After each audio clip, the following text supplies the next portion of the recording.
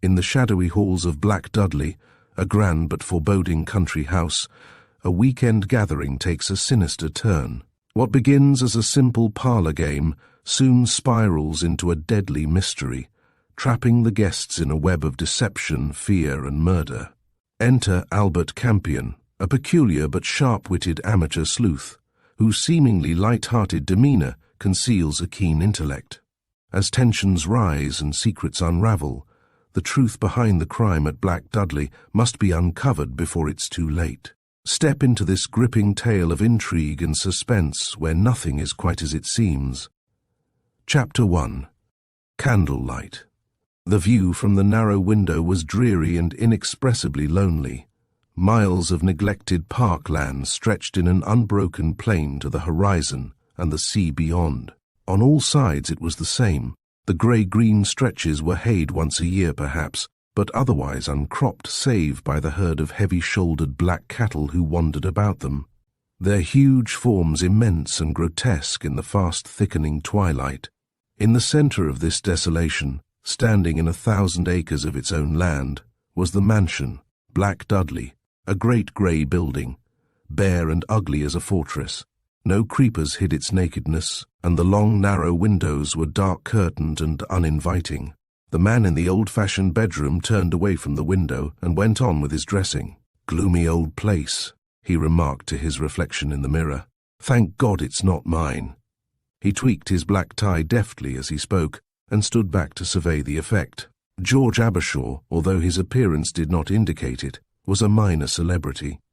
He was a smallish man, chubby and solemn, with a choir-boy expression and a head of ridiculous bright red curls, which gave him a somewhat fantastic appearance.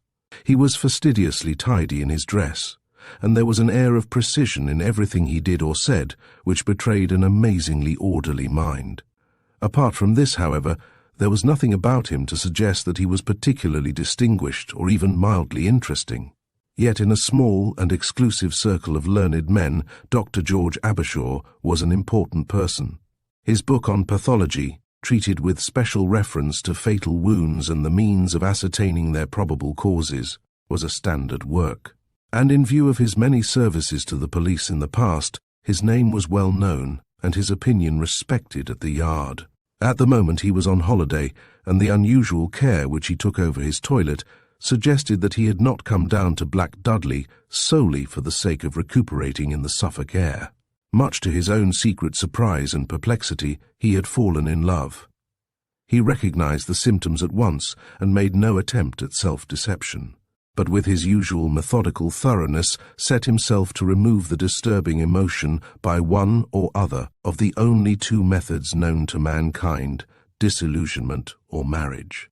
For that reason, therefore, when Wyatt Petrie had begged him to join a weekend party at his uncle's house in the country, he had been persuaded to accept by the promise that Margaret Oliphant should also be of the party. Wyatt had managed it, and she was in the house. George Abershaw sighed, and let his thoughts run on idly about his young host. A queer chap, Wyatt Oxford, turned out a lot of interesting young men with bees in their bonnets. Wyatt was a good lad, one of the best. He was profoundly grateful to Wyatt. Good Lord, what a profile she had! And there was brain there too, not empty prettiness. If only— He pulled himself together and mentally rebuked himself.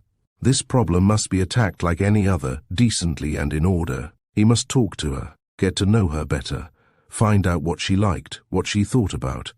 With his mind still on these things, the booming of the dinner gong surprised him, and he hurried down the low-stepped Tudor staircase, as nearly flurried as he had ever been in his life. However bleak and forbidding was Black Dudley's exterior, the rooms within were none the less magnificent. Even here there were the same signs of neglect that were so evident in the park, but there was a certain dusty majesty about the dark-panelled walls with the oil paintings hanging in their fast-blackening frames, and in the heavy dark oak furniture, elaborately carved and utterly devoid of polish. That was very impressive and pleasing. The place had not been modernized at all. There were still candles in the iron sconces in the hall, and the soft light sent great shadows, like enormous ghostly hands, creeping up to the oak-beamed ceiling. George sniffed as he ran down the staircase. The air was faintly clammy, and the tallow smelt a little. "Damp," said he to himself. "These old places need a lot of looking after. Shouldn't think the sanitary system was any too good. Very nice, but I'm glad it's not mine." The dining hall might have made him change his mind. All down one side of the long, low room was a row of stained glass windows. In a great open fireplace a couple of logs blazed whole, and on the long refectory table, which ran nearly the entire length of the flagged floor, 8 7-branched candlesticks held the only light. There were portraits on the walls, strangely differing in style, as the artists of the varying periods followed the fashions set by the masters of their time, but each face bearing a curious likeness to the next, the same straight noses, the same long thin lips, and above all, the same slightly rebellious expression. Most of the party had already assembled when Abershaw came in, and it struck him as incongruous to hear the babble of bright young conversation in this great tomb of a house, with its faintly musty air and curiously archaic atmosphere. As he caught sight of a gleam of copper-coloured hair on the other side of the table, however, he instantly forgot any sinister dampness or anything at all mysterious or unpleasant about the house. Meggie Oliphant was one of those modern young women who managed to be fashionable without being ordinary in any way. She was a tall, slender youngster with a clean-cut white face, which was more interesting than pretty, and dark brown eyes, slightly almond-shaped, which turned into slits of brilliance when she laughed. Her hair was her chief beauty, copper-coloured and very sleek. She wore it cut in a severe John bob, a straight thick fringe across her forehead. George Abershaw's prosaic mind quivered on the verge of poetry when he looked at her. To him she was exquisite. He found they were seated next to each other at table, and he blessed Wyatt for his thoughtfulness. He glanced up the table at him now, and thought what a good fellow he was. The candlelight caught his clever, thoughtful face for an instant, and immediately the young scientist was struck by the resemblance to the portraits on the wall. There was the same straight nose, the same wide, thin-lipped mouth. Wyatt Petrie looked what he was, a scholar of the new type. There was a little careful disarrangement in his dress. His brown hair was not quite so sleek as his guest's, but he was obviously a cultured, fastidious man. Every shadow on his face, every line and crease of his clothes indicated as much in a subtle and elusive way. Abershaw regarded him thoughtfully, and to a certain degree, affectionately. He had the admiration for him that one first-rate scholar always has for another, out of his own line. Idly he reviewed the other man's record: head of a great public school, a first in classics at Oxford, a recognized position as a minor poet, and above all, a good fellow. He was a rich man, Abershaw knew, but his tastes were simple and his charities many. He was a man with an urge, a man who took life, with its problems and its pleasures, very seriously. So far as the other man knew, he had never betrayed the least interest in women in general, or in one woman in particular. A month ago, Abershaw would have admired him for this attribute as much as for any other. Today, with Meggie at his side, he was not so sure that he did not pity him. From the nephew, his glance passed slowly round to the uncle, Colonel Gordon Combe, host of the weekend. He sat at the head of the table, and Abershaw glanced curiously at this old invalid, who liked the society of young people so much that he persuaded his nephew to bring a houseful of young folk down to the gloomy old mansion, at least 6 times a year. He was a little man who sat huddled in his high-backed chair, as if his backbone was not strong enough to support his frame upright.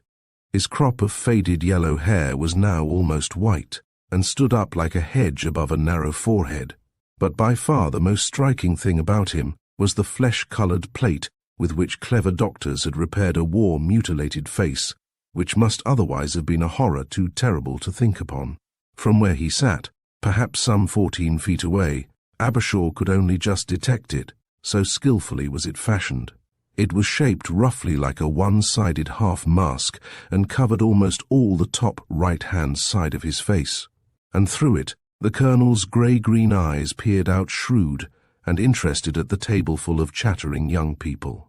George looked away hastily. For a moment his curiosity had overcome his sense of delicacy, and a wave of embarrassment passed over him as he realized that the little grey-green eyes had rested upon him for an instant, and had, found him eyeing the plate. He turned to Meggie with a faint twinge of unwanted colour in his round cherubic face, and was a little disconcerted to find her looking at him, a hint of a smile on her lips and a curious brightness in her intelligent, dark brown eyes. Just for a moment, he had the uncomfortable impression that she was laughing at him. He looked at her suspiciously, but she was no longer smiling, and when she spoke there was no amusement or superiority in her tone. "Isn't it a marvellous house?" she said. He nodded. "Wonderful," he agreed. "Very old, I should say, but it's very lonely," he added, his practical nature coming out in spite of himself. "Probably most inconvenient. I'm glad it's not mine." The girl laughed softly. "Unromantic soul," she said. Abershaw looked at her and reddened and coughed and changed the conversation. "I say," he said, under the cover of the general prittle-prattle all around them, "do you know who everyone is? I only recognize Wyatt and young Michael Prenderby over there. Who are the others? I arrived too late to be introduced." The girl shook her head. "I don't know many myself," she murmured. "That's Anne Edgware sitting next to Wyatt. She's rather pretty, don't you think? She's a stage-come-society person, you must have heard of her." Abershaw glanced across the table, where a striking young woman in a pseudo-Victorian frock and side curls sat talking vivaciously to the young man at her side. Some of her conversation floated across the table to him. He turned away again. "I don't think she's particularly pretty," he said with cheerful inconsequentialness. "Who's the lad?" "That boy with black hair talking to her. That's Martin. I don't know his other name. He was only introduced to me in the hall. He's just a stray young man, I think." She paused and looked round the table. "You know Michael, you say. The little round shy girl next him is Jan, his fiancée. Perhaps you've met her." George shook his head. "No," he said, "but I've wanted to. I take a personal interest in Michael." He glanced at the fair, sharp-featured young man as he spoke. "He's only just qualified as an MD, you know, but he'll go far. Nice chap, too. Who is the young prize-fighter on the girl's left?" Meggie shook her sleek bronze head at him reprovingly as she followed his glance to the young giant a little higher up the table. "You mustn't say that," she whispered. "He's our star turn this party. That's Chris Kennedy, the Cambridge Rugger Blue." "Is it?" said Abershaw with growing respect. "Fine-looking man." Meggie glanced at him sharply, and again the faint smile appeared on her lips and the brightness in her dark eyes. For all his psychology, his theorizing, and the seriousness with which he took himself, there was very little of George Abershaw's mind that was not apparent to her. But for all that, the light in her eyes was a happy one, and the smile on her lips unusually tender. "That," she said suddenly, following the direction of his gaze and answering his unspoken thought, "that's a lunatic." George turned to her gravely. "Really?" he said. She had the grace to become a little confused. "His name is Albert Campion," she said. "He came down in Anne Edgware's car, and the first thing he did when he was introduced to me was to show me a conjuring trick with a two-headed penny. He's quite inoffensive, just a silly ass." Abershaw nodded and stared covertly at the fresh-faced young man with the tow-coloured hair and the foolish pale blue eyes behind tortoiseshell-rimmed spectacles, and wondered where he had seen him before. The slightly receding chin and mouth, so unnecessarily full of teeth, was distinctly familiar. "Albert Campion?" he repeated under his breath. "Albert Campion? Campion? Campion?" But still his memory would not serve him, and he gave up calling on it, and once more his inquisitive glance flickered round the table. Since the uncomfortable little moment 10 minutes ago, when the colonel had observed him scrutinizing his face, he had been careful to avoid the head of the table, but now his attention was caught by a man who sat next to his host, and for an instant he stared unashamedly. The man was a foreigner, so much was evident at a glance, but that in itself was not sufficient to interest him so particularly. The man was an arresting type. He was white-haired, very small and delicately made, with long graceful hands which he used a great deal in his conversation, making gestures, swaying his long pale fingers gracefully, easily. Under the sleek white hair which waved straight back from a high forehead, his face was grey, vivacious, and peculiarly wicked. George could think of no other word to describe the thin-lipped mouth that became one-sided and O-shaped in speech, the long, thin nose, and more particularly the deep-set, round, black eyes which glistened and twinkled under enormous shaggy grey brows. George touched Maggie's arm. "Who is that?" he said. The girl looked up and then dropped her eyes hurriedly. "I don't know," she murmured, "save that his name is Gideon or something, and he is a guest of the Colonel's, nothing to do with our crowd." "Weird-looking man," said Abershaw. "Terrible," she said, so softly and with such earnestness that he glanced at her sharply and found her face quite grave. She laughed as she saw his expression. "I'm a fool," she said. "I didn't realize what an impression the man had made on me until I spoke. But he looks a wicked type, doesn't he? His friend, too, is rather startling, don't you think, the man sitting opposite to him?" The repetition of the word wicked, the epithet which had arisen in his own mind, surprised Abershaw, and he glanced covertly up the table again. The man seated opposite Gideon, on the other side of the Colonel, was striking enough indeed. He was a foreigner, grossly fat and heavily jowled, and there was something absurdly familiar about him. Suddenly it dawned upon George what it was. The man was the living image of the little busts of Beethoven which are sold at music shops. There were the same heavy-lidded eyes, the same broad nose, and to cap it all the same shock of hair, worn long and brushed straight back from the amazingly high forehead. "Isn't it queer?" murmured Maggie's voice at his side. "See, he has no expression at all." As soon as she had spoken, George realized that it was true. Although he had been watching the man for the last few minutes, he had not seen the least change in the heavy red face. Not a muscle seemed to have moved, nor the eyelids to have flickered, and although he had been talking to the Colonel at the time, his lips seemed to have moved independently of the rest of his features. It was as if one watched a statue speak. "I think his name is Dawlish, Benjamin Dawlish," said the girl. "We were introduced just before dinner." Abershaw nodded, and the conversation drifted on to other things, but all the time he was conscious of something faintly disturbing in the back of his mind, something which hung over his thoughts, like a black shadow, vaguely ugly and uncomfortable. It was a new experience for him, but he recognized it immediately. For the first time in his life he had a presentiment, a vague, unaccountable apprehension of trouble ahead. He glanced at Maggie dubiously. Love played all sorts of tricks with a man's brains. It was very bewildering. The next moment he had pulled himself together, telling himself soberly not to be a fool. But wriggle and twist as he might, always the black shadow sat behind his thoughts. And he was glad of the candle light and the bright conversation and the laughter of the dinner table. Chapter 2. The Ritual of the Dagger. After dinner, Abershaw was one of the first to enter the great hall or drawing-room, which, with the dining-room, took up the best part of the ground floor of the magnificent old mansion. It was an amazing room, vast as a barn and heavily panelled, with a magnificently carved fireplace at each end wherein two huge fires blazed. The floor was old oak and highly polished, and there was no covering save for 2 or 3 beautiful Shiraz rugs. The furniture here was the same as in the other parts of the house, heavy, unpolished oak, carved and very old. And here, too, the faint atmosphere of mystery and dankness, with which the whole house was redolent, was apparent also. Abershaw noticed it immediately, and put it down to the fact that the light of the place came from a huge iron candle ring, which held some 20 or 30 thick wax candles suspended by an iron chain from the centre beam of the ceiling, so that there were heavy shadows round the panelled walls and in the deep corners behind the great fireplaces. By far the most striking thing in the whole room was an enormous trophy which hung over the fireplace farthest from the door. It was a vast affair composed of some 20 or 30 lances arranged in a circle, heads to the centre, and surmounted by a feathered helm and a banner resplendent with the arms of the Petries. Yet it was the actual centrepiece which commanded immediate interest.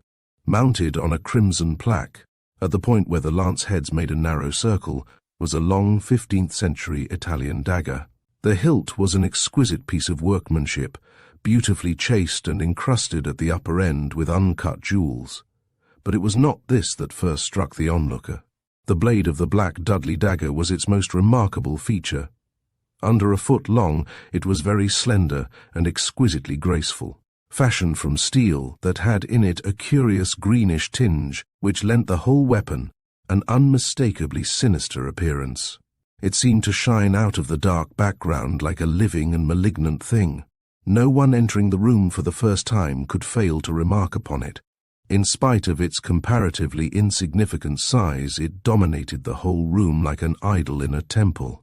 George Abershaw was struck by it as soon as he came in, and instantly the feeling of apprehension which had annoyed his prosaic soul so much in the other room returned, and he glanced round him sharply, seeking either reassurance or confirmation, he hardly knew which. The house party, which had seemed so large round the dinner table, now looked amazingly small in this cathedral of a room. Colonel Combe had been wheeled into a corner just out of the firelight by a manservant, and the old invalid now sat smiling benignly on the group of young people in the body of the room. Gideon and the man with the expressionless face sat one on either side of him, while a grey-haired, sallow-faced man whom Abershaw understood was a Dr. White Whitby, the Colonel's private attendant, hovered about them in nervous solicitude for his patient. On closer inspection, Gideon and the man who looked like Beethoven proved to be even more unattractive than Abershaw had supposed from his first somewhat cursory glance. The rest of the party was in high spirits. Anne Edgware was illustrating the striking contrast between Victorian clothes and modern manners, and her vivacious air and somewhat outrageous conversation made her the centre of a laughing group. Wyatt Petrie stood amongst his guests, a graceful, lazy figure, and his well-modulated voice and slow laugh sounded pleasant and reassuring in the forbidding room. It was Anne who first brought up the subject of the dagger, as someone was bound to do. "What a perfectly revolting thing, Wyatt," she said, pointing at it. "I've been trying not to mention it ever since I came in here. I should toast your muffins with something else, my dear." "Shh." Wyatt turned to her with mock solemnity. "You mustn't speak disrespectfully of the Black Dudley dagger. The ghosts of 100 dead Petries will haunt you out of sheer outraged family pride if you do." The words were spoken lightly, and his voice had lost none of its quiet suavity, but whether it was the effect of the dagger itself, or that of the ghostly old house upon the guests, none could tell. But the girl's flippancy died away, and she laughed nervously. "I'm sorry," she said. "I should just loathe to be haunted. But quite seriously then, if we mustn't laugh, what an incredible thing that dagger is." The others had gathered round her, and she and Wyatt now stood in the centre of a group, looking up at the trophy. Wyatt turned round to Abershaw. "What do you think of it, George?" he said. very interesting indeed. It is very old, of course. I don't think I've ever seen one like it in my life." The little man spoke with genuine enthusiasm. "It's a curio, some old family relic, I suppose." Wyatt nodded, and his lazy grey eyes flickered with faint amusement. "Well, yes, it is," he said. "My ancestors seem to have had high old times with it, if family legends are true." "Ah," said Meggie, coming forward. "A ghost story?" Wyatt glanced at her. "Not a ghost," he said, "but a story. Let's have it." It was Chris Kennedy who spoke. The young rugger-blue had more resignation than enthusiasm in his tone. Old family stories were not in his line. The rest of the party was considerably more keen, however, and Wyatt was pestered for the story. "It's only a yarn, of course," he began. "I don't think I've ever told it to anyone else before. I don't think even my uncle knows it." He turned questioningly as he spoke, and the old man shook his head. "I know nothing about it," he said. "My late wife brought me to this house," he explained. "It had been in the family for hundreds of years. She was a Petrie, Wyatt's aunt. He naturally knows more about the history of the house than I. I should like to hear it, Wyatt." Wyatt smiled and shrugged his shoulders, then, moving forward, he climbed onto one of the high oak chairs by the fireplace, stepped up from one hidden foothold in the panelling to another, and stretching out his hand, lifted the shimmering dagger off its plaque and carried it back to the group, who pressed round to see it more closely. The Black Dudley dagger lost none of its sinister appearance by being removed from its setting. It lay there in Wyatt Petrie's long, cultured hands, the green shade in the steel blade more apparent than ever, and a red jewel in the hilt glowing in the candlelight. "This," said Wyatt, displaying it to its full advantage, is properly called the Black Dudley ritual dagger. In the time of Quentin Petrie, somewhere about 1500s, a distinguished guest was found murdered with this dagger sticking in his heart. He paused and glanced round the circle of faces. From the corner by the fireplace, Gideon was listening intently, his grey face livid with interest, and his little black eyes wide and unblinking. The man who looked like Beethoven had turned towards the speaker also, but there was no expression on his heavy red face. Wyatt continued in his quiet voice, choosing his words carefully and speaking with a certain scholastic precision. "I don't know if you know it," he said, "but earlier than that date, there had been a superstition which persisted in outlying places like this, that a body touched by the hands of the murderer would bleed afresh from the mortal wound, or, failing that, if the weapon with which the murder was committed were placed into the hand which struck the blow, it would become covered with blood as it had been at the time of the crime. You've heard of that, haven't you, Abershaw?" he said, turning towards the scientist, and George Abershaw nodded. "Go on," he said briefly. Wyatt returned to the dagger in his hand. "Quentin Petrie believed in this superstition, it appears," he said. "For anyway, it is recorded that on this occasion he closed the gates and summoned the entire household, the family, servants, labourers, herdsmen, and hangers-on, and the dagger was solemnly passed around. That was the beginning of it all. The ritual sprang up later, in the next generation, I think. But did it happen? Did the dagger spout blood and all that?" Anne Edgware spoke eagerly, her round face alive with interest. Wyatt smiled. "I'm afraid one of the family was beheaded for the murder," he said, "and the chronicles have it that the dagger betrayed him. But I fancy that there was a good deal of juggling in affairs of justice in those days." "Yes, but where does the ritual come in?" said Albert Campion, in his absurd falsetto drawl. "It sounds most intriguing. I knew a fellow once who, when he went to bed, made a point of taking off everything else first before he removed his topper. He called that a ritual." "It sounds more like a conjuring trick," said Abershaw. "It does, doesn't it?" agreed the irrepressible Albert. "But I don't suppose your family ritual was anything like that, was it, Petrie? Something more lurid, I expect." "It was a little, but nearly as absurd," said Wyatt, laughing. "Apparently it became a custom after that for the whole ceremony of the dagger to be repeated once a year, a sort of family rite as far as I can ascertain. That was only in the beginning, of course. In later years it degenerated into a sort of mixed hide-and-seek and relay race, played all over the house. I believe it was done at Christmas as late as my grandfather's time. The procedure was very simple. All the lights in the house were put out, and the head of the family, a Petrie by name and blood, handed the dagger to the first person he met in the darkness. Acceptance was of course compulsory, and that person had to hunt out someone else to pass the dagger on to. And the game continued in that fashion, each person striving to get rid of the dagger as soon as it was handed to him for 20 minutes. Then the head of the house rang the dinner gong in the hall, the servants relit the lights, and the person discovered with the dagger lost the game and paid a forfeit which varied, I believe, from kisses to silver coins all round. He stopped abruptly. "That's all there is," he said, swinging the dagger in his fingers. "What a perfectly wonderful story." Anne Edgware turned to the others as she spoke. "Isn't it?" she continued. "It just sort of fits in with this house. Let's play it." It was the bright young man with the teeth again, and he beamed round fatuously at the company as he spoke. "For sixpences, if you like," he ventured as an added inducement, as no one enthused immediately. Anne looked at Wyatt. "Could we?" she said. "It wouldn't be a bad idea," remarked Chris Kennedy, who was willing to back up Anne in anything she chose to suggest. The rest of the party had also taken kindly to the idea, and Wyatt hesitated.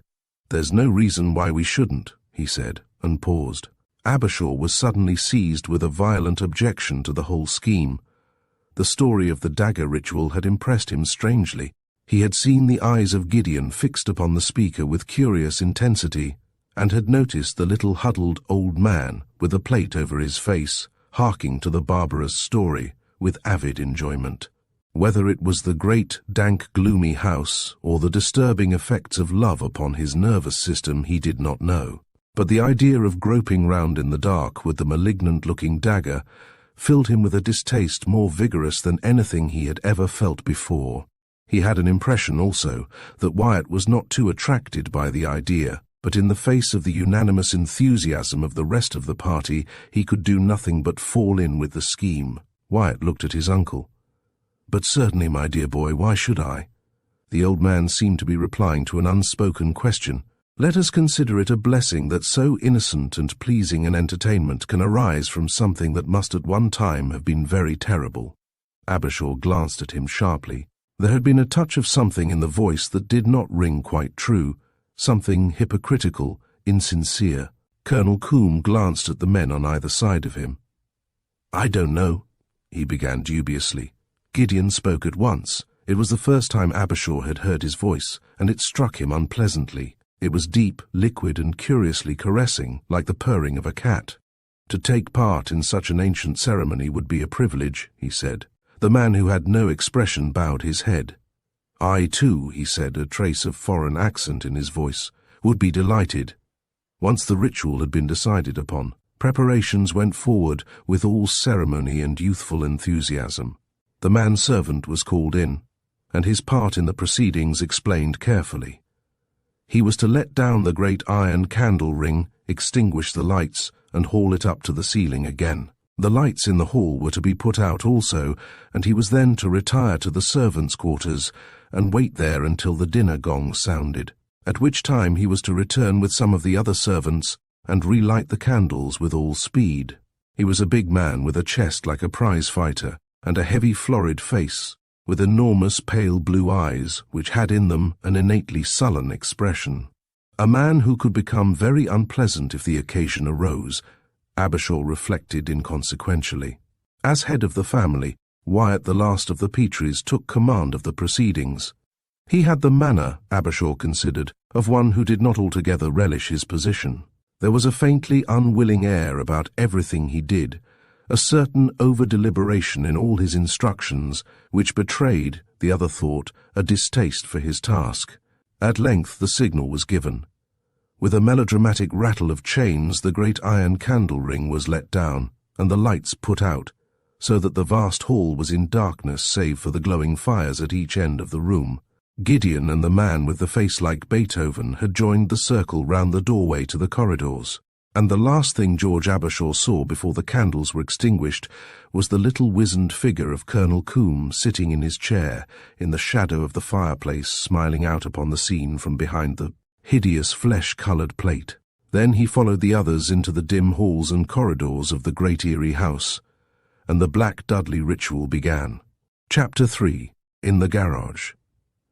The weirdness of the great stone staircases and unlit recesses was even more disquieting than Abershaw had imagined it would be. There were flutterings in the dark, whisperings and hurried footsteps.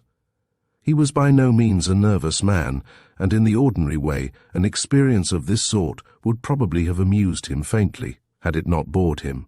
But on this particular night, and in this house, which had impressed him with such a curious sense of foreboding ever since he had first seen it from the drive, he was distinctly uneasy. To make matters worse, he had entirely lost sight of Meggie. He had missed her in the first blinding rush of darkness, and so, when by chance he found himself up against a door leading into the garden, he went out, shutting it softly behind him. It was a fine night, and although there was no moon, the starlight made it possible for him to see his way about. He did not feel like wandering about the eerie grounds alone, and suddenly it occurred to him that he would go and inspect his AC two-seater, which he had left in the big garage beside the drive. He was a tidy man, and since he had no clear recollection of turning off the petrol before he left her, it struck him that now was a convenient opportunity to make sure. He located the garage without much difficulty and made his way to it, crossing over the broad, flagged drive to where the erstwhile barn loomed up against the starlight sky. The doors were still open, and there was a certain amount of light from 2 hurricane lanterns hanging from a low beam in the roof. There were more than half a dozen cars lined up inside, and he reflected how very typical each was of its owner. The Rover coupe with the cream body and the black wings was obviously Anne Edgware's. Even had he not seen her smart black and white motoring kit, he would have known it. The Salmson with the ridiculous mascot was patently Chris Kennedy's property, the magnificent Lanchester must be Gideon's, and the rest were simple also. A Bentley, a Buick, and a Swift proclaimed their owners. As his eye passed from one to another, a smile flickered for an instant on his lips. There, in the corner, derelict and dignified as a maiden aunt, was one of the pioneers of motor traffic. This must be the house car, he reflected, as he walked over to it. Colonel Coombs' own vehicle. It was extraordinary how well it matched the house, he thought as he reached it.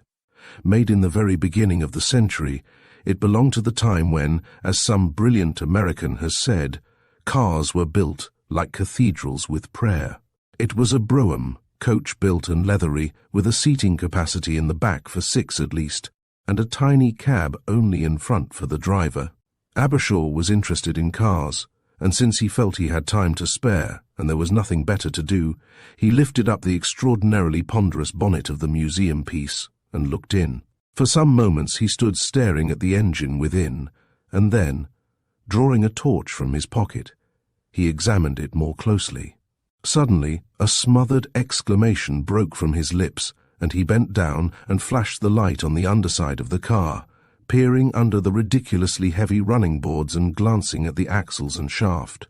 At last he stood up and shut down the bonnet, an expression of mingled amazement and curiosity on his cherubic face. The absurd old body, which looked as if it belonged to a car which would be capable of 20 miles all out at most, was set upon the chassis and the engine of latest Phantom-type Rolls-Royce. He had no time to reflect upon the possible motives of the owner of the strange hybrid for this inexplicable piece of eccentricity, for at that moment he was disturbed by the sounds of footsteps coming up the flagged drive.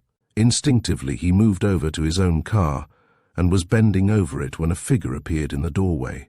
"Oh, hullo. Having a little potter, what?" The words, uttered in an inoffensively idiotic voice, made Abershaw glance up to find Albert Campion smiling fatuously in upon him. "Hullo," said Abershaw, a little nettled to have his occupation so accurately described. "How's the ritual going?" Mr. Campion looked a trifle embarrassed. "Oh, jogging along, I believe. 2 hours clean fun, don't you know?" "You seem to be missing yours," said Abershaw pointedly. The young man appeared to break out into a sort of Charleston, apparently to hide further embarrassment. "Well, yes, as a matter of fact, I got fed up with it in there," he said, still hopping up and down in a way Abershaw found peculiarly irritating. "All this running about in the dark with daggers doesn't seem to me healthy. I don't like knives. You know, people getting excited and all that. I came out to get away from it all." For the first time, Abershaw began to feel a faint sympathy for him. "Your car here?" he remarked casually. This perfectly obvious question seemed to place Mr. Campion still less at ease. "Well, no. As a matter of fact, it isn't. To be exact," he added in a sudden burst of confidence, "I haven't got one at all. I've always liked them, though," he continued hastily. "Nice, useful things. I've always thought that. Get you where you want to go, you know. Better than a horse." Abershaw stared at him. He considered that the man was either a lunatic or drunk, and as he disliked both alternatives, he suggested stiffly that they should return to the house. The young man did not greet the proposal with enthusiasm, but Abershaw, who was a determined little man when roused, dragged him back to the side door through which he had come, without further ado. As soon as they entered the great grey corridor and the faintly dank, musty breath of the house came to meet them, it became evident that something had happened. There was a sound of many feet, echoing voices, and at the far end of the passage a light flickered and passed. Someone kicking up a row over the forfeit, what? The idiotic voice of Albert Campion at his ear jarred upon Abershaw strangely. "We'll see," he said, and there was an underlying note of anxiety in his voice which he could not hide. A light step sounded close at hand, and there was a gleam of silk in the darkness ahead of them. "Who's there?" said a voice he recognized as Maggie's. "Oh, thank God, it's you!" she exclaimed as he spoke to her. Mr. Albert Campion then did the first intelligent thing Abershaw had observed in him. He obliterated himself and faded away up the passage, leaving them together. "What's happened?" Abershaw spoke apprehensively, as he felt her hand quiver as she caught his arm. "Where have you been?" she said breathlessly. "Haven't you heard? Colonel Coombe had a heart attack right in the middle of the game. Dr. Whitby and Mr. Gideon have taken him up to his room. It was all very awkward for them, though. There weren't any lights. When they sounded the gong, the servants didn't come. Apparently there's only one door leading from their quarters to the rest of the house, and that seems to have been locked. They've got the candles alight now, though," she added, and he noticed that she was oddly breathless. Abershaw looked down at her. He wished he could see her face. "What's happening in there now?" he said. "Anything we can do?" The girl shook her head. "I don't think so. They're just standing about talking. I heard Wyatt say that the news had come down that it was nothing serious, and he asked us all to go on, as if nothing had happened. Apparently the Colonel often gets these attacks." She hesitated and made no attempt to move. Abershaw felt her trembling by his side, and once again, the curious fear which had been lurking at the back of his mind all the evening showed itself to him. "Tell me," he said, with a sudden intuition that made his voice gentle and comforting in the darkness. "What is it?" She started, and her voice sounded high and out of control. Not here. Can't we get outside? I'm frightened of this house." The admission in her tone made his heart leap painfully. Something had happened then. He drew her arm through his. "Why, yes, of course we can," he said. "It's a fine starlit night. We'll go onto the grass." He led her out onto the roughly cut turf that had once been smooth lawns, and they walked together out of the shadows of the house into a little shrubbery where they were completely hidden from the windows. "Now," he said, and his voice had unconsciously assumed a protective tone. "What is it?" The girl looked up at him, and he could see her keen, clever face and narrow brown eyes in the faint light. "It was horrible in there," she whispered. "When Colonel Coombe had his attack, I mean. I think Dr. Whitby found him. He and Mr. Gideon carried him up, while the other man, the man with no expression on his face, rang the gong. No one knew what had happened, and there were no lights. Then Mr. Gideon came down and said that the Colonel had had a heart attack. She stopped and looked steadily at him, and he was horrified to see that she was livid with terror. "George," she said suddenly, "if I told you something, would you think I was mad?" "No, of course not," he assured her steadily. "What else happened?" The girl swallowed hard. He saw she was striving to compose herself, and obeying a sudden impulse he slid his arm round her waist so that she was encircled and supported by it. "In the game," she said, speaking clearly and steadily as if it were an effort. "About 5 minutes before the gong rang, someone gave me the dagger. I don't know who it was. I think it was a woman, but I'm not sure. I was standing at the foot of the stone flight of stairs which leads down into the lower hall, when someone brushed past me in the dark and pushed the dagger into my hand. I suddenly felt frightened of it, and I ran down the corridor to find someone I could give it to." She paused, and he felt her shudder in his arm. "There is a window in the passage," she said, "and as I passed under it, the faint light fell upon the dagger, and don't think I'm crazy, or dreaming, or imagining something, but I saw the blade was covered with something dark. I touched it. It was sticky. I knew it at once. It was blood. Blood." The full meaning of her words dawned slowly on the man, and he stared at her, half fascinated, half incredulous. "Yes, you must believe me." Her voice was agonized, and he felt her eyes on his face. "I stood there staring at it," she went on. "At first I thought I was going to faint. I knew I should scream in another moment, and then, quite suddenly and noiselessly, a hand came out of the shadows and took the knife. I was so frightened I felt I was going mad. Then, just when I felt my head was bursting, the gong rang." Her voice died away in the silence, and she thrust something into his hand. "Look," she said. "If you don't believe me." I wiped my hand with it. Abershaw flashed his torch upon the little crumpled scrap in his hand. It was a handkerchief, a little filmy wisp of a thing of lawn and lace, and on it, clear and unmistakable, was a dull red smear. Dry blood. Chapter 4. Murder.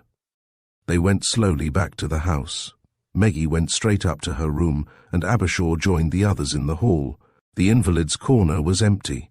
Chair and all had disappeared. Wyatt was doing his best to relieve any feeling of constraint amongst his guests. assuring them that his uncle's heart attacks were by no means infrequent and asking them to forget the incident if they could. Nobody thought of the dagger. It seemed to have vanished completely. Abershaw hesitated, wondering if he should mention it, but finally decided not to, and he joined in the half-hearted, fitful conversation. By common consent, everyone went to bed early. A depression had settled over the spirits of the company, and it was well before midnight when once again the great candle ring was let down from the ceiling and the hall left again in darkness. Up in his room, Abershaw removed his coat and waistcoat, and, attiring himself in a modestly luxurious dressing gown, settled down in the armchair before the fire to smoke a last cigarette before going to bed. The apprehension he had felt all along had been by no means lessened by the events of the last hour or so. He believed Maggie's story implicitly. She was not the kind of girl to fabricate a story of that sort in any circumstances. And besides, the whole atmosphere of the building after he had returned from the garage had been vaguely suggestive and mysterious.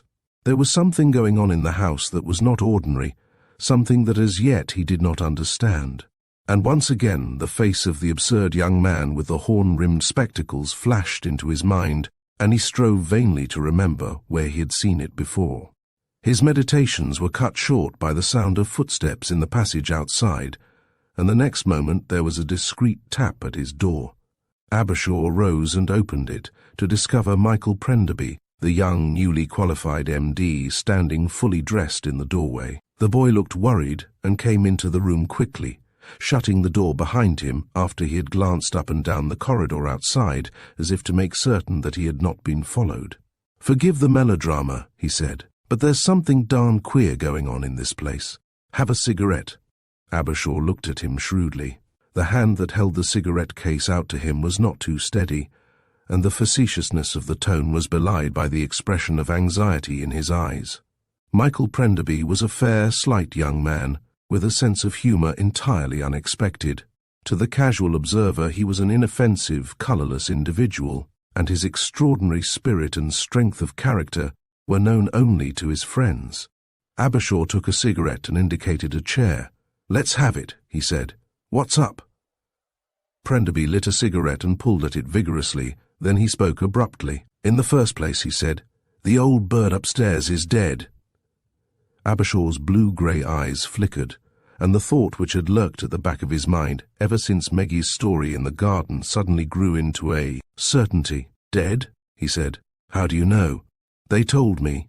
Prenderby's pale face flushed slightly. "The private medico fellow, Whitby, I think his name is, came up to me just as I was coming to bed. He asked me if I would go up with him and have a look at the old boy." He paused awkwardly, and Abershaw suddenly realized that it was a question of professional etiquette that was embarrassing him. "I thought they'd be bound to have got you up there already," the boy continued. "So I chased up after the fellow and found the colonel stretched out on the bed, face covered up and all that. Gideon was there too, and as soon as I got up in the room, I grasped what it was they wanted me for. Mine was to be the signature on the cremation certificate." "Cremation? They're in a bit of a hurry, aren't they?" Prenderby nodded. "That's what I thought, but Gideon explained that the old boy's last words were a wish that he should be cremated and the party should continue, so they didn't want to keep the body in the house a moment longer than was absolutely necessary." "Wanted the party to go on?" repeated Abershaw stupidly. "Absurd." The young doctor leant forward. "That's not all by any means," he said. "When I found what they wanted, naturally I pointed out that you were the senior man and should be first approached. That seemed to annoy them both.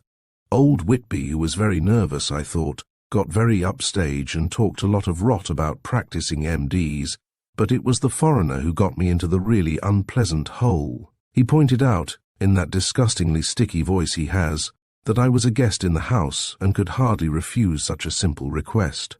It was all damn cheek and very awkward, but eventually I decided to rely on your decency to back me up, and so—" He paused. "Did you sign?" Abershaw said quickly. Prenderby shook his head. "No," he said with determination, adding explanatorily, "they wouldn't let me look at the body." "What?" Abershaw was startled. Everything was tending in the same direction. The situation was by no means a pleasant one. "You refused," he said. "Rather." Prenderby was inclined to be angry. Whitby talked a lot of the usual bilge, trotted out all the good old phrases. By the time he'd finished, the poor old bird on the bed must have been dead about 1.5 years, according to him. But he kept himself between me and the bed, and when I went to pull the sheet down, Gideon got in my way deliberately. Whitby seemed to take it as a personal insult that I should think even an ordinary examination necessary. And then I'm afraid I lost my temper and walked out. He paused and looked at the older man awkwardly. You see, he said, with a sudden burst of confidence, I've never signed a cremation certificate in my life, and I didn't feel like starting on an obviously fishy case. I only took my finals a few months ago, you know. Oh, quite right, quite right. Abershaw spoke with conviction. I wonder what they're doing. Prenderby grinned. You'll probably find out, he said dryly.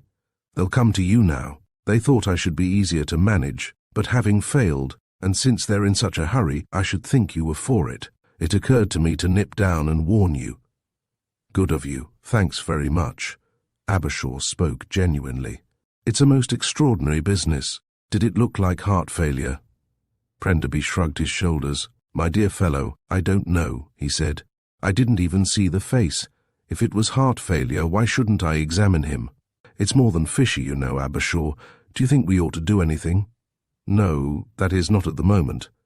George Abershaw's round and chubby face had suddenly taken on an expression which immediately altered its entire character. His mouth was firm and decided, and there was confidence in his eyes. In an instant he had become the man of authority, eminently capable of dealing with any situation that might arise. Look here, he said.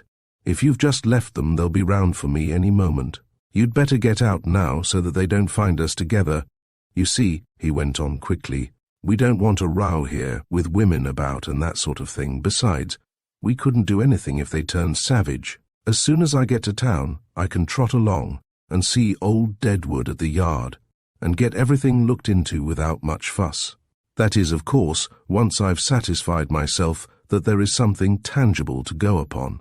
So if they press me for that signature, I think I shall give it 'em. You see, I can arrange an inquiry afterwards if it seems necessary. It's hardly likely they'll get the body cremated before we can get onto 'em. I shall go up to town first thing in the morning. That's the stuff, said Prenderby with enthusiasm. If you don't mind, I'll drop down on you afterwards to hear how things have progressed. Hullo. He paused, listening. There's someone coming down the passage now, he said. Look here, if it's all the same to you, I'll continue the melodrama and get into that press.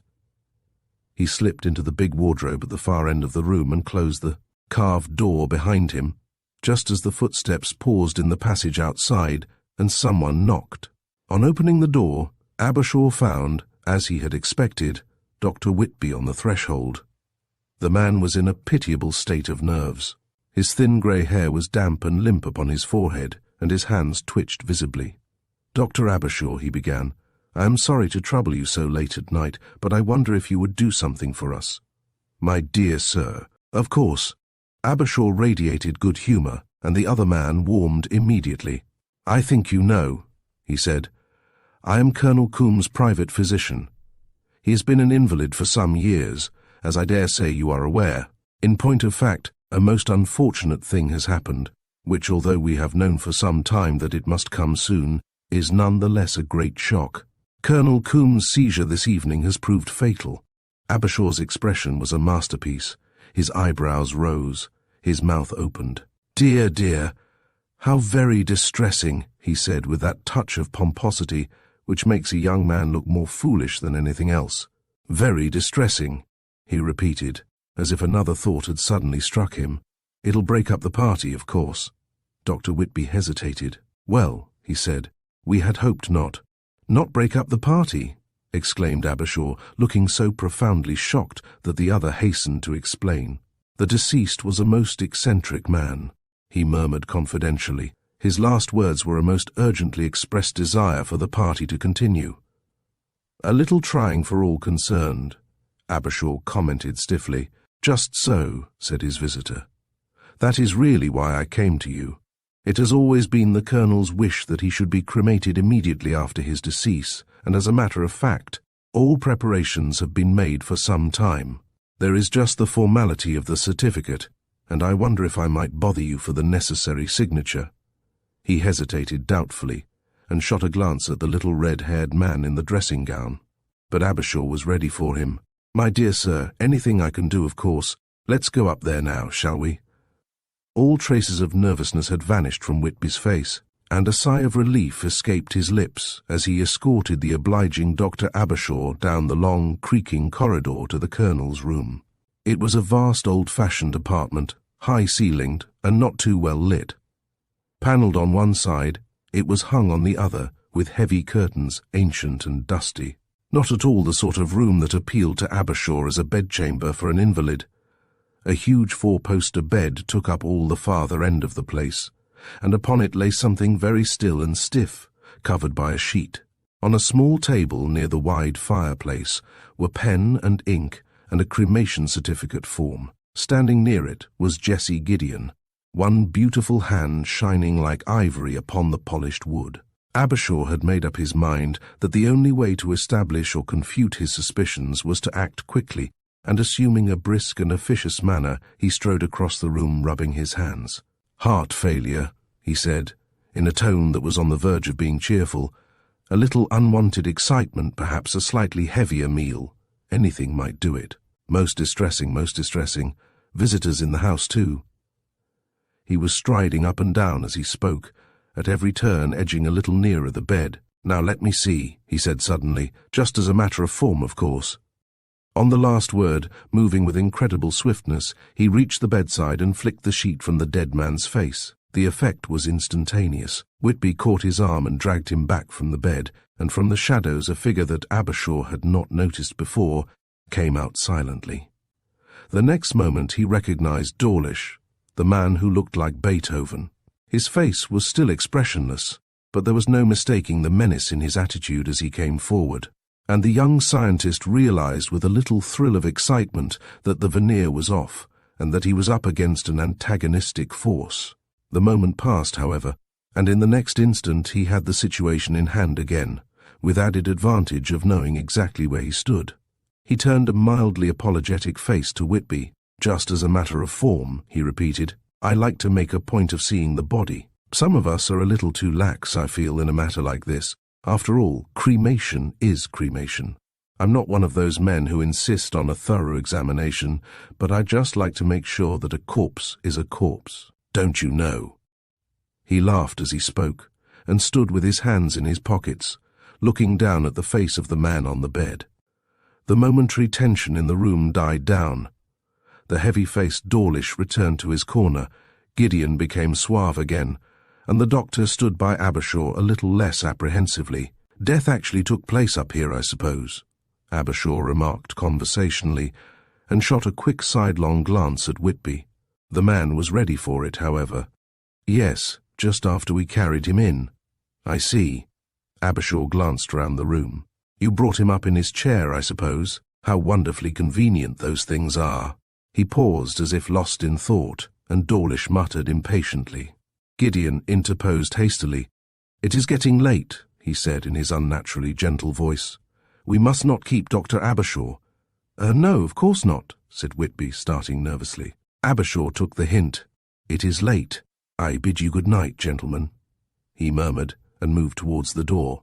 Gideon slipped in front of it, pen in hand. He was suave as ever, and smiling, but the little round eyes beneath the enormous shaggy brows were bright and dangerous. Abershaw realized then that he was not going to be allowed to refuse to sign the certificate. The three men in the room were determined. Any objections he might raise would be confuted by force if need be. It was virtually a signature under compulsion. He took the pen with a little impatient click of the tongue. "How absurd of me, I had forgotten," he said, laughing as though to cover his oversight. "Now, let me look. Where is it? Oh, I see, just here. You have attended to all these particulars, of course, Dr. Whitby." Yes.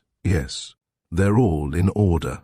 No one but the self-occupied type of fool that Abershaw was pretending to be could possibly have failed to notice the man's wretched state of nervous tension. He was quivering, and his voice was entirely out of control.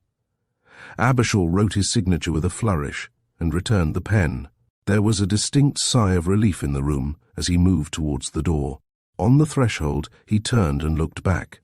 "Poor young Petrie knows all about this, I suppose?" he inquired. "I trust he's not very cut up, poor lad." "Mr. Petrie has been informed, of course," Dr. Whitby said stiffly. "He felt the shock, naturally. But like the rest of us, I fancy he must have expected it for some time. He was only a relative by his aunt's marriage, you know, and that took place after the war, I believe." "Still," said Abershaw, with a return of his old fussiness of manner, "very shocking and very distressing." "Very distressing. Good night, gentlemen." On the last words he went out and closed the door of the great sombre room behind him. Once in the corridor, his expression changed. The fussy, pompous personality that he had assumed dropped from him like a cloak, and he became at once alert and purposeful. There were many things that puzzled him, but of one thing he was perfectly certain. Colonel Gordon Combe had not died of heart disease. Chapter 5. The Mask. Abershaw made his way quietly down the corridor to Wyatt's room. The young man had taken him into it himself earlier in the day, and he found it without difficulty. There was no light in the crack of the door, and he hesitated for a moment before he knocked, as if undecided whether he would disturb its occupant or not. But at length he raised his hand and tapped on the door. There was no reply, and after waiting a few minutes he knocked again. Still no one answered him, and obeying a sudden impulse, he lifted the latch and went in. He was in a long, narrow room with a tall window in the wall immediately facing him, giving out onto a balcony. The place was in darkness, save for the faint light of a newly risen moon, which streamed in through the window. He saw Wyatt at once. He was in his dressing gown, standing in the window, his arms outstretched, his hands resting on either side of the frame. Abershaw spoke to him, and for a moment he did not move. Then he turned sharply, and for an instant the moonlight fell upon his face, and the long, slender lines of his sensitive hands. Then he turned round completely and came towards his friend. But Abershaw's mood had changed. He was no longer so determined. He seemed to have changed his mind. "I've just heard," he said, with real sympathy in his tone. "I'm awfully sorry. It was a bit of a shock coming now, I suppose. Anything I can do, of course." Wyatt shook his head. "Thanks," he said. "But the old boy's doctor had been expecting it for years. I believe all the necessary arrangements have been made for some time.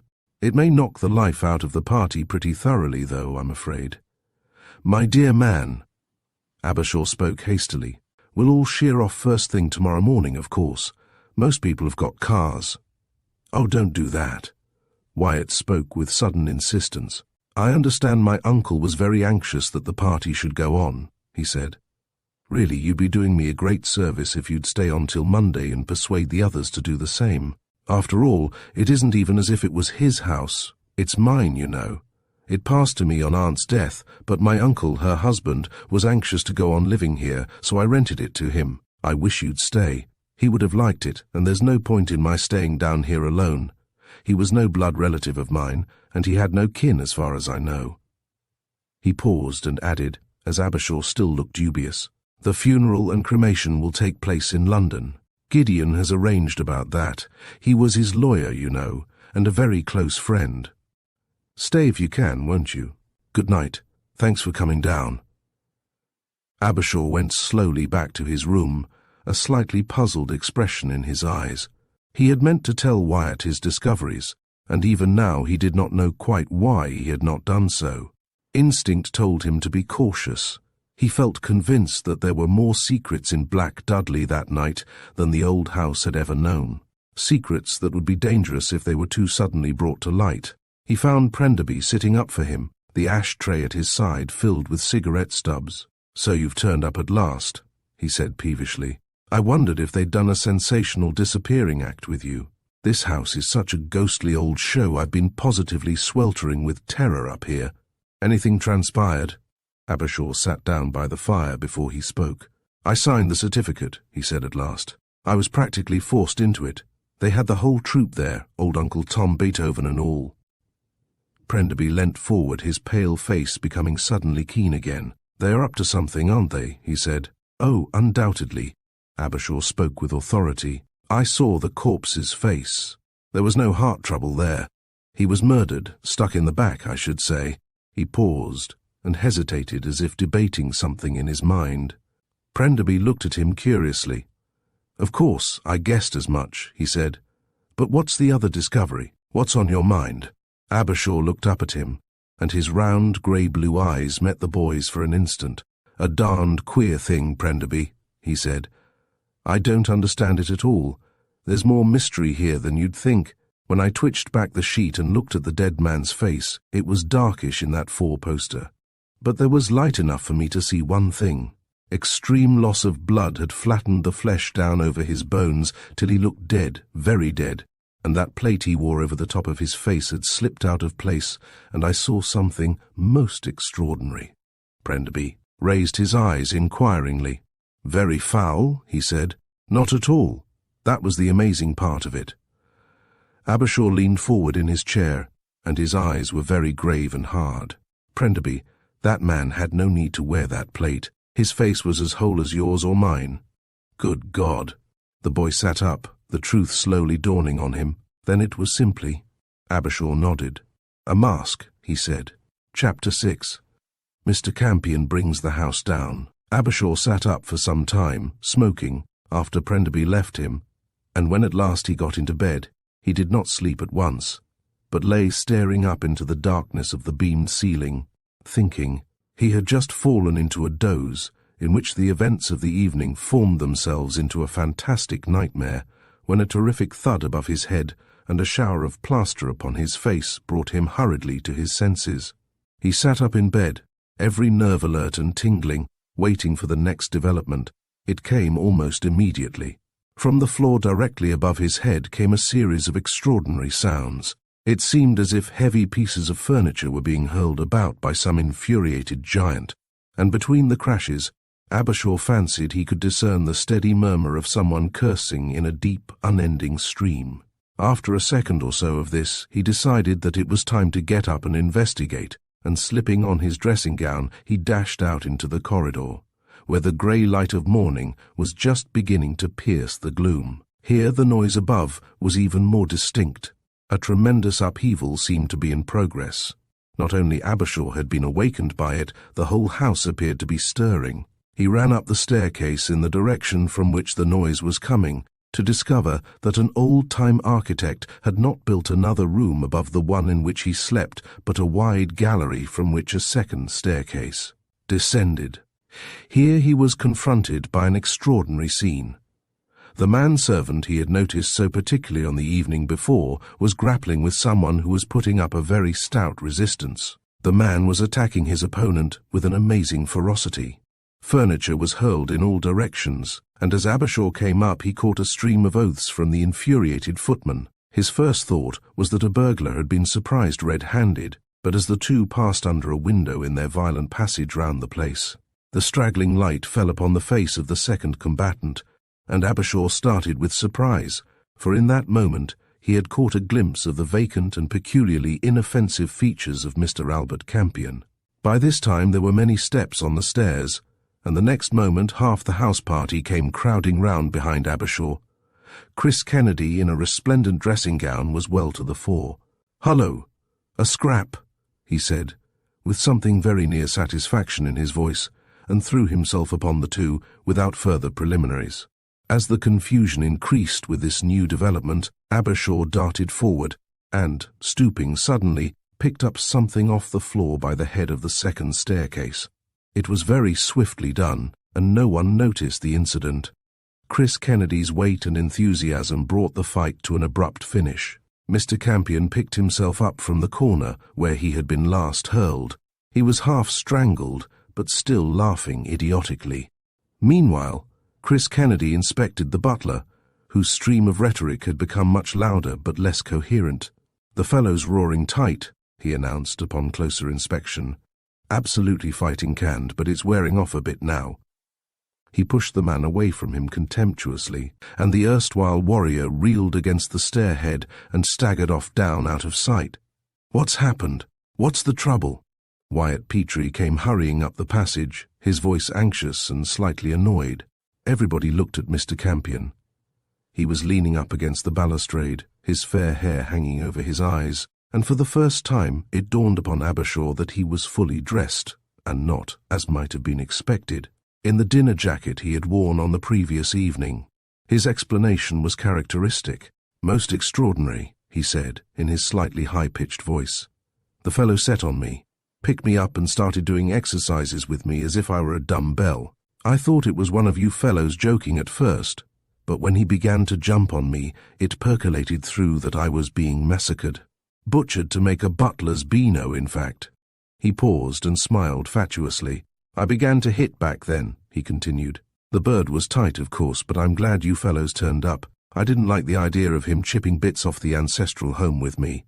My dear fellow, I'm frightfully sorry this has happened. The man shall be discharged tomorrow. I'll see to it." Wyatt spoke with real concern, but Abershaw was not nearly so easily satisfied. "Where did he get at you?" he said, suddenly stepping forward.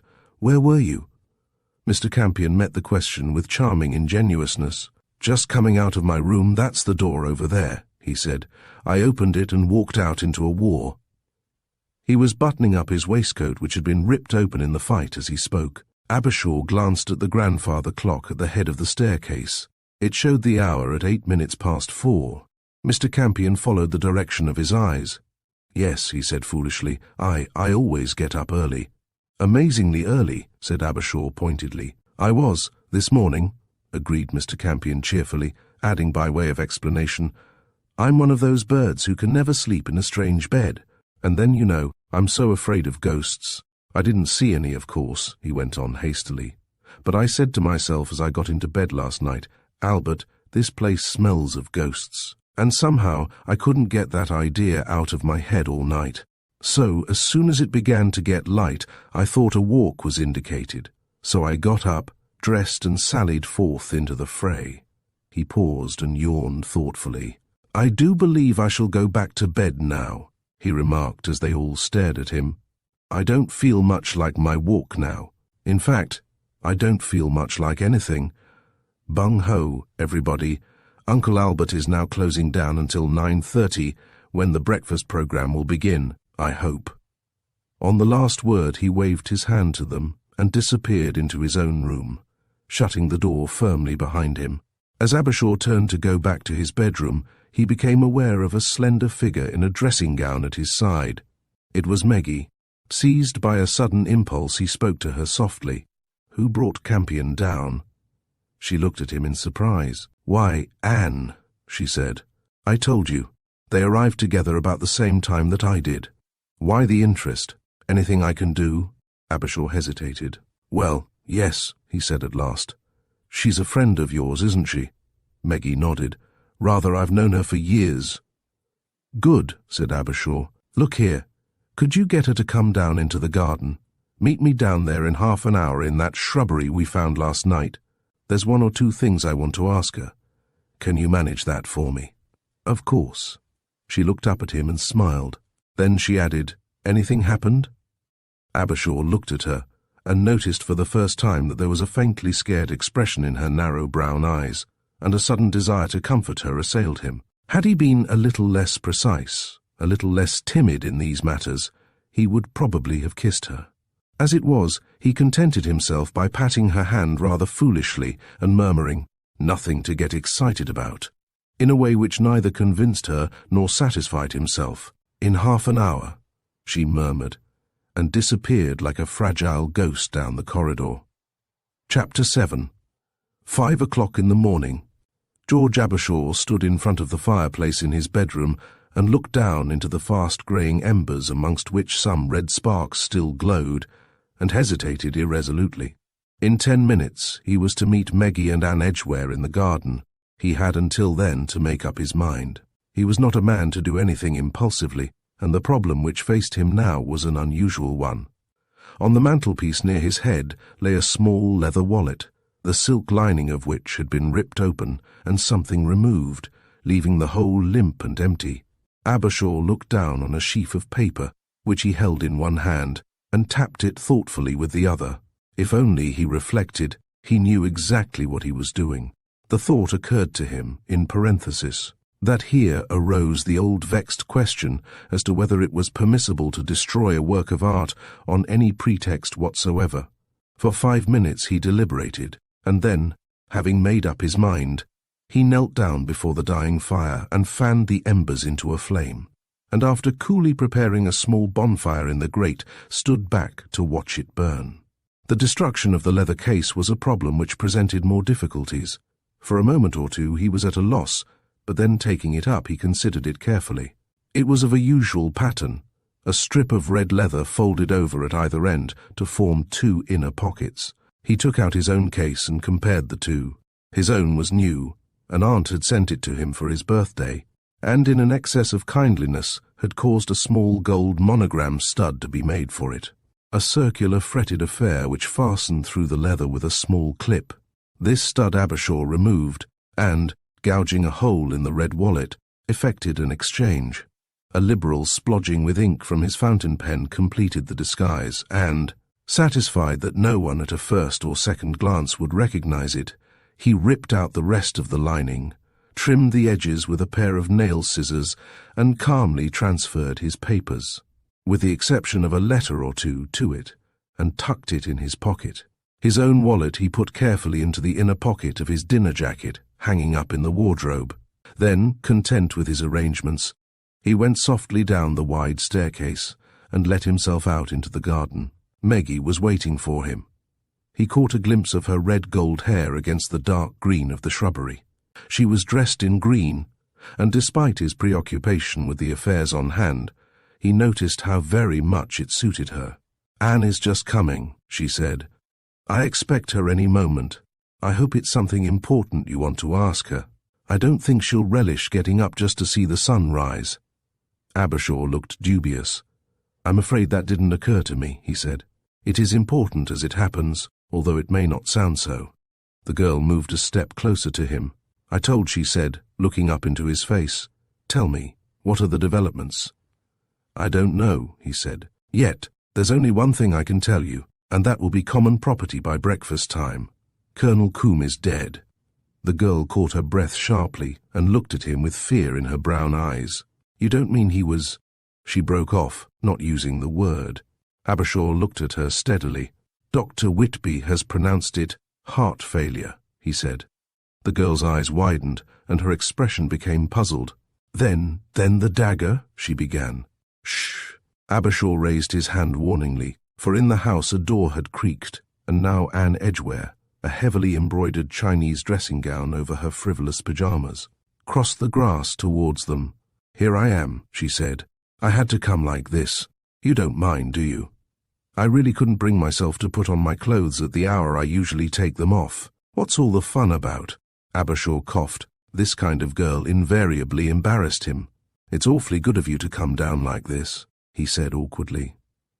"And I'm afraid what I'm going to say will sound both absurd and impertinent, but if you would just take it as a personal favor to me, I would be eternally grateful." He hesitated nervously, and then hurried on again. "I'm afraid I can't offer you any explanation at the moment, but if you would just answer one or two questions, and then forget I ever asked them, you would be rendering me a great service." The girl laughed. "How thrilling," she said. "It sounds just like a play. I've got just the right costume too, haven't I? I feel I shall break out into song at any moment." "What is it?" Abershaw was still ill at ease, and he spoke with unwonted timidity. "That's very good of you. As a matter of fact, I wanted to ask you about Mr. Campion. I understood that he's a friend of yours. Excuse me, but have you known him long?" "Albert Campion," said Anne blankly. "Oh, he's not a friend of mine at all. I just gave him a lift down here in Fido. That's my car." Abershaw looked puzzled. "I'm sorry, I don't quite understand," he said. "Did you meet him at the station?" "Oh, no." The girl was amused. "I brought him all the way down. You see," she went on cheerfully, "I met him the night before we came down at the Goat on the Roof. That's the new nightclub in Jermyn Street, you know. I was with a party, and he sort of drifted into it. One of the lads knew him, I think. We were all talking, and quite suddenly it turned out that he was coming down here this weekend. He was fearfully upset, he said. He'd just run his bus into a lorry or something equally solid, so he couldn't come down in it. So I offered him a lift, naturally." "Oh, naturally," said Abershaw, who appeared to be still a little bewildered. Wyatt invited him, of course. The girl in pyjamas looked at him, and a puzzled expression appeared on her doll-like face. "Oh no," she said. "I don't think so. In fact, I'm sure he didn't, because I introduced them myself. Not properly, you know," she went on airily. "I just said, 'Hello, Wyatt, this thing is Albert Campion,' and 'Albert, this is the man of the house,' but I could swear they didn't know each other. I think he's one of the Colonel's pals. How is the poor old boy, by the way?" Neither Abershaw nor Meggie spoke, but remained looking dubiously ahead of them, and Anne shivered. "Here, I'm getting cold," she said. "Is that all you wanted to know? Because if it is, I'll get in, if you don't mind. Sunrises and dabbling in the dew aren't in my repertoire." She laughed as she spoke, and Abershaw thanked her. "Not a word, mind," he said hastily. "Not a hint," she promised lightly, and went fluttering off across the lawn, the Chinese robe huddled about her. As soon as she was out of earshot, Meggie caught Abershaw's arm. "George," she said, "the Colonel didn't invite Albert Campion here." He turned to her sharply. "How do you know?" he demanded. The girl spoke dryly. "Because," she said, "the Colonel himself pointed Campion out to me and asked who he was." "Why, George," she went on suddenly as the idea occurred to her, "nobody asked him. He hasn't any business here at all." Abershaw nodded. "That's just exactly what had occurred to me," he said, and relapsed into silence. They walked slowly back to the house together, Meggie quiet and perturbed. Her brown eyes narrowed and thoughtful, Abershaw walking with his hands clasped behind his back, his head bowed. He had, he supposed, as much association with crime and criminals as any man of his age, but never in any of his previous experiences of crime mysteries. Had he been placed in a position which required of him both initiative and action? On other occasions, an incident had been repeated to him, and he had explained it. A problem had been put before him, and he had solved it. Now, for the first time in his life, he had to pick out his own questions and answer them himself. Every instinct in him told him to do something, but what exactly he ought to do he did not know. They had almost reached the heavy iron-studded door which led into the hall, when a smothered exclamation from the girl made him stop suddenly and look up. The next instant he had stepped back into the shadow of some overgrown laurels by the house, and drawn the girl back after him. Out of the garage, silent as a cloud of smoke, had come the incredible old car which Abershaw had noticed on the previous evening. The man-servant who had created the scene with Mr. Campion not an hour before was at the wheel, and Abershaw noticed that for a man who had been murderously drunk so recently, he was remarkably fresh and efficient. The car drew up outside the main door of the mansion, not 10 paces from where they stood, hidden by the greenery. The man got out and opened the door of the car. For some minutes nothing happened. Then Gideon appeared, followed by Dawlish and Dr. Whitby, bearing between them a heavy burden. They were all fully dressed, and appeared to be in a great hurry. So engrossed were they that not one of them so much as glanced in the direction of the laurel clump which hid the two onlookers. Whitby got into the back of the car and drew the blinds carefully over the windows. Then Dawlish and Gideon lifted the long heavy bundle in after him and closed the door upon it. The great car slid away down the drive, and the two men stepped back noiselessly into the house and disappeared. The whole incident had taken perhaps 3 minutes, and it had been accomplished with perfect silence and precision. Meggie looked up at Abershaw fearfully. "What was that?" she said. The violence of his reply surprised her. "Damn them," he said explosively. "The only piece of real evidence there was against them. That was the body of Colonel Coombe." Chapter 8. Open Warfare. Breakfast that morning showed every promise of being a gloomy and uncomfortable meal. Wyatt had discreetly announced his uncle's death, and the news had circulated amongst the guests with inevitable speed. The general opinion was that a tactful farewell and a speedy departure was the obvious procedure of the day. The story of the old man's last wish had not tended greatly to alter anyone's decision, as it was clear that no party was likely to be a success or even bearable in such circumstances. The wishes of the dead seemed more kindly in intention than in fact. Wyatt seemed very crestfallen, and a great deal of sympathy was felt for him. Events could not well have turned out more unfortunately for him. He sat at the end of the table, a little paler than usual, but otherwise the same graceful, courteous scholar as ever. He wore the coloured tie of one of the more obscure Oxford clubs, and had not attempted to show any outward signs of mourning. Albert Campion, looking none the worse for his nocturnal adventure, sat next to Anne Edgware. They were talking quietly together, and from the sullen look upon Chris Kennedy's handsome face, it was evident to anybody who cared to see that the irrepressible young lady was indulging in the harmless feminine sport of encouraging one admirer in order to infuriate and thereby gain the interest of another more valued suitor, even though the occasion was so inauspicious. Mr. Campion was amazingly suited to his present role, and in low tones they planned their journey back to town together. Coming departures were indeed a subject for the general conversation of the rather dispirited assembly in the big sunlit hall. Michael Prenderby was late for breakfast, and he came in, a trifle flushed and hurried, and took his place at the table between little Jane Dacre, his fiancée, and Martin Watt, the black-haired, beaky youngster whom Meggie had described as just a stray young man. He was, in point of fact, a chartered accountant in his father's office, a pleasing youth with more brains than energy. Neither Gideon nor Dawlish had appeared, nor had places been set for them, but the moment that Prenderby sat down and the number of the guests was completed, the door opened and the two men who most interested Abershaw in the house that day walked into the room. Dawlish came first, and in the sunlight his face appeared more unprepossessing than it had seemed on the evening before. For the first time it became apparent what an enormous man he was. He was fat to the point of grossness, but tall with it, and powerfully built. The shock of long grey hair, brushed straight back from the forehead, hung almost to his shoulders, and the eyes, which seemed to be the only live thing in his face, were bright now and peculiarly arresting. Gideon, who came in behind him, looked small and insignificant by comparison.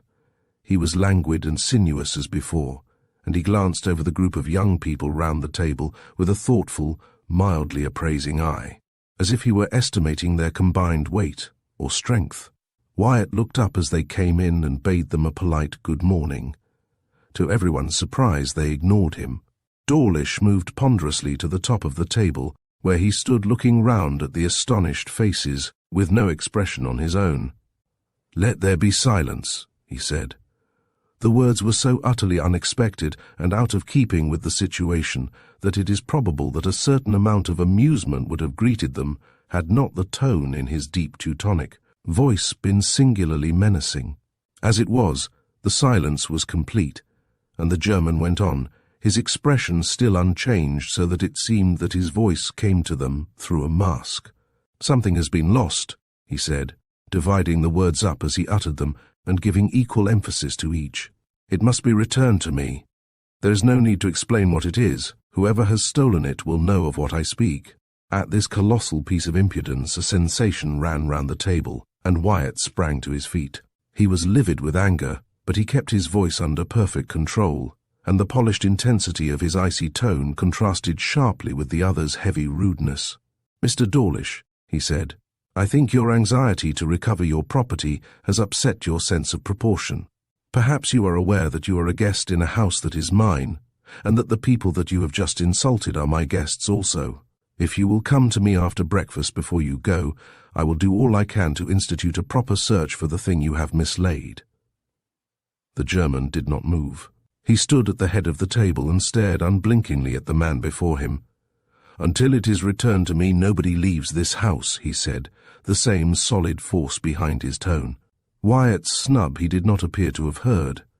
A faint wave of colour passed over the young man's pale face, and he turned to the others, who were staring from one to the other in frank astonishment.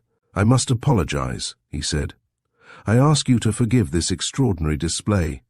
My uncle's death appears to have turned this unfortunate man's brain." Dawlish turned.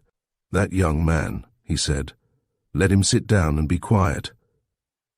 Gideon smiled at Wyatt, and the look on his grey decadent face was an insult in itself. "My dear Mr. Petrie," he said, and his peculiarly oily voice was suave and ingratiating, "I don't think you quite realize the position you are in, you and your friends. Consider, this house is 2 miles from the public road. There is no telephone. We have 2 women servants, and 6 men and a gatekeeper. All of these people are in Mr. Dawlish's employ. Your cars have been drained of petrol. I am afraid you are entirely helpless." He paused and allowed his glance to take in the amazed expressions round the table. "It would be better," he continued, "to listen rationally, for I must warn you, my friend Mr. Dawlish is not a man who is accustomed to any opposition to his wishes." Wyatt remained on his feet. His face had grown slowly paler, and he was now rigid with barely controlled fury. "Gentlemen, this farce has gone on long enough," he said, in a voice which quivered in spite of himself. "If you will please go away, we will get on with our breakfast." "Sit down!" The words were uttered in a sudden titanic bellow, though but for the obvious fact that Gideon was incapable of producing so much noise, there was nothing upon Benjamin Dawlish's face to betray that it was he who had shouted. Wyatt started. The limit of his patience had come.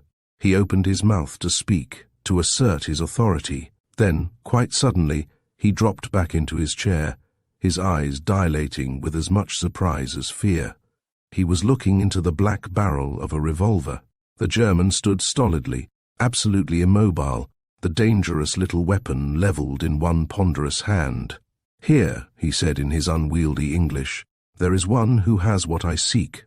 To him I speak. When he returns to me what he has taken, you shall all go free. Until then no one leaves this house, no one at all." In the silence which followed this extraordinary announcement, Jessie Gideon moved forward. "If Mr. Dawlish were to receive his property immediately, it would save us all a great deal of inconvenience," he murmured.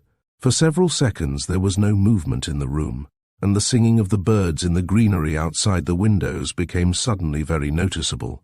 Then Albert Campion coughed discreetly and handed something wrapped up in his table napkin to the girl who sat next him.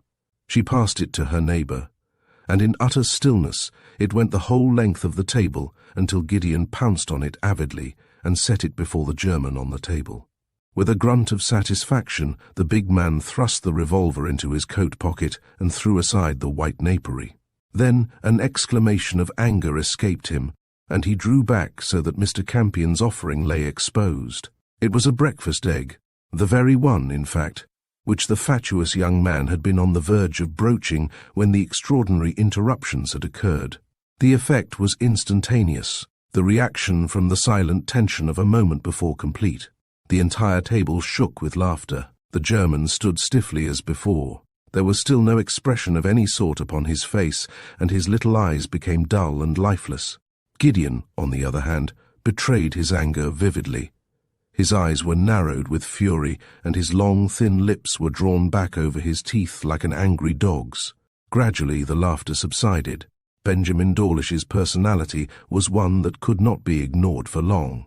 When at last there was perfect silence in the room, he put his hand in his pocket and drew out his revolver again. "You laugh," he said heavily. "I do not laugh. And she, the little one." He tossed the gun in his hand with incredible delicacy for one who looked so clumsy. "She does not laugh either." The last words were uttered with such amazing ferocity that his hearers started involuntarily, and for an instant there appeared upon the heavy face, which hitherto had seemed immovable, an expression of such animalic violence that not one at that table looked him in the eyes. A moment later his features had relapsed into their usual stolidity, and followed by Jessie Gideon, he walked slowly from the room.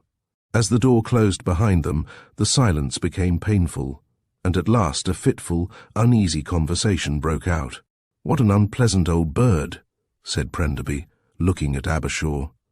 He spoke lightly, but there was a worried expression in his eyes. One hand rested over his fiancée's, who sat very pale by his side, apparently on the verge of tears. Even Anne Edgeware's magnificent sang-froid seemed a little shaken, and Meggie, although the least alarmed of the 3 girls, looked very white. Wyatt was still angry.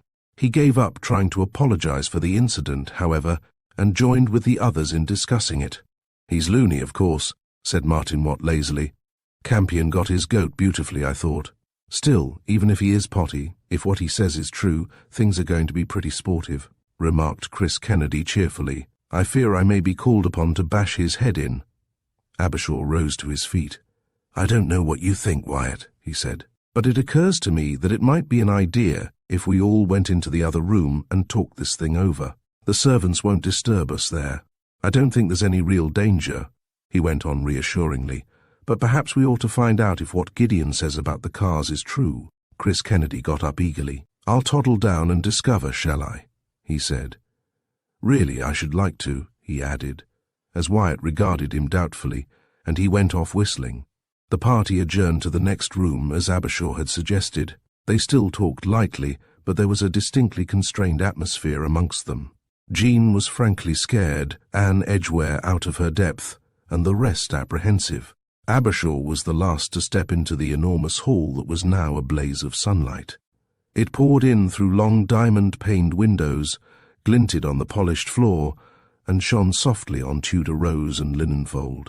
But it was not these which caught his eye, and made him start back with a half-concealed exclamation. Over the far fireplace, set in the circle of lance-heads, its clear blade dazzling in the sun, and gleaming as brightly as if it had never left its plaque, sinister and beautiful, was the Black Dudley dagger.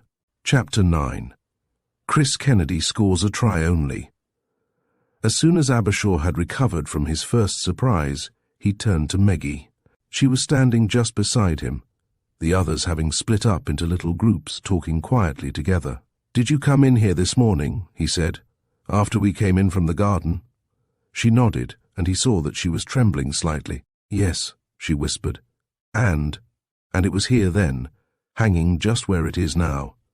I couldn't help coming in to see. Someone must have put it back in the night." Her voice died away in a sob on the last word, and he laid a hand on her arm. "Scared?" he said. She met his eyes bravely. "I'm glad you're here too," she said simply. A wave of pleasure swept over Abershaw, and he coloured, but he did not speak. The gravity of the situation was by no means lost to him. He was the eldest of the party, and moreover, he knew more about the events of the last 12 hours than probably anyone else in the room. Something told him to keep quiet about his discoveries, however. He realized that they were up against dangerous men. Mr. Benjamin Dawlish, as he styled himself, was no ordinary individual, and at the moment he was angry. The main idea now was to get away at all costs. Abershaw was sure of it. He had not dreamed that the late Colonel's extraordinary friends would dare to take this extreme course, but since they had done so, he was not fool enough to think that they would risk the possibility of being overpowered. Their forces must be very strong. Once out of the house, he himself could get an immediate inquiry instituted by the highest authorities. If the police could be informed without their captor's knowledge, so much the better. But the principal problem was escape, and that, in the present circumstances, did not appear to be any too simple. There was, of course, one way of obtaining freedom. He felt the battered red wallet in his pocket now, but he was loath to take that path, for it meant the escape of what he felt certain was a leader of one of the most skillful criminal organizations in the world. So far he had been working in the dark, and if he gave in now, that darkness would never be lightened. It would mean complete surrender. The mystery would remain a mystery. He glanced down at Meggie. "We'll lick 'em yet," he said. She laughed at him. "Or die in the attempt." Abershaw appeared vastly relieved. "That's how I feel," he said. It was at this moment that Mr. Campion made the entire party one group again by a single fatuous remark. "Of course," he said affably, "I suppose nobody has pinched anything." "I've got 2 bits of soap in my room," murmured Prenderby, "but I shouldn't think that's what the old bird's after by the look of him. And look here, Wyatt," he added suddenly, "there's something damned queer about something else." "I suppose you know," Abershaw interposed hastily. "The whole thing is a bit queer, Michael," he said, fixing the boy with his eyes. Prenderby took the hint and was silent, but Wyatt turned to him. "I'm beyond apologizing," he said. "The whole business is quite out of my experience. My uncle asked me to bring a party down for this weekend. He had often done so before. I have met Gideon here before, but never exchanged more than 6 words with him. As for that Hun Dawlish, he's a complete stranger." Prenderby, to whom the words had sounded like a reproach, coloured, and what might have been an uncomfortable pause was covered by the sudden return of Chris Kennedy. He was in high good humour. His handsome young face was flushed with excitement, and the others could not banish the suspicion that he was enjoying the situation thoroughly. "They have, the blighters," he said, bursting into the group. "Not a drain of juice in any of the buses. Otherwise they're all right, though. Exhibit A has vanished, by the way, crumbled into dust, I should think, but apart from that, they're all there." "Meet anyone?" said Martin. "Not a soul," said Kennedy cheerfully, "and little Christopher Robin has an idea. If I asked you for a drink, Petrie, would you give me ginger beer?" There was an air of suppressed jubilation in his tone as he spoke. "My dear fellow." Wyatt started forward. "I think you'll find all you want here," he said, and led the way to a cupboard set in the panelling of the fireplace. Kennedy stuck his head in it and came out flushed and triumphant. "2 Scotch and a 3-star brandy," he said, tucking the bottles under his arm. "It's blasphemy, but there's no other way. Get to the window, chicks, and Uncle Christopher will now produce the rabbit." "What are you going to do with that stuff?" said Watt, who was not an admirer of the athletic type. "Fill yourself up with it and run amok?" Kennedy grinned at him over his shoulder. He was already half out of the room. "No fear," he said, pausing with his hand on the door handle. "But the Samson is. Watch the garage. Keep your eyes upon the performance, ladies and gentlemen. This trick cannot be repeated." The somewhat bewildered little group regarded him doubtfully. "I'm afraid I don't follow you even now," said Martin, still coldly. "I'm probably infernally thick, but I don't get your drift." Michael Prenderby suddenly lifted his head. "Good Lord," he said. "I do believe you might do it." "What a stunt." "That's what I thought," said Kennedy. He went out, and they heard him racing down the corridor. Abershaw turned to Michael. "What's the idea?" he said. Prenderby grinned. "He's going to use the booze as juice," he said. "Rather an idea, don't you think? A car like that ought to run on pure spirit, I suppose. Let's watch him." He led the way to the windows, and the others followed him. By craning their necks, they could just see the doors of the barn, both of which stood open. For some minutes, nothing happened, and Martin Watt was just beginning to assure himself that his first impression of Kennedy's ideas in general was going to be justified when a terrific backfire sounded from the garage. "Good heavens," said Abershaw. "He's going to do it." Someone began to laugh. "What a pack of fools they'll look," said Prenderby. Another small explosion sounded from the garage, and the next moment the little car appeared in a cloud of blue smoke, with Mr. Kennedy at the wheel. It was moving slowly but triumphantly, and emitting a stream of backfires like a machine gun. "Isn't he marvelous?" Anne Edgware clasped her hands as she spoke, and even Martin Watt admitted grudgingly that the lad had initiative. Kennedy waved to them, and they saw his face flushed and excited as a child's. As he changed gear, the car jerked forward and set off down the drive at an uneven but ever-increasing pace. "That'll show 'em," said Prenderby with a chuckle. "They haven't even tried to stop him," said little Jean Dacre. At that moment, Mr. Kennedy changed into top gear with a roar, and immediately there was a sharp report, followed by a second, which seemed to come from a window above their heads. Instantly, even as they watched it, the Samson swerved violently, skidded drunkenly across the drive and turned over, pitching its occupant out upon the grass beside the path. "Good God!" Michael Prenderby's voice was hoarse in the silence. Martin Watt spoke quickly. "Dawlish's gun. They've got him. The Hun was in earnest. Come on, you fellows." He thrust open the window and leapt out upon the lawn, the men following him. Chris Kennedy was already picking himself up when they reached him. He was very white, and his left hand grasped his other wrist, from which the blood was streaming. "They got my near side front wheel and my driving arm," he gasped as they came up. "There's a bloke somewhere about who can shoot like hell." He swayed a little on the last word and smiled valiantly. "Do you mind if we get in?" he murmured. "This thing is turning me sick." They got him back to the house and into the room where they had all been standing. As they crossed the lawn, Abershaw, glancing up at the second-floor windows, fancied he saw a heavy, expressionless face peering out at them from behind the dark curtains. The rescue party was considerably subdued. They were beginning to believe in the sincerity of Mr. Benjamin Dawlish's remarks. Kennedy collapsed into a chair, and, after saving him from the tender ministrations of Anne Edgware, Abershaw was just about to set out in search of warm water and a dress shirt to tear up as a bandage, when there was a discreet tap on the door and a man-servant entered bearing a complete surgical outfit together with antiseptic bandages and hot water. "With Mr. Gideon's compliments," he said gravely and went out. Kennedy smiled weakly. "Curse their dirty politeness," he said, and bowed his head over his injured wrist. Abershaw removed his coat and went over to the tray which the man had brought. "Hullo," he said. "There's a note. Read it, Wyatt, will you, while I get on with this? These are Whitby's things, I suppose. It almost looks as if he was expecting trouble." Wyatt took the slip of paper off the tray and read the message aloud in his clear, even voice. "We are not joking. No one leaves this house until we have what we want. There's no signature," he added, and handed the note to Prenderby, who looked at it curiously. "Looks as if they have lost something," he said. "What the devil is it? We can't help 'em much till we know what it is." No one spoke for a moment. "Yes, that's true," said Martin Watt at last. "And the only thing we know about it is that it isn't an egg." There was a faint titter of laughter at this, but it soon died down. The party was beginning to realize the seriousness of their position. "It must be something pretty fishy anyway," said Chris Kennedy, still white with the pain of his wound which Abershaw was now bandaging. "Else why don't they describe it so that we can all have a hunt round? Look here, let's go to them and tell them that we don't know what their infernal property is. They can search us if they like, and when they find we haven't got it, they can let us go, and by God, when they do, I'll raise hell."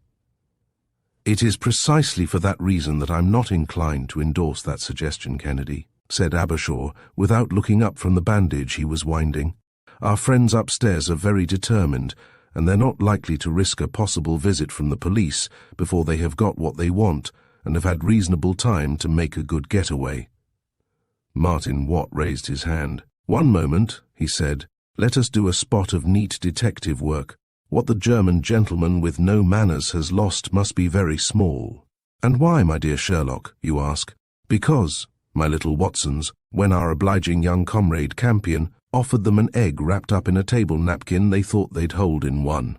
It isn't the Black Dudley diamonds, I suppose, Petrie?" "There aren't any," said Wyatt shortly. "Damn it all," he burst out with a sudden violence. "I never felt so helpless in my life. If only we had a few guns," mourned Chris Kennedy, whose wound even had not slaked his thirst for a scrap. "Then we might make an attempt to rush 'em. But unarmed against birds who shoot like that, we shouldn't have an earthly." "It's not such a bad thing for you that we're not armed, my lad," said Abershaw, straightening his shoulders and stepping back from the table. "You don't want too much excitement with an arm like that. You've lost enough blood already. If I were you, I'd try and get a spot of sleep. What's your opinion, Prenderby?" "Oh, sleep by all means," said Michael, grinning, "if he can get it, which doesn't seem likely." They were all standing round the patient on the hearthrug with their backs to the fireplace, and for the moment Kennedy was the centre of interest. Hardly were the words out of Prenderby's mouth when they were suddenly and startlingly confirmed by an hysterical scream from Anne Edgware. "He's gone," she said wildly as they turned to her.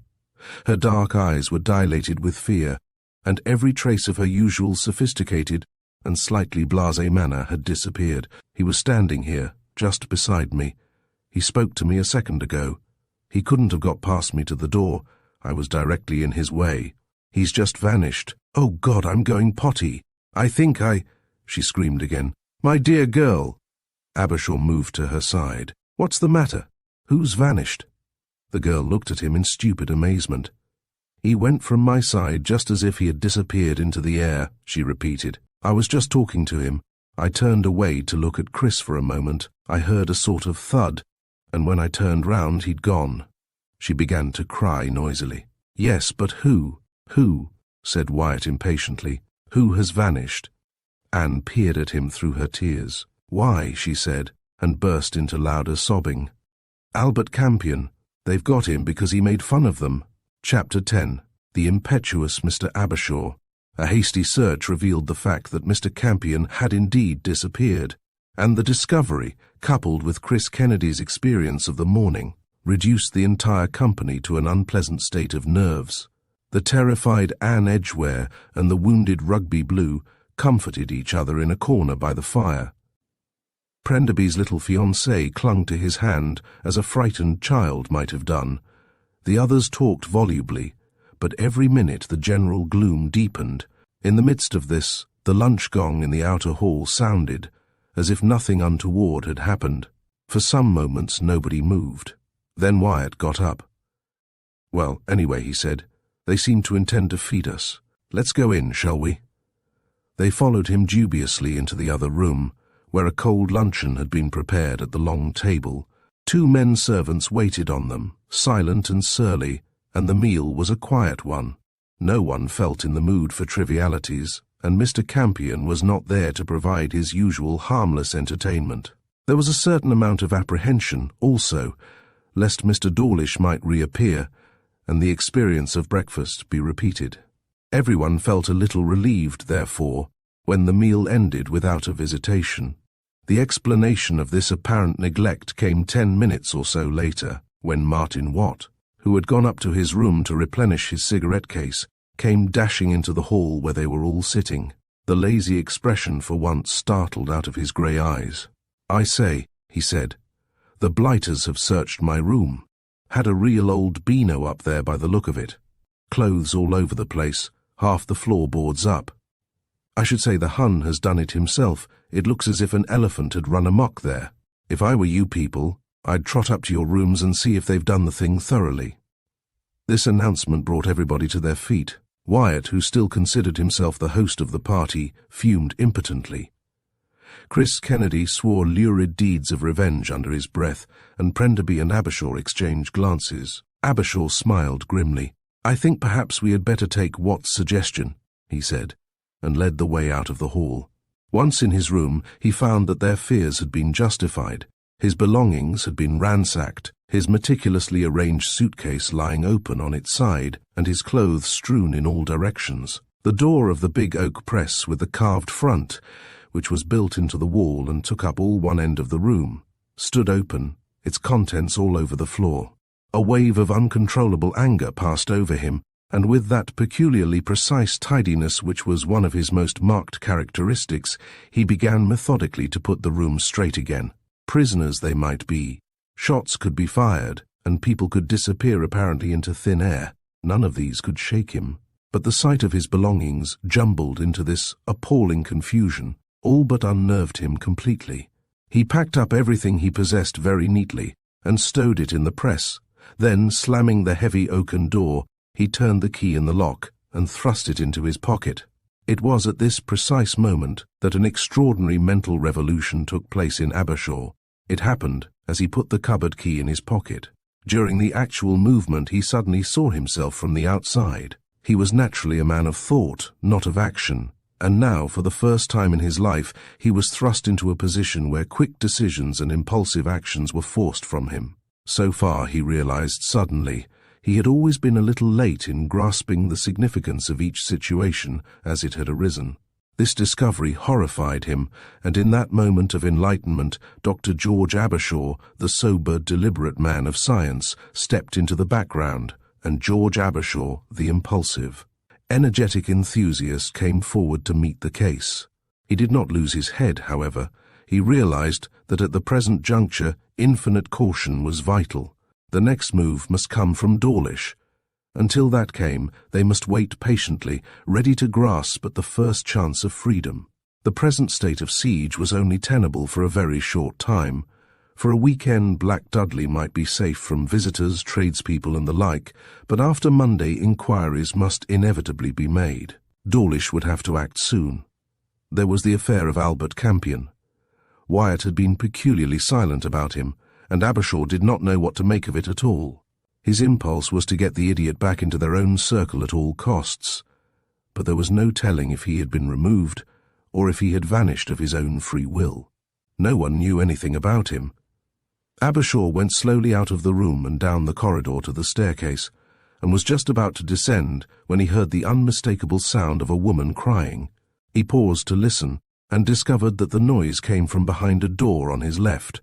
He hesitated. Half an hour before, a fear of being intrusive would have prevented him from doing anything.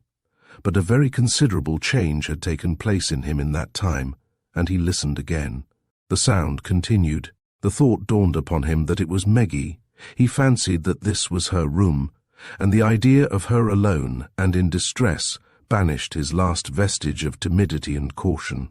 He knocked at the door. Her voice answered him. "It's George," he said, almost defiantly. "Anything the matter?" She was some seconds opening the door, and when at last she came, he saw that although she had hastily powdered her face, the tear stains were still visible upon it. For one moment, Abershaw felt that he was going to have a relapse into his old staid self, but he overcame it, and there was an expression of fiery determination in his chubby round face, which astonished the girl so much that her surprise showed in her eyes. Abershaw recognized it, and it annoyed him. In a flash he saw himself as she must have seen him all along, a round, self-important little man, old for his years, inclined to be pompous, perhaps, terrible thought, even fussy. A horrible sense of humiliation swept over him, and at the same time a growing desire to teach her she was wrong, to show her that she had been mistaken, to prove to her that he was a man to be reckoned with, a personality, a man of action, vigorous, resourceful, a he-man, He drew a deep breath. "I can't have you crying like this," he said, and picked her up and kissed her. Meggie could not have responded more gracefully. Whether it was relief, shock, or simply the last blow to her tortured nerves, he never knew. But she collapsed into his arms. At first he almost thought she had fainted. He led her firmly down the long corridor to the wide window seat at the far end. It was recessed and hung with heavy curtains. He sat down and drew her beside him, her head on his shoulder. "Now," he said, still bristling with his newly discovered confidence, "you're going to escape from here tomorrow, certainly, if not tonight, and you're going to marry me because I love you. I love you. I love you." He paused breathlessly and waited, his heart thumping against his side like a schoolboy's. Her face was hidden from him, and she did not speak. For a moment, the awful thought occurred to him that she might be angry with him, or even laughing. You will marry me?" he said, a momentary anxiety creeping into his tone. "I'm sorry if I startled you," he went on, with a faint return of his old primness. "I didn't mean to, but I'm an impetuous sort of fellow." Meggie stirred at his side, and as she lifted her face to him he saw that she was flushed with laughter, but there was more than mere amusement in her brown eyes. She put her arm round his neck and drew his head down. "George, you're adorable," she said. "I love you ridiculously, my dear." A slow, warm glow spread all over Abershaw. His heart lolloped in his side, and his eyes danced. He kissed her again. She lay against his breast, very quiet, very happy, but still a little scared. He felt like a giant refreshed. After all, he reflected, his first essay in his new role had been an unparalleled success. Chapter 11. One Explanation. That evening, after tea had been served in ominous silence by the same two men servants who had waited at lunch, Michael Prenderby crossed the room and spoke confidentially to Abershaw. "I say," he said awkwardly, "poor old Jean has got the wind up pretty badly. Do you think we've got an earthly chance of making a bolt for it?" He paused and then went on again quickly. "Can't we hatch out a scheme of some sort? Between you and me, I'm feeling a bit desperate." Abershaw frowned. "We can't do much at the moment, I'm afraid," he said slowly, but added, as the boy's expression grew more and more perturbed, "Look here, come up and smoke a cigarette with me in my room, and we'll talk it over." "I'd like to," Prenderby spoke eagerly, and the two men slipped away from the others and went quietly up to Abershaw's room. As far as they could ascertain, Dawlish and the others had their headquarters in the vast old apartment which had been Colonel Coombs' bedroom, and the rooms immediately above and below it, into which there seemed no entrance from any part of the house that they knew. Even Wyatt could not help them with the geography of Black Dudley. The old house had been first monastery, then farmstead, and finally a dwelling house, and in each period different alterations had been made. Besides, before the second marriage of his aunt, the enormous old place had been shut up, and it was not until shortly before her death that Wyatt first stayed at the place. Since then, his visits had been infrequent and never of a long enough duration to allow him to become familiar with the numberless rooms, galleries, passages, and staircases of which the place was composed. Prenderby was getting nerves. His fiancée's terror was telling on him, and of course he knew considerably more of the ugly facts of the situation than any one of the party save Abershaw himself.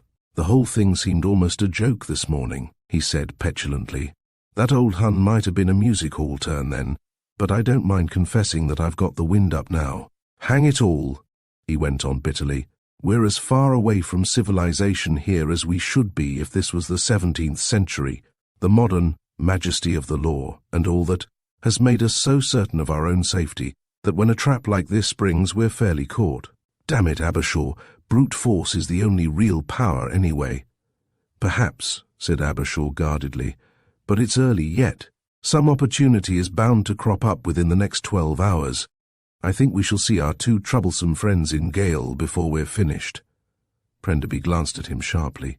"You're very optimistic, aren't you?" he said. "You talk as if something distinctly promising had happened." "Has it?" George Abershaw coughed. "In a way, yes," he said, and was silent. Now, he felt, was not the moment to announce his engagement to Meggie. They had reached the door of the bedroom by this time, and further inquiries on Prenderby's part were cut short by a sudden and arresting phenomenon. From inside the room came a series of extraordinary sounds, long, high-pitched murmurs, intermingled with howls and curses, and accompanied now and then by a sound of scuffling. "My God," said Prenderby, "what in the name of good fortune is that?" Abershaw did not answer him. Clearly the move which he had been expecting had been made. With all his new temerity, he seized the door latch and was about to fling it up, when Prenderby caught his arm. Go carefully," he said, with a touch of indignation in his voice. "You don't want to shove your head in it, whatever it is. They're armed, remember." The other nodded, and raising the latch very cautiously, he thrust the door gently open. Prenderby followed him. Both men were alert and tingling with expectation. The noise continued. It was louder than before, and sounded peculiarly unearthly in that ghostly house. Abershaw was the first to peer round the door and look in. "Good Lord," he said at last, glancing back over his shoulder at Prenderby, "there's not a soul here." The two men burst into the room, and the noise, although muffled, became louder still. "I say," said Prenderby, suddenly startled out of his annoyance. "It's in Abershaw," followed the direction of his hand, and gasped. The extraordinary sounds were indubitably proceeding from the great oak press at the far end of the room, the wardrobe which he had locked himself not 2 hours before, and the key of which was still heavy in his pocket. He turned to Michael. "Shut the door," he said, "lock it, and take the key." Then he advanced towards the cupboard. Michael Prenderby stood with his back against the door of the room, waiting. Very gingerly, Abershaw fitted the huge iron key into the cupboard, turned over the lock, and wrenched the door open, starting back instantly. The noise stopped abruptly. There was a smothered exclamation from Prenderby, and both men stood back in utter amazement. There, seated upon a heavy oaken shelf in a square cavity just large enough to contain him, his hair over his eyes, his clothes dishevelled, his inane face barely recognizable, was Mr. Albert Campion. For several seconds he did not move, but sat blinking at them through the lank strands of yellow hair over his eyes. Then it was that Abershaw's memory revived. In a flash it came to him where he had seen that vacuous, inoffensive face before, and a slow expression of wonderment came into his eyes. He did not speak, however, for at that moment Campion stirred and climbed stiffly out into the room. "No deception, ladies and gentlemen," he said, with a wan attempt at his own facetiousness. "All my own work. How the devil did you get in there?" The words were Prenderby's. He had come forward, his eyes fixed upon the forlorn figure in childlike astonishment. "Oh, influence, mostly," said Campion, and dropped into a chair. But it was evident that a great deal of his spirit had left him. Obviously he had been badly handled. There were crimson marks round his wrists, and his shirt showed ragged beneath his jacket. Prenderby opened his mouth to speak again, but a sign from Abershaw silenced him. "Dawlish got you, of course," he said, with an unwanted touch of severity in his tone. Mr. Campion nodded. "Did they search you?" Abershaw persisted. "Search me," said he. A faintly weary expression came into the pale eyes behind the large spectacles. "My dear sir, They almost had my skin off in their investigations. That Hun talks like comic opera, but behaves like the Lord High Executioner. He nearly killed me." He took his coat off as he spoke, and showed them a shirt cut to ribbons and stained with blood from great wheals across his back. "Good God," said Abershaw. "Thrashed!" Instantly his magisterial manner vanished, and he became the professional man with a case to attend to. "Michael," he said, "there's a white shirt amongst my things in that cupboard, and water and boracic on the washstand. What happened?" he continued briefly, as Prenderby hurried to make all preparations for dressing the man's injuries. Mr. Campion stirred painfully. "As far as I can remember," he said weakly, "about 400 years ago I was standing by the fireplace talking to Anne, what's her name, when suddenly the panel I was leaning against gave way, and the next moment I was in the dark with a lump of sacking in my mouth." He paused. "That was the beginning," he said. "Then I was hauled up before old Bonages, and he put me through it pretty thoroughly. I couldn't convince him that I hadn't got his packet of love letters, or whatever it is that he's making such a stink about. A more thorough old bird in the questioning line I never met." "So I should think," murmured Prenderby, who had now got Campion's shirt off and was examining his back. "When they convinced themselves that I was as innocent as a newborn babe," continued the casualty, some of his old cheerfulness returning, "they gave up jumping on me and put me into a box room and locked the door." He sighed. "I sleuthed round for a bit," he went on, while they listened to him eagerly. "The window was about 2,000 feet from the ground, with a lot of natty ironwork on it, and finally, looking round for a spot soft enough for me to lie down without yowling, I perceived an ancient chest, under the other cardboard whatnots and fancy basket-work about the place, and I opened it." He paused, and drank the tooth-glass of water which Prenderby handed to him. "I thought some grandmotherly garment might be there," he continued. "Something I could make a bed of. All I found, however, was something that I took to be a portion of an ancient bicycle, most unsuitable for my purpose. I was so peeved that I jumped on it with malicious intent, and immediately the whole show gave way, and I made a neat but effective exit through the floor. When I got the old brain working again, I discovered that I was standing on the top of a flight of steps, my head still half out of the chest. The machinery was the ancients' idea of a blind, I suppose, so I shut the lid of the trunk behind me and, lighting a match, toddled down the steps." He stopped again. The two men were listening to him intently. "I don't see how you got into the cupboard, all the same," said Prenderby. "Nor do I, frankly," said Mr. Campion. "The steps stopped after a bit, and I was in a sort of tunnel, a ratty kind of place. The little animals put the wind up me a bit, but eventually I crawled along and came up against a door which opened inwards, got it open, and sneaked out into your cupboard. That didn't help me much," he added dryly. "I didn't know where I was, so I just sat there reciting the mistletoe bough to myself and confessing my past life such sport." He grinned at them and stopped. "That's all," he said. Abershaw, who had been watching him steadily as he talked, came slowly down the room and stood before him. "I'm sorry you had such a bad time," he said, and added very clearly and distinctly, "but there's really no need to keep up this bright conversation." Mr. Mornington Dodd for some seconds. Mr. Campion's pale eyes regarded Abershaw blankly. Then he started almost imperceptibly, and a slow smile spread over his face. "So you've spotted me," he said, and to Abershaw's utter amazement, chuckled inanely. "But," went on Mr. Campion cheerfully, "I assure you you're wrong about my magnetic personality being a disguise. There is absolutely no fraud. I'm like this, always like this, my best friends could tell me." This announcement took the wind out of Abershaw's sails. He had certainly not expected it. Mr. Campion's personality was a difficult one to take seriously. It was not easy, for instance, to decide when he was lying and when he was not. Abershaw had reckoned upon his thrust going home, and although it had obviously done so, he did not seem to have gained any advantage by it. Prenderby, however, was entirely in the dark, and now he broke in upon the conversation with curiosity. "Here, I say, I don't get this," he said. "Who and what is Mr. Mornington Dodd?" Abershaw threw out his hand, indicating Mr. Albert Campion. "That gentleman," he said, "is Mornington Dodd." Albert Campion smiled modestly. In spite of his obvious pain, he was still lively. "In a way, yes," "And in a way, no," he said, fixing his eyes on Abershaw. "Mornington Dodd is one of my names. I have also been called the Honourable Tootles Ash, which I thought was rather neat when it occurred to me. Then there was a girl who used to call me Cuddles, and a man at the Guards Club called me something quite different.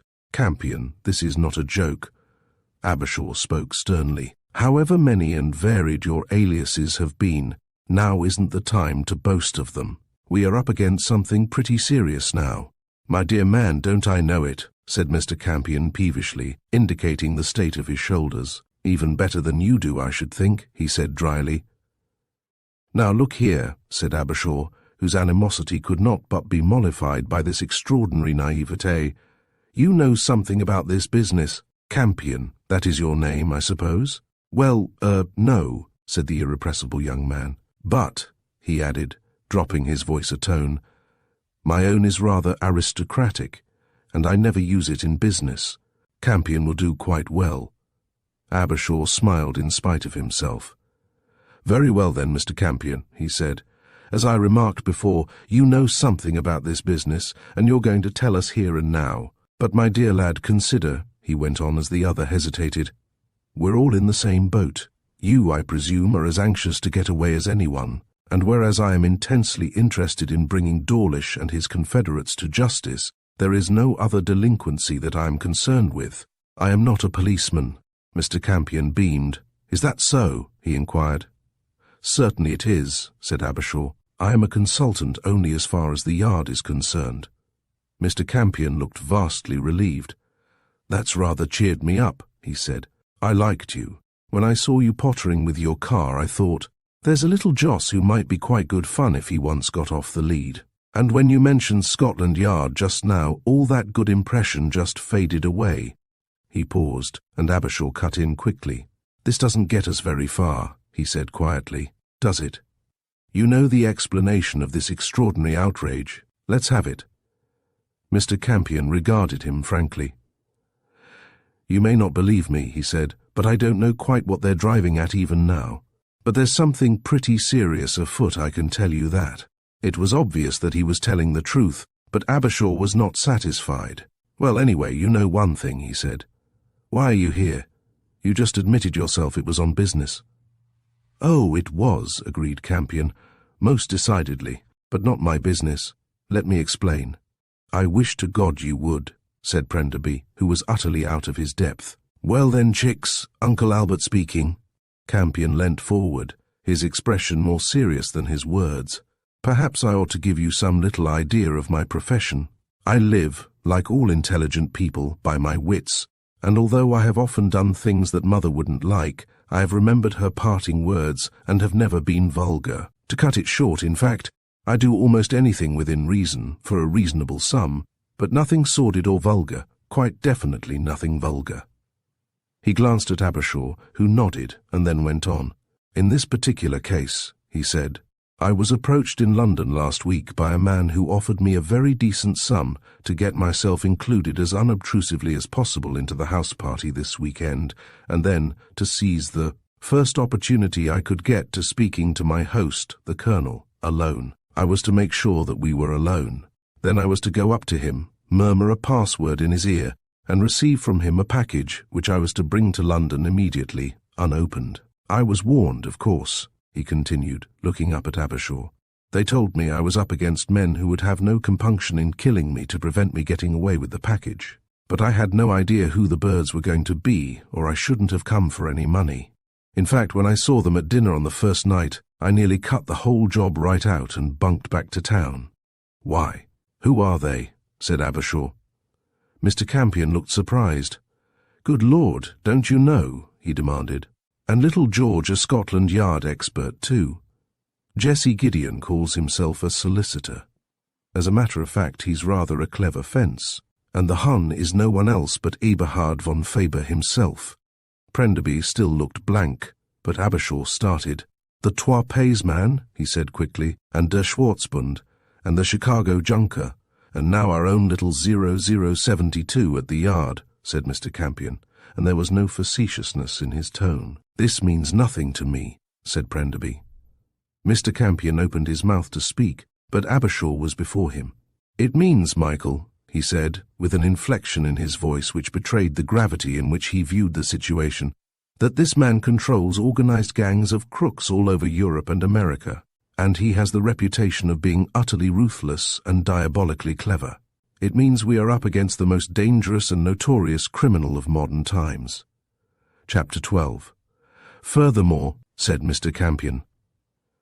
After the little silence that followed Abershaw's announcement, Prenderby spoke. "What's in this mysterious package they've lost?" he said. Abershaw looked at Mr. Campion inquiringly. "Perhaps you could tell us that," he said pointedly. Albert Campion's vacuous face became even more blank than usual. "I don't know much about it," he said. "My client didn't go into all that, naturally, but I can tell you this much, it's something sewn in the lining of a red leather wallet. It felt to me like paper, might have been a couple of fivers, of course, but I shouldn't think so." "How do you know?" said Prenderby quietly. Mr. Campion turned to him cheerfully. "Oh, I collected the doings all right," he said, "and I should have got away with them if little George here hadn't been a car fiend." Abershaw frowned. "I think you'd better explain," he said. "Explain," said Mr. Campion. "My dear chicks, there was nothing in it. As soon as I saw old Uncle Ben and his friends at the table, my idea was to get the package and then beat it, manners or no manners. So when the story of the ritual came up, I thought, and very nice too, and suggested the game. Then, while all you people were playing bats in the belfry with the ancestral skewer, I toddled over to the old boy, whispered Inky Pinky in his ear, got the wallet, and made a beeline for the garage." He paused and sighed. "It was all very exhilarating," he went on easily. "My only trouble was that I was afraid that the wretched game would come to an end before I got away. With great presence of mind, therefore, I locked the door leading to the servants' quarters, so that any serenade on the dinner gong would not bring out the torchlight procession immediately. Then I toddled off down the passage, out of the side door, across the garden, and arrived all girlish with triumph at the garage and walked slap-bang into our Georgie looking like an illustration out of How to Drive in 3 Parts. Send no money," he stopped, and eyed Abershaw thoughtfully. "I got the mental machinery to function with a great effort," he continued, "and when I had it ticking over nicely, I said to myself, shall I tonk this little cove on the cranium and stuff him under the seat, or shall I leap past him, seize the car, and go home on it? And neither stunt seemed really promising. If I bunked, I reasoned, George would rouse the house or chase me in one of the other cars. I couldn't afford to risk either just then. The only other expedient, therefore, was to tonk him, and the more I looked at him, the less I liked the notion. Georgie is a sturdy little fellow, a pugnacious little cove, who might quite easily turn out to be a flyweight champ, somewhere or other. If I was licked, I was absolutely sunk, and even if I won, we were bound to make a hell of a noise, and I was most anxious not to have any attention focused on me while I had that pocket-book. So you came back to the house, with me meaning to slip out later," said Abershaw. "George has made the bell ring. 3 more shots or a packet of gold flake," said Mr. Campion facetiously. "Of course I did, and I should have got away. All would have been as merry as a wedding bell, in fact," he went on more sadly, "if that Anne woman had not decided that I was just the sort of harmless mutt to arouse jealousy safely with Mr. Kennedy without giving trouble myself. I couldn't escape her, she clung. So I had to wait until I thought everyone would be asleep, and then, just as I was sneaking out of my room, that precious mock butler of theirs came for me with a gun. I knocked it out of his hand, and then he started to jump on me. They must have rumbled by that time that the old boy had got rid of the packet, and were on the lookout for anyone trying a moonlight flit." He paused. A faintly puzzled expression passed over his face. "I could have sworn he got the packet," he said. "Anyway, in the fight I lost it. And that's the one thing that's really worrying me at the moment. What has happened to that wallet? For if the man who calls himself Dawlish doesn't get what he wants, I think we are all of us for a pretty parity time." He stopped and looked at Abershaw steadily. "It doesn't seem to be of any negotiable value," he said, "and as far as I can see, the only people who are interested in it are my client and Dawlish. But I can tell you one thing. It does interest them very much, and to get hold of it I don't believe they'd stick at anything. "But what was it?" persisted Prenderby, who was more puzzled than ever by these explanations. Campion shook his head. "I don't know," he said, "unless it was the chart of the buried treasure, don't you know?" Abershaw got up from his chair and paced slowly up and down the room. "There's only one weak spot in your story, Campion," he said suddenly. "It sounds like gospel apart from that. But there is one thing I don't understand. It's this. Why didn't you have a revolver on you when you came out into the garage?" "Answered in one," said Mr. Campion. "Because I hadn't one. I never carry guns." "Do you mean to say that you set out on an infernally dangerous game like this without one?" Abershaw's voice was incredulous. Mr. Campion became momentarily grave. "It's a fact," he said simply. "I'm afraid of them. Horrible things, guns. Always feel they might go off in a fit of temper, and I should be left with the body, and no bag to put it in either. Then poor little Albert would be in the soup." He shuddered slightly. "Let's talk about something else," he said. "I can keep up my pecker in the face of anything else but a corpse." Prenderby and Abershaw exchanged glances, and Abershaw turned to where the young man with the tow-coloured hair and the unintelligent smile sat beaming at them through his glasses. "Campion," he said, "you know, of course, that Colonel Coombe died last night. Do you know how he died?" Mr. Campion looked surprised. "Heart, wasn't it?" he said. "I thought the old bird had been scratching round the grave for the last year or so." Abershaw's expression did not change. "Oh," he said, "if that is all you know, it may surprise you to hear that he was murdered while the dagger ritual was going on." "Murdered!" Every trace of frivolity had vanished from Albert Campion's face. There was no mistaking the fact that the news had appalled him, and he looked at Abershaw with undisguised horror in his pale eyes. "Murdered?" he repeated. "How do you know?" "I saw him," said Abershaw simply. "They wanted a signature on the cremation certificate and got me in for it. They wouldn't let me examine the body, but I saw the face and neck, and I also saw his invalid chair." His eyes were fixed on Campion the whole time he was speaking. "Then there was the dagger itself," he said. "There was blood on the dagger and blood on the cushions of the chair, but even if I had not known of these, the body, though I saw so little of it, would have convinced me that he had been murdered. As perhaps you know," he went on, "it is my job to explain how men die, and as soon as I saw that dead grey face with the depleted veins, I knew that he had died of some wound, something that would bleed very freely.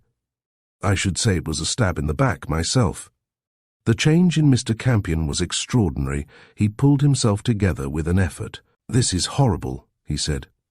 "I suppose they got him when they discovered that he had parted with the package. Pretty quick work," he added thoughtfully. "I wonder how they rumbled him so soon." There was silence for a moment or two after he had spoken. Then Prenderby looked up. "The store they set by that package must be enormous on the face of it," he said. "Clearly they'll do anything for it. I wonder what their next move will be." "He searched our rooms," said Abershaw, "and I believe he intended to lock us in the dining room and search us immediately after. But his experiences in the bedrooms taught him the utter impossibility of ever making a thorough search of a house like this. It couldn't be done in the time he had at his disposal. I think he realizes that his only chance of getting hold of what he wants is to terrorize us until someone hands it over. Then I hope to goodness whoever has got it gets the wind up soon," said Prenderby. Campion nodded and sat down gingerly on the edge of the bed. "I expect he'll have you people up one at a time and bully the truth out of you until he gets what he wants," he said. "For a great crook, he hasn't proved very methodical so far," said Abershaw. "He might have known from the first that there'd be no point in churning everybody's clothes up." Albert Campion leaned forward. "You know, you fellows don't understand this bright specimen of German culture," he said, with more gravity than was usual in his falsetto voice. "He's not used to little details of this sort. He's the laddie at the top, the big fellow. He just chooses his men carefully and then says, 'You do this,' and they do it. He doesn't go chasing round the country opening safes or pinching motor cars. I don't believe he even plans the coups himself. He just buys criminal brains, supplies the finance and takes the profits. That's why I can't understand him being here. There must have been something pretty big afoot, or he'd have had a minion in for it. Gosh, I wish I was well out of it." Abershaw and Prenderby echoed his wish devoutly in their hearts. And Prenderby was the first to speak. "I wonder whom he'll start on first," he said thoughtfully. Campion's pale eyes flickered. "I fancy I could tell you that," he said. "You see, when they couldn't get anything out of me, except banalities, they decided that I was about the fool I looked, and just before a couple of thugs, armed to the teeth, bundled me off to the box room. I heard a certain amount of what they said. Jessie Gideon had apparently gone carefully over the crowd and prepared a dossier about each one of us. I came first on the list of people about which nothing was known, and the next was a girl. She wasn't a friend of Petrie's, apparently, and the enemy couldn't place her at all." Who was that?" Abershaw was staring at the speaker, his eyes grown suddenly hard. A terrible apprehension had sent the colour to his face. Campion glanced at him curiously. "That red-haired girl who met us in the passage when we came back from the garage." "What's her name? Oliphant, isn't it? Meggie Oliphant. She's the next to be for it, I believe." Chapter 13. Abershaw sees red. "My God, Abershaw, he was right. They've got her." 10 minutes after Mr. Campion had first suggested that Meggie might be the next victim, Prenderby ran into Abershaw in the corridor outside the girl's room. "I've been all over the house," he said. "The girls say that she went up to her room an hour ago to lie down. Now there's not a sign of her about." Abershaw did not speak. In the last few minutes his face had lost much of its cherubic calm. An entirely new emotion had taken possession of him. He was wildly, unimaginably angry. Never, in all his life before, had he experienced anything that could compare with it. And even as Prenderby watched him, he saw the last traces of the cautious, methodical expert vanish, and the new, impulsive, pugnacious fighter come into being. "Michael," he said suddenly, "keep an eye on Campion. His story may be absolutely true, it sounds like it, but we can't afford to risk anything. Keep him up in my room so that he can hide in the passage if need be. You'll have to smuggle food up to him somehow. Cheer the others up if you can." Prenderby looked at him anxiously. "What are you going to do?" he said. Abershaw set his teeth. "I'm going to see them," he said. "There's been enough of this mucking about. There is going to be some sort of understanding anyway. Damn it all, they've got my girl." Turning on his heel, he strode off down the passage. A green baize door cut off that portion of the house where Dawlish had established his headquarters. He passed through it without any interruption and reached the door of the room that had once been Colonel Coombs' bedchamber. He tapped on it loudly, and it was opened immediately by a man he had never seen before, a heavy bull of a fellow whom he guessed to be one of the servants. "What do you want?" he demanded suspiciously. "Mr. Dawlish," said Abershaw, and attempted to push past him. A single blow, violent as a mule kick, sent him flying back against the opposite wall of the corridor, and the giant glowered at him. "Nobody comes in here," he said. "Mr. Dawlish isn't seeing anybody for another hour at least," he added with a laugh that sent Abershaw cold as he grasped its inference. "Look here," he said. "This is very important. I must get in to Mr. Dawlish. Does this interest you?" He drew a note-case from his pocket as he spoke. The man advanced towards him and stood glaring down at him, his heavy red face darker than ever with anger. Suddenly his hand shot out, and Abershaw's throat was encased in a band of steel. "You just haven't realized, you and your lot downstairs, what you're playing about with," he said. "This here isn't no Sunday school hunt the thimble set out. There's 9 of us, we're armed, and he isn't joking the hand round." Abershaw's throat tightened as the thug thrust his face close against his victim's. "He ain't ordered about by nobody. Makes his own laws, he does, as you'll soon find out.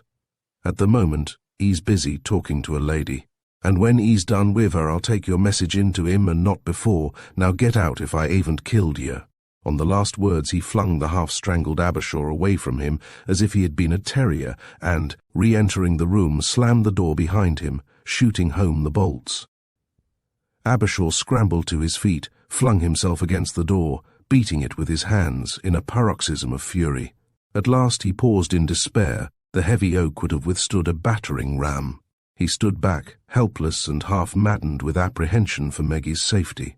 Then, from somewhere far away, he fancied he heard a muffled cry. The effect upon him was instantaneous. His impotent fury vanished, and he became once more cold and reasoning. His one chance of saving her was to get round the other way, to break in upon Dawlish's inquisition from an unguarded point, and, once there, declare all he knew about the red wallet and the fate of its contents, regardless of the revenge the German would inevitably take. Campion had been imprisoned conceivably somewhere near the room where Dawlish had dealt with him. It was just possible, therefore, that the passage through the cupboard would lead him to Meggie. He turned quickly. There was no time to be lost. Even now Dawlish might be trying some of the same methods of urging a confession as he had employed upon Campion earlier in the day. The thought sickened him, and he dashed down the passage into his own room. Brushing the astonished Campion aside, he threw open the cupboard door and pressed against the back of the shelf steadily. It gave before his weight and swung open, revealing a dark cavity behind. He took out his pocket torch and flashed it in front of him. The passage was wood-lined and very dusty. Doubtless it had not been used for years before Campion stumbled upon it by chance that afternoon. It was narrow also, admitting only just enough space for a man to pass along it, crawling on his hands and knees. But Abershaw set off down it eagerly. The air was almost unbearably musty, and there was a scuttling of rats in front of him as he crawled on, shining the torch ahead of him as he went. At length he reached the steps of which Campion had spoken. They were steep and solid, leading straight up into the darkness which had opened above his head. He mounted them cautiously, and a moment later found himself cut off by an apparently solid floor over him.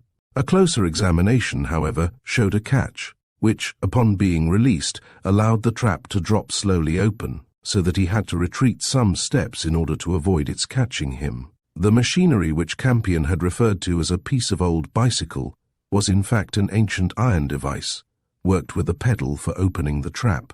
As soon as he had lifted this hatch, Abershaw hauled himself into the open space above it, which he knew must be the chest itself. The lid was down, and he waited for some moments, breathless, listening.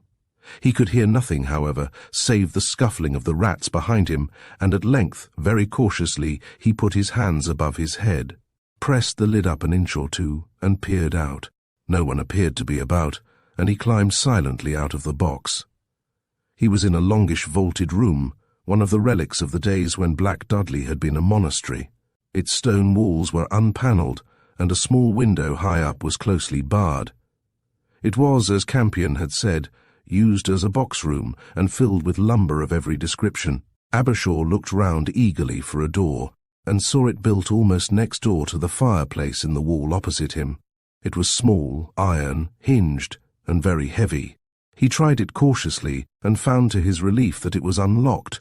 So Campion's escape had been discovered, he reflected, and went warily. He let himself out cautiously. He had no desire to be apprehended before he reached Dawlish himself. The door opened out onto a small stone landing, in which were two similar doors. A steep spiral staircase descended almost at his feet. He listened attentively, but there was no sound, and he decided that Dawlish's inquisition could not be taking place on that floor. He turned down the steps, therefore, treading softly and hugging the wall. Once round the first bend, he heard a sound which made him stiffen and catch his breath, the muffled murmur of voices somewhere quite close. He went on eagerly, his ears strained to catch the first recognizable word. The stairs ended abruptly in a small oak door, to the right of which a narrow passage led off into the darkness. Through the door he could hear clearly Dawlish's deep German voice raised menacingly. Abershaw took a deep breath, and pressing up the latch carefully pushed the door open. It swung silently on well-greased hinges, and he passed through it, expecting to find himself in the Colonel's bedroom. To his surprise, he came out into what appeared to be a large cupboard. The air in it was insufferably hot, and it dawned upon him that he was in one of those hiding places that are so often to be found in the sides of ancient fireplaces. Doubtless it was just such another cache that had swallowed up Campion when he disappeared off the hearthrug in the hall. Perhaps the mysterious passage behind him led directly down to that great sombre room. From where he stood, every sound in the room without was distinctly audible. Dawlish's voice, bellowing with anger, sounded suddenly quite near to where he stood. "Speak," it said. "What do you know? All of it, keep nothing back." And then, explosively, as if he had turned back to someone else in the room, "Stop her crying. Make her speak." There was a soft, short, unmistakable sound, and Meggie screamed. A blinding flash of red passed before Abershaw's eyes, and he hurled himself against the wooden panel nearest him. It gave way before him, and he shot out into the midst of Dawlish's inquiry like a hand grenade. Chapter 14. Abershaw gets his interview.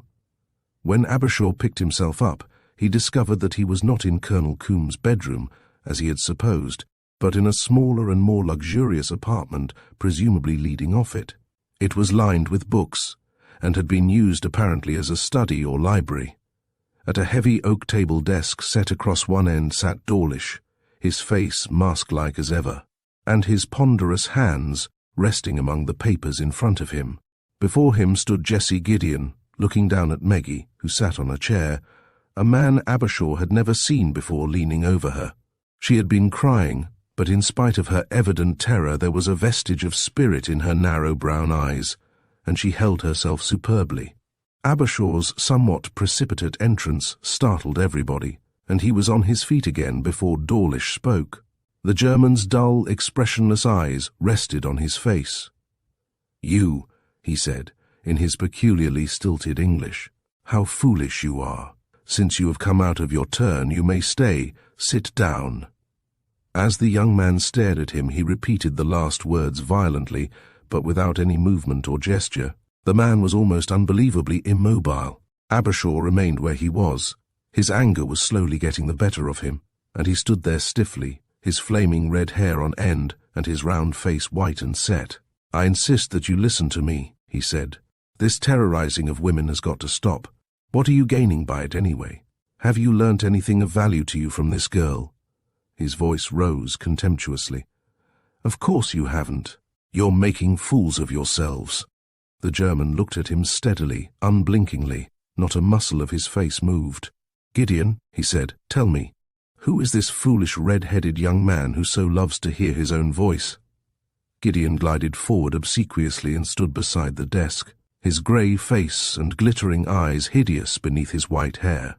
He used his hands as he talked, emphasizing his words with graceful, fluttering gestures.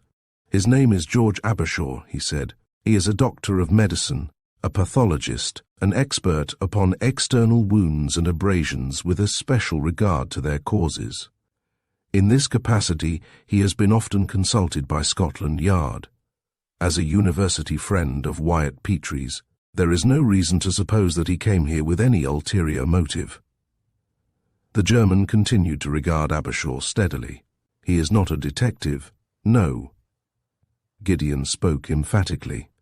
"That is obvious. English detectives are a race apart. They are evident at the first glance. No one who knew anything about the English police force could possibly suspect Dr. Abershaw of holding any rank in it." The German grunted.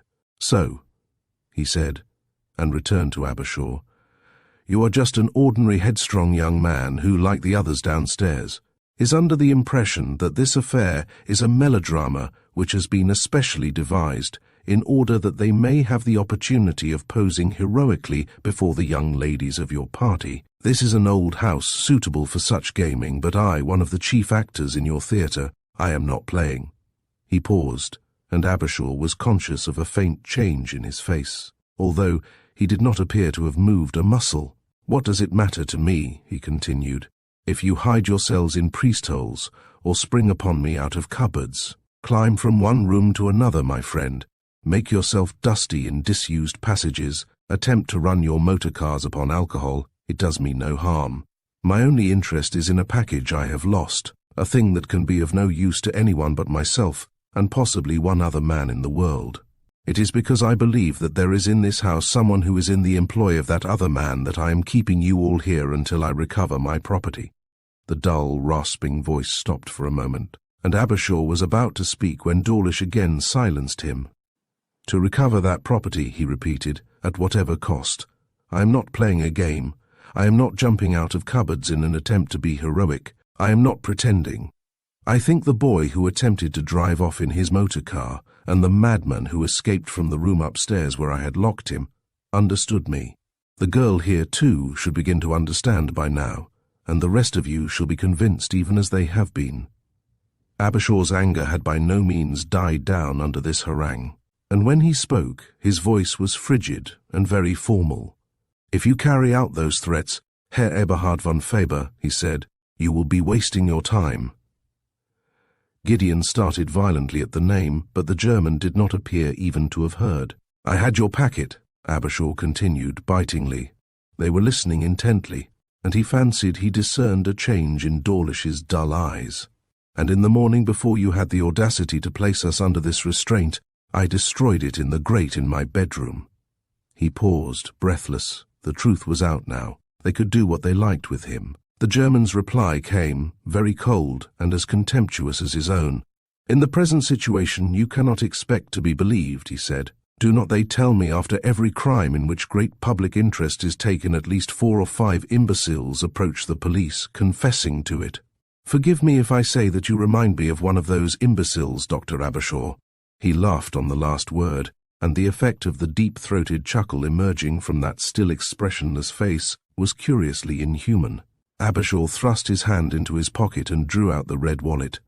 To his astonishment, neither Dawlish nor his 2 subordinates betrayed any sign of recognition, and with a feeling approaching dismay, he realized that this was not what they had visualized as the container of the thing they sought.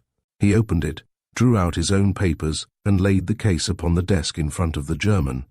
"The papers you were looking for were sewn inside the lining of this wallet," he said. "I ripped them out and destroyed them." There was silence for a moment after he had spoken, and Gideon leant forward and picked up the case in his pale, exquisitely tapering fingers. "It is too small," he pronounced at last, turning to the German. Dawlish spoke without taking his eyes off Abershaw. It was impossible to tell what he was thinking. "If you are not lying, young man with red hair," he said, "will you explain to me why you saw fit to destroy the papers that were concealed in that pocket case? Did you read them?" "They were in code," said Abershaw sullenly. Gideon shot a swift glance at him under his bushy eyebrows, and then turned to Dawlish. "Code," he said. Still the German did not look at him, but remained staring at Abershaw unblinkingly. "There may have been a code message in the wallet," he said, "and you may have destroyed it. But I do not think it is likely that it had anything to do with my business down here, unless—" For the first time during that conversation he turned to Gideon. "Coom," he said, and there was sullen ferocity in his tone, "he may have succeeded at last." Gideon started. "Double-crossed," he said, and his voice died away in a question. "We don't know." The German spoke fiercely. "I have no faith in this young fool's story. He's only concerned with the girl. Is Whitby back yet?" "No," said Gideon. "We can't expect him yet." "So," Dawlish nodded, "we must keep them till he comes. He may be able to recognize this case. Whose initials are these?" "Mine," said Abershaw. "You'll find that they are clipped on at the back. I put them on myself." Gideon smiled. "A very singular thing to do, Dr. Abershaw," he said. "And may I ask where you got this wallet?" Abershaw hesitated. For the moment he was in a quandary. If he told the truth, he could hardly help incriminating Campion, and in view of that young man's present condition, it was inhuman to betray him. "I found it," he said at last, realizing at once how lame the explanation must sound. Gideon shrugged his shoulders. "This man is wasting our time," he said. "No, it is Petrie you should examine, as I have told you all along. He's just the type they would choose. What shall we do with these 2? "Put them in the other room, not the one the young lunatic got out of," said Dawlish. "You came through the passage from the fireplace in the hall, I suppose," he added, turning heavily to Abershaw, who nodded. "We must wait for Whitby to see this case," he continued. "Then we will consider what is to be done." The stranger, who had been standing at Maggie's side, laid a hand on her shoulder. "Come," he said, jerking her to her feet. Abershaw turned on him furiously, only to find a revolver pressed against his ribs. They were heading towards the staircase behind the fireplace by which he had come.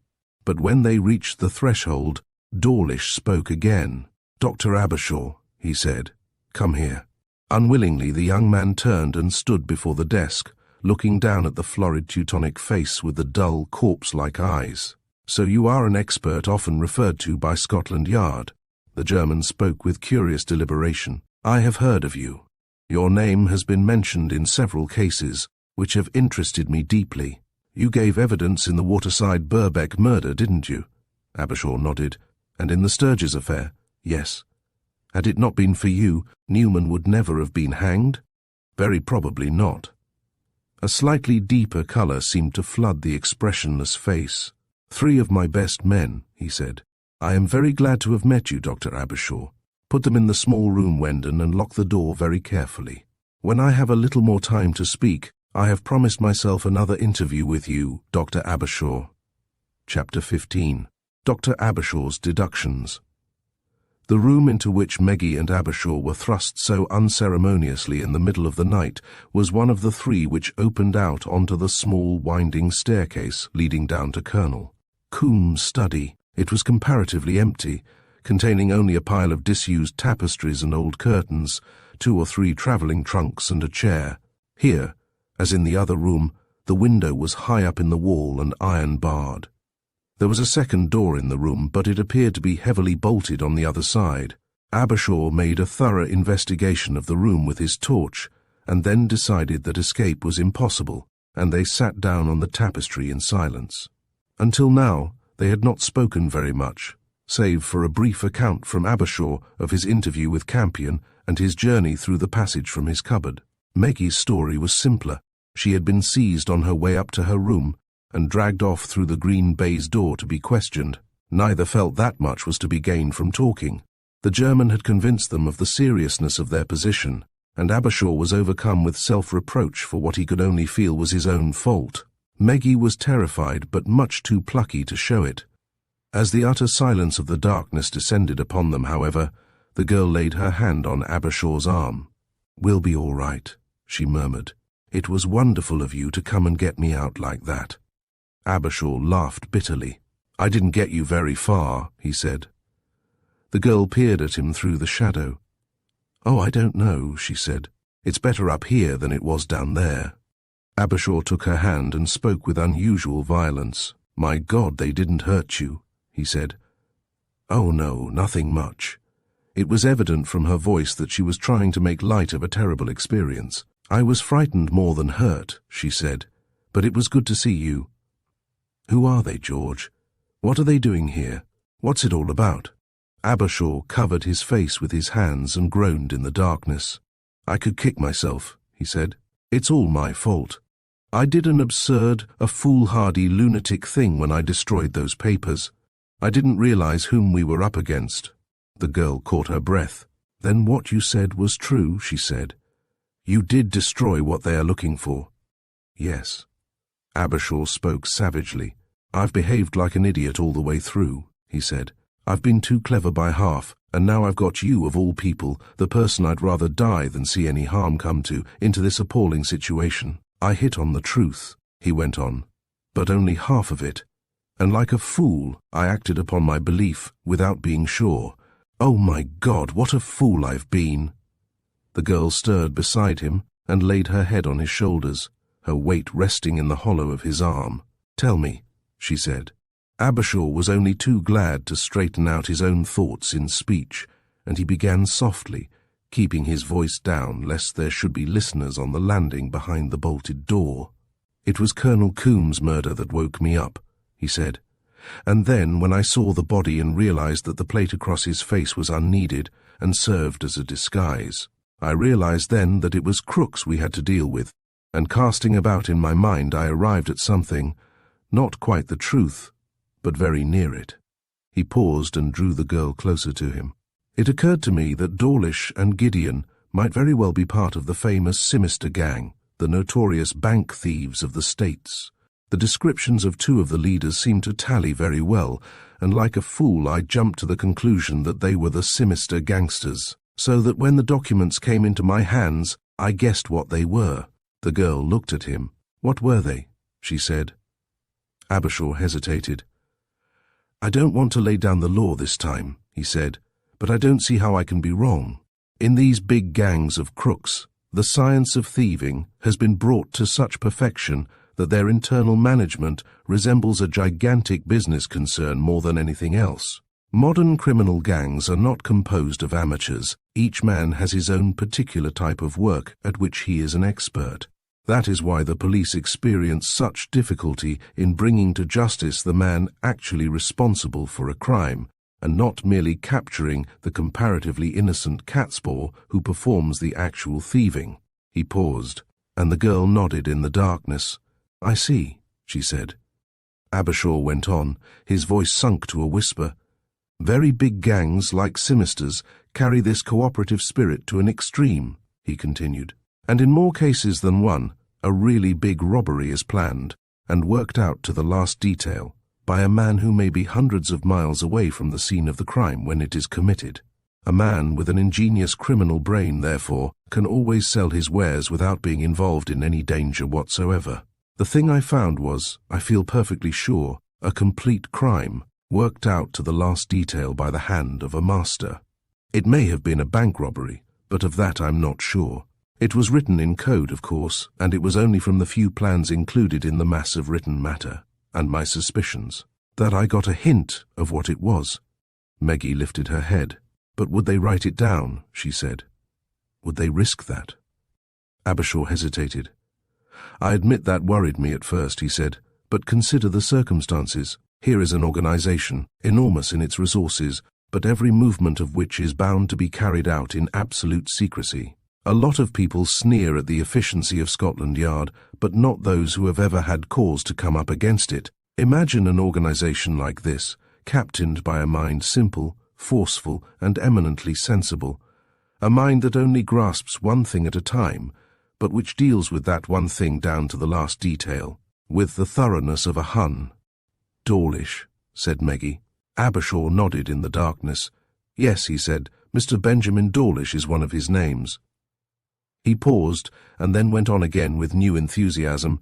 "Then imagine the brains of his gang," he continued. "The man with the mind of a genius, plus just that one crooked kink, which makes him a criminal instead of a diplomat. It is most important that this one man of all others shall evade the police." Meggie nestled closer to him. "Go on," she said. Abershaw continued, his voice hardly raised above a whisper, but intense and vehement in the quietness. "He must be kept away from the gang, then, at all costs," he said.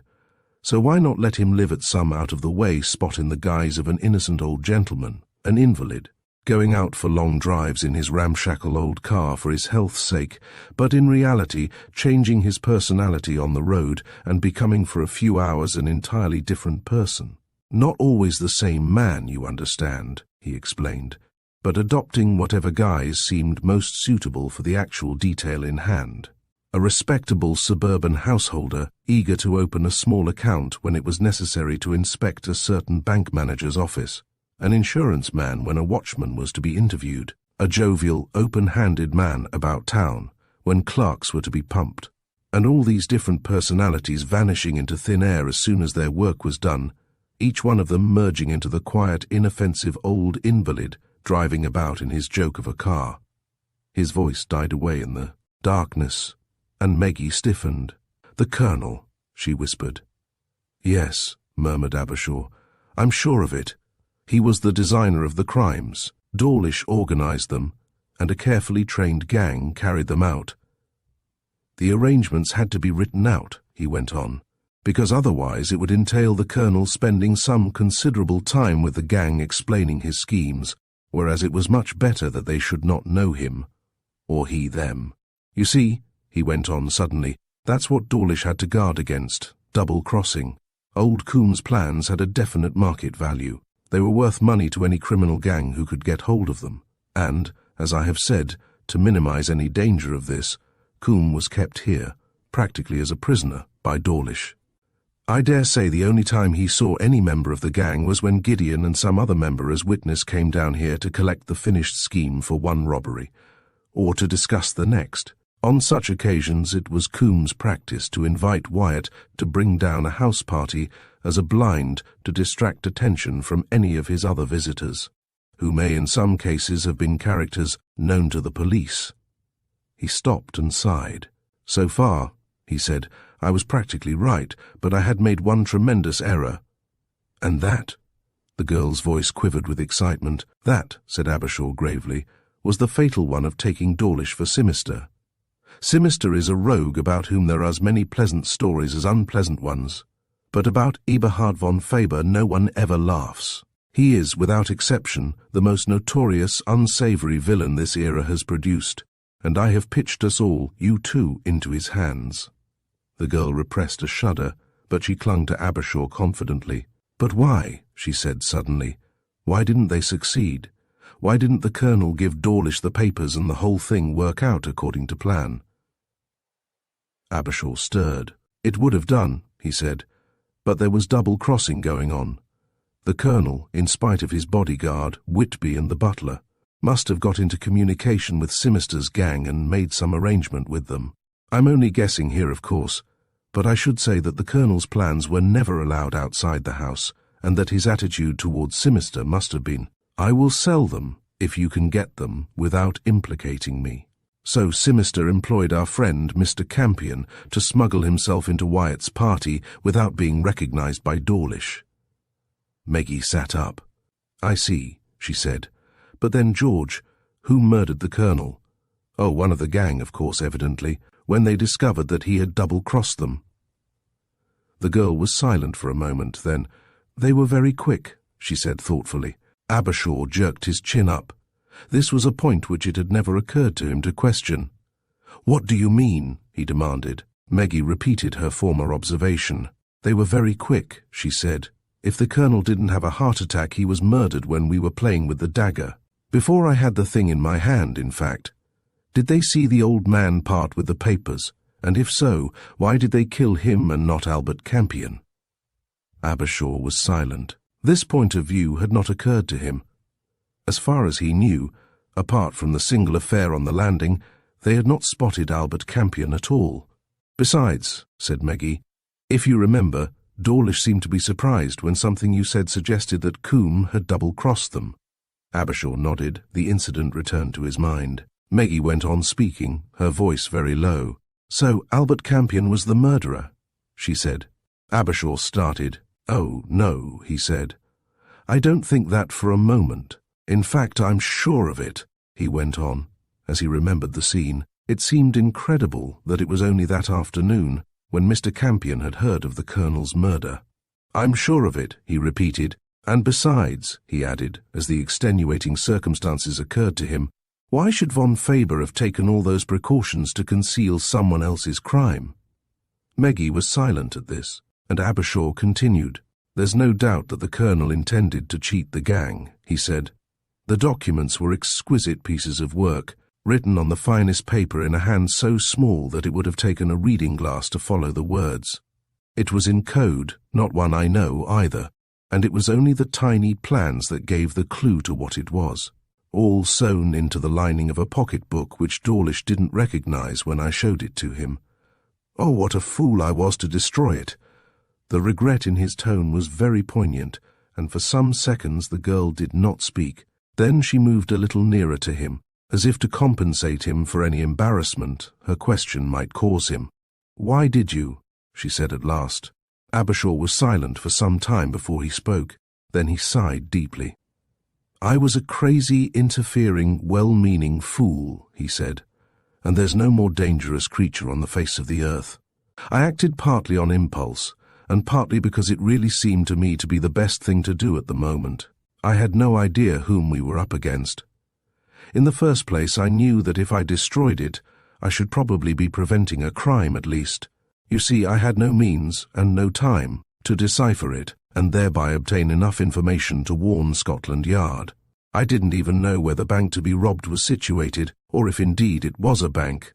I knew we were up against pretty stiff customers, for one man had already been murdered, presumably on account of the papers.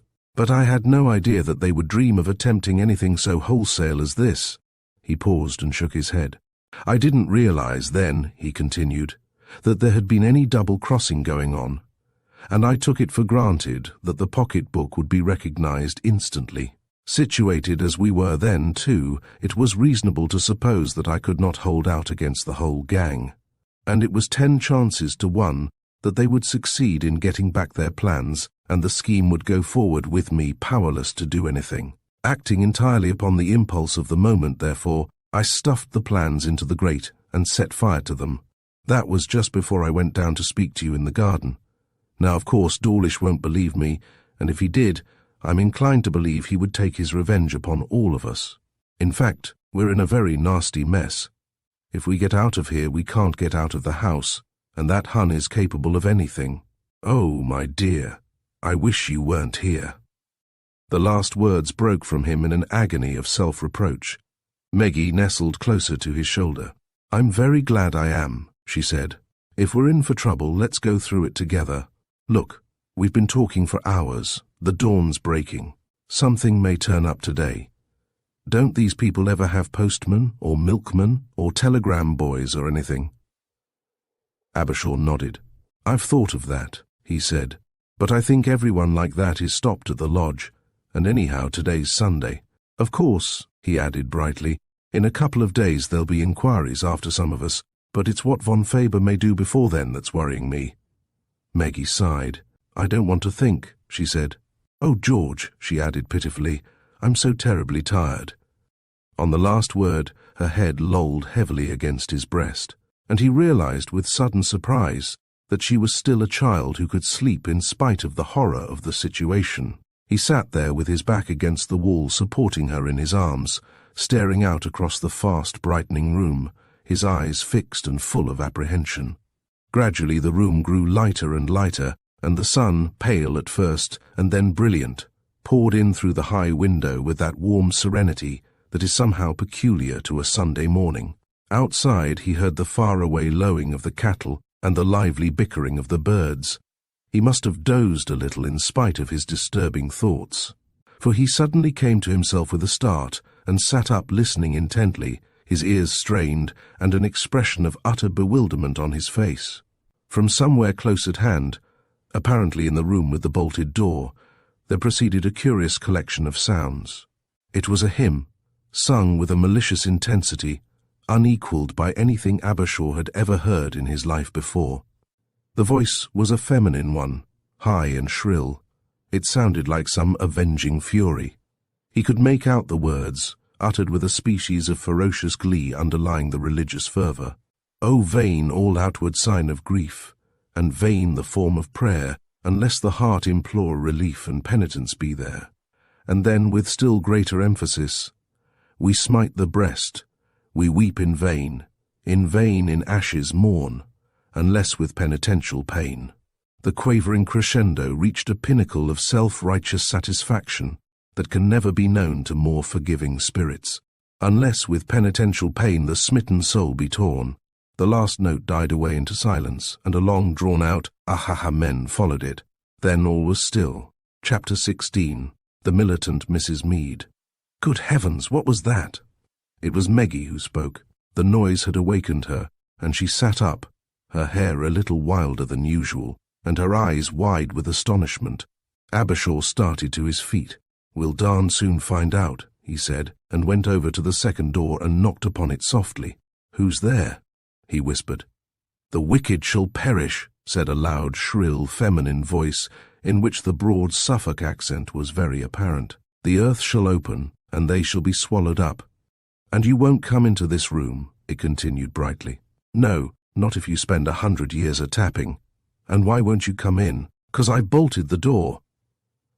There was demoniacal satisfaction in the last words, and Abershaw and Meggie exchanged glances. "It's a lunatic," whispered Abershaw.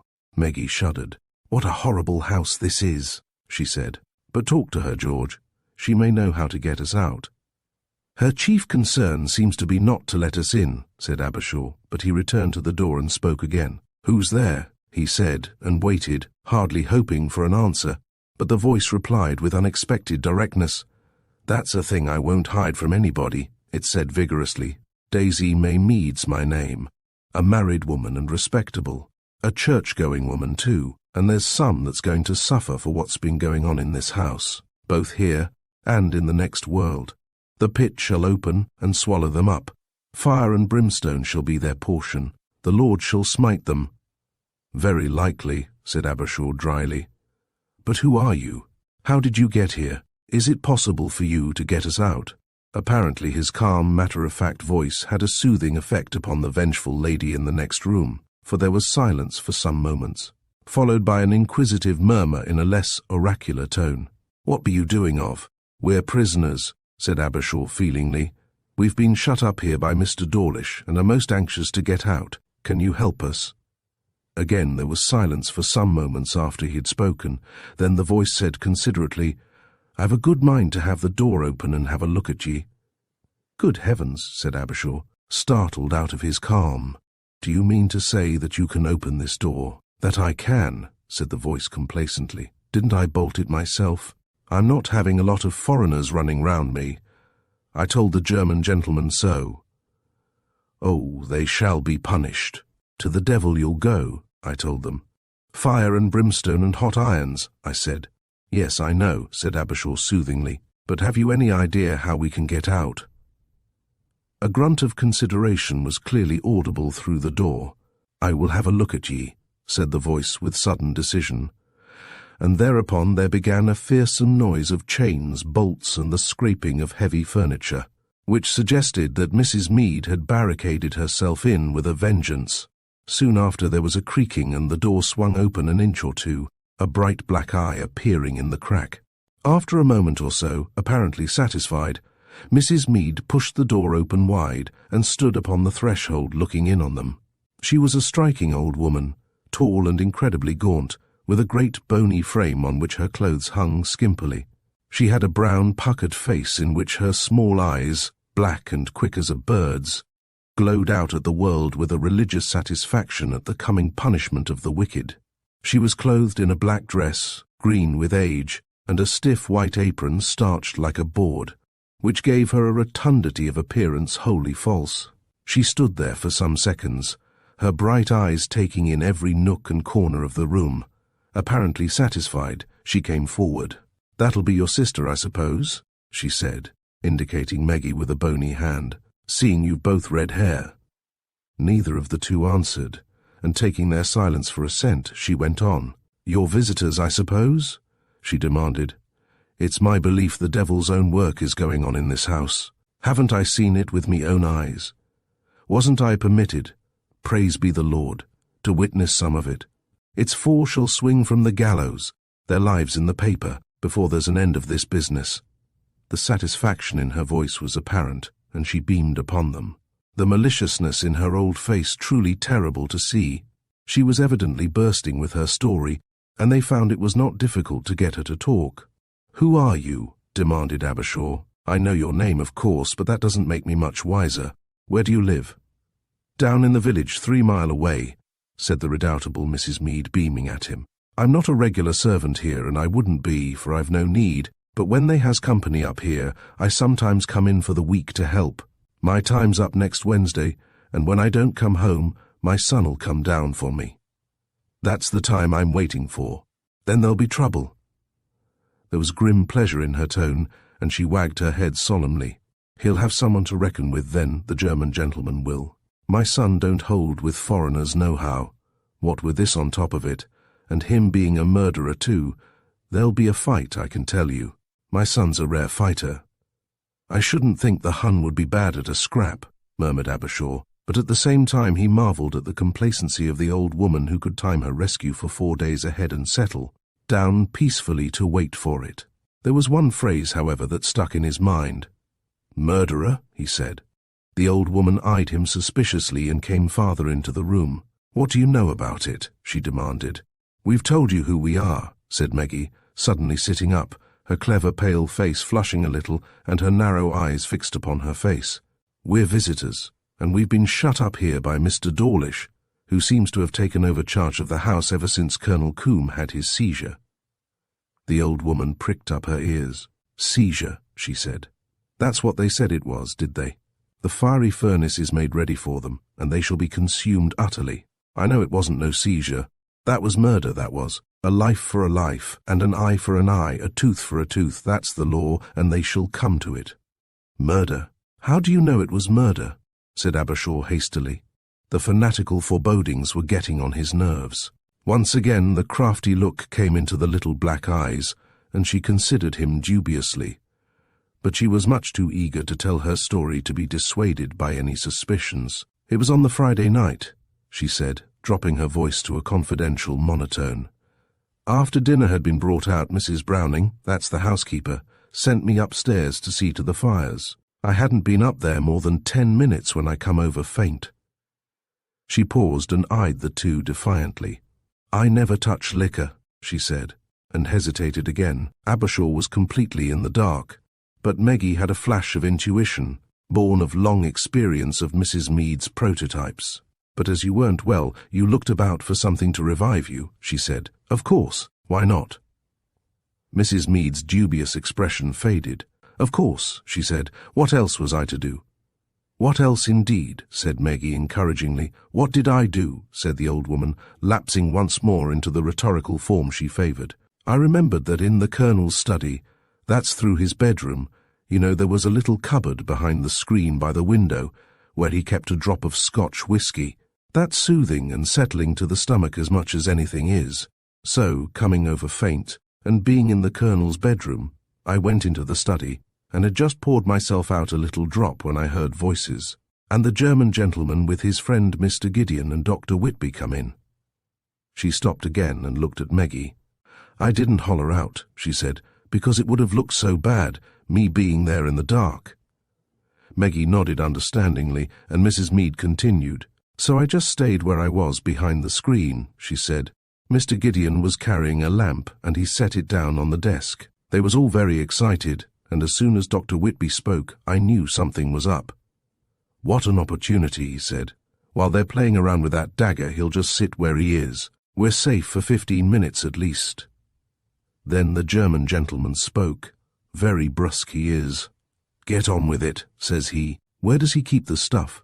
Mrs. Mead paused, and her little black eyes were eloquent.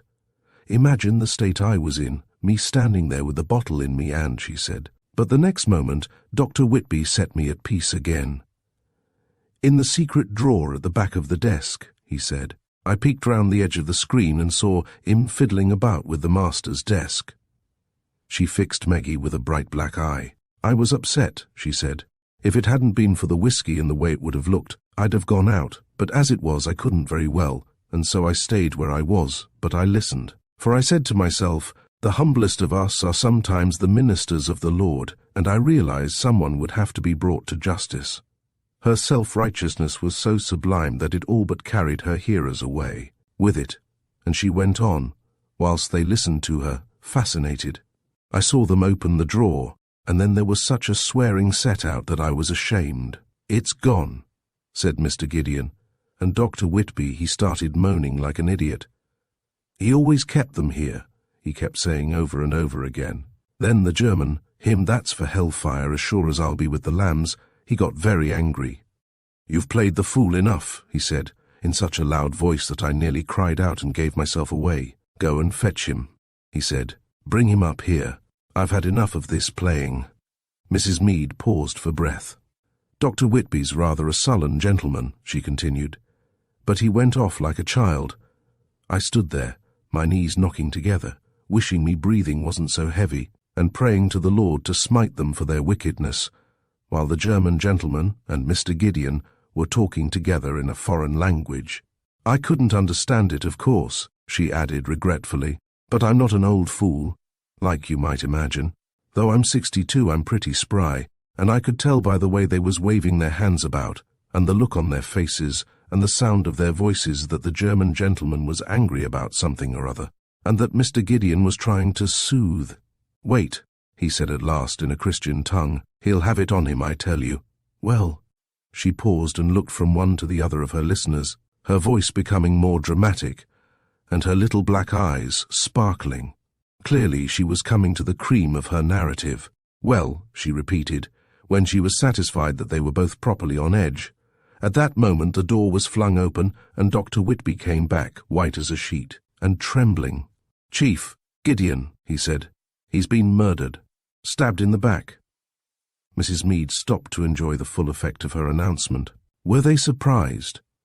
Abershaw spoke involuntarily. You be quiet and I'll tell 'ee, said Mrs. Mead with sudden sternness. They was struck silly, I can tell you. The German gentleman was the first to come to his senses. Who? He said. Mr. Gideon turned on him then. Sinisters, he says, as if asking a question. Meggie and Abershaw exchanged significant glances, while Mrs. Mead hurried on with her narrative, speaking with great gusto, acting the parts of the different speakers, and investing the whole gruesome story with an air of self-righteous satisfaction that made it even more terrible. The German gentleman wasn't pleased at that, she continued, but it was he who kept his head, as they say. And the papers, said he. Were they on him? No, says the doctor. Then, said the German gentleman, get him upstairs. No one must leave the house till we get back the papers. Don't let anyone know he's dead then, said Mr. Gideon. Say it's heart attack, anything you like. There's blood about, said Dr. Whitby. Bound to be. Then clear it up, says Mr. Gideon. I'll help you. We must hurry before the lights go up. On the last word her voice sank to a whisper, but the stagey horror with which she was trying to invest the story did not detract from the real gruesomeness of the tale. Rather, it added to it, making the scene down in the lamplit panelled room seem suddenly clear and very near to them. Meggie shuddered, and her voice was subdued and oddly breathless when she spoke. What happened then? Mrs. Mead drew herself up, and her little black eyes burned with the fire of righteousness. Then I could hold my tongue no longer, she said, and I spoke out. Whoso killeth any person, the murderer shall be put to death by the mouth of witnesses, I said, and stepped out from behind the screen. Abershaw's eyes widened as the scene rose up in his mind. The fanatical old woman, her harsh voice breaking in upon the three crooks in that first moment of their bewilderment. They were terrified, I suppose, he said. Mrs. Mead nodded, and an expression of grim satisfaction spread over her wrinkled old face. They, she said. Mr. Gideon went pale as a sheet, and shrank away from me like an actor on the stage. Dr. Whitby stood there stupid, like his eyes gone all fishy and his mouth hanging open. She shook her head. You could see there was guilt there, she said, if not indeed in the heart. The German gentleman was the only one to stay his natural colour. And then? Meggie hardly recognized her own voice, so toneless was it. Then he come up to me, the old woman continued, with a return of indignation in her voice. Slowly he come and put his great heavy face close to mine. You be off, said I, but that didn't stop him. How much have you heard? Said he.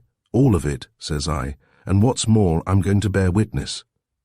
Mrs. Mead took a deep breath. That did it, she said.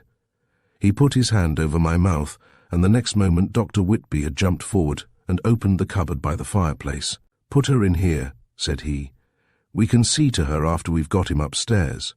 You struggled, of course, said Abershaw. It's extraordinary someone in the house didn't hear you.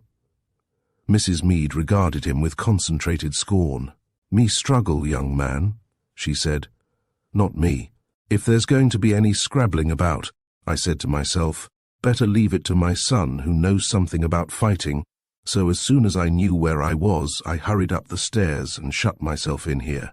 You can do what you like, I said to the German gentleman through the door, but I'm staying here until Wednesday if needs be, when my son'll come for me. Then there'll be summat to pay, I can tell you. She paused, her pale cheeks flushing with the fire of battle as she remembered the incident. He soon went away after that, she went on, wagging her head. He turned the key on me, but that didn't worry me. I had the bolts on my side. But you couldn't get out, interrupted Meggie, whose brain failed before this somewhat peculiar reasoning. Of course I couldn't get out, said Mrs. Mead vigorously. No more'n could he come in. As long as my tongue's in my head, some will swing for murder, and I'm quite willing to wait for my son on Wednesday. They won't get in to me to kill me, I reckon, she continued, with a flicker of pleasure in her eyes. And so when my son comes along, there'll be someone to help cast out the wicked. I ain't a-holding my tongue, not for nobody. And that's all you know then, said Meggie. All. Mrs. Mead's tone was eloquent. Some people find it's quite enough. Those three didn't actually do the murder, but there's someone in the house who did, and— She broke off sharply and glanced from one to the other. Why are you two looking at one another so? She demanded. But she got no reply to her question. Meggie and Abershaw were regarding each other fixedly. The same phrase in the old woman's remark had struck both of them, and to each it bore the same terrible significance. Those three didn't actually do the murder, but there's someone in the house who did. Dawlish, Gideon, Whitby were cleared of the actual crime in one word. The servants were all confined in their own quarters. Albert Campion insisted that he locked the door upon them. Who then could be responsible, Albert Campion himself or one of their own party? Neither spoke. The question was too terrifying to put into words. Chapter 17. In the evening. The disturbing discovery which Meggie and Abershaw had made in Mrs. Mead's story silenced them for some time. Until the old woman's extraordinary announcement 10 minutes before, the division between the sheep and the goats had been very sharply defined. But now the horrible charge of murder was brought into their own camp. On the face of it, either Albert Campion or one of the young people in the house party must be the guilty person. Of course, there was always the saving hope that in his haste Campion had locked one of the servants out, instead of confining them all to their quarters as he had intended. But even so, neither Abershaw nor the girl could blind themselves to the fact that in the light of present circumstances, the odds were against the murderer lying in that quarter. The entire staff of the house was employed by von Faber or his agents. That is to say that they were actually of the gang themselves. Coombe was an asset to them. It was not in their interests to kill him. And yet, on the other hand, if the gang had not committed the murder, they certainly covered up all traces of it. Mrs. Mead's story had deepened the mystery instead of destroying it. Meggie looked at Abershaw. "If we could only get out," she murmured. Abershaw nodded briskly. Conjectures and theories could wait until afterwards. The main business in hand at the moment was escape, if not out of the house, at least back to the others. He turned to the old woman. "I don't suppose there's any chance of getting out through there," he suggested, indicating the inner room in the doorway of which she still stood. She shook her head. "There's nobbut a fireplace and a door," she said, "and you'll not get through the door because I've bolted it and he's locked it. You can have a look at the fireplace if you like, but the chimney'll only land you up on the roof, even if you could get up it. Best wait till Wednesday till my son comes." Abershaw was inclined to enlighten her on the chances her son was likely to have against the armed Herr von Faber, but he desisted and contented himself by shaking his head. Meggie, ever practical, came forward with a new question. "But do you eat? Have you been starved all this time?" she said. Mrs. Mead looked properly aggrieved. "Oh, they bring me my victuals," she said, naturally. Apparently the event of her being starved out of her stronghold had not occurred to her. "Lizzie Tiddy brings me up a tray night and morning." Lizzie Tiddy. Abershaw looked up inquiringly. "Who's that?" A smile, derisive and unpleasant, spread over the wrinkled face. "She's a natural," she said, and laughed. "A natural? She's not right in her head. All them Tiddies are a bit crazed. Lizzie is the worst. Does she work here?" Maggie's face expressed her disapproval. Mrs. Mead's smile broadened into a grin, and her quick eyes rested on the girl. "That's right. No one else wouldn't ha' had her. She helps Mrs. Browning, the housekeeper, washes up and such like. And brings up the food." There was an eagerness in Abershaw's tone. An idiot country girl was not likely to offer much resistance if they made an attempt to escape as soon as she opened the door. Mrs. Mead nodded. "Ah, Lizzie brings up the tray," she said. "She sets it on the floor while she unlocks my door, then I pull the bolts back and open it ever such a little, and then I pull the tray in." It was such a simple procedure that Abershaw's spirits rose. "When does this happen?" he said. "What time of day?" "Half after 8 in the morning and half after 8 at night." He glanced at his watch. "She's due now, then, practically." Mrs. Mead glanced up at the window. "Shouldn't be at all surprised," she agreed. "Light looks about right. I'll go back to my own room then, if you don't mind. Best not to let anybody know that I've been having any truck with you." On the last word she turned her back on him, and after closing the door, connecting the two rooms, silently, they heard her softly pressing the bolts home. "What an extraordinary old woman," whispered Meggie. "Is she mad, do you think?" Abershaw shook his head. "No," he said. "I almost wish she were, but she's certainly not crazy, and I believe every word of her story is absolutely true. My dear girl, consider, she certainly hasn't the imagination to invent it." The girl nodded slowly. "That's true," she said, and added suddenly, "But George, you don't really believe that those dreadful men didn't kill Colonel Coombe?" Abershaw looked at her seriously. "I don't see why they should, do you?" he asked. "Think of it in the light of what we know." "Then that means that either Albert Campion or—" "Oh, George, it's horrible. Abershaw's face grew even more serious. "I know," he said, and was silent for a minute or so. "But that is not what is worrying me at the moment," he went on suddenly, as though banishing the thought from his mind. "I've got you into this appalling mess, and I've got to get you out of it, and that, unless I'm mistaken, is Lizzie Tiddy coming up the stairs now." The girl held her breath, and for a moment or two they stood silent, listening. There was certainly the sound of footsteps on the stone landing outside, and the uneasy rattle of crockery on an unsteady tray. Abershaw's hand closed round the girl's arm. "Now," he whispered, "keep behind me, and at your first opportunity nip out of here into the room immediately on your left and go straight for the chest I told you of. You can't miss it. It's in the corner and enormous. I'll follow you." The girl nodded, and at the same moment the key turned in the lock, and whatever hopes Abershaw had entertained vanished immediately. The door opened some 2 inches, and there appeared in the aperture the muzzle of a revolver. Abershaw groaned. He might have known, he told himself bitterly, that their captors were not absolute fools. The girl clung to him, and he could feel her heart beating against his arm. Gradually the door opened wider, and a face appeared above the gun. It was the stranger whom Dawlish had addressed as Wendon on the day before. He stood grinning in at them, the gun levelled directly at Meggie. "Any monkey tricks and the girl goes first," he said. "It's the governor's orders. He's reserving you, mate, for his own personal attention. That's one of the reasons why he's feeding you. Now then, my girl, push the tray under and hurry about it."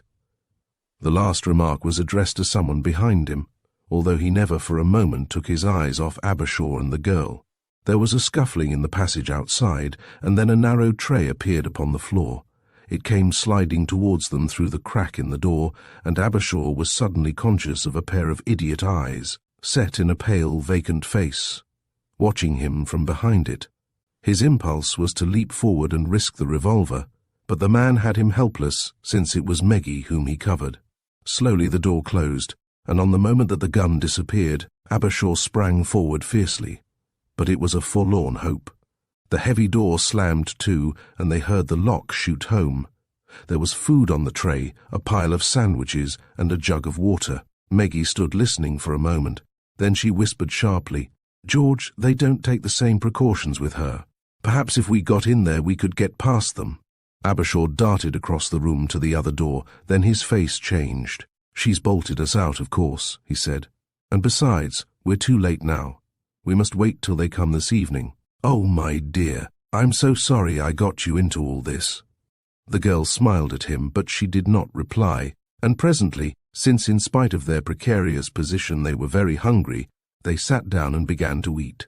And then the long weary day dragged on. Mrs. Meade did not seem to be inclined for further conversation, and they knew that sooner or later Dr. Whitby and the man who had driven him must return, and the red leather wallet be identified. What would happen then they could only conjecture, but since Dawlish was already prejudiced against Abershaw, he was not likely to be unmoved when he discovered the story of the burning of the papers to be true.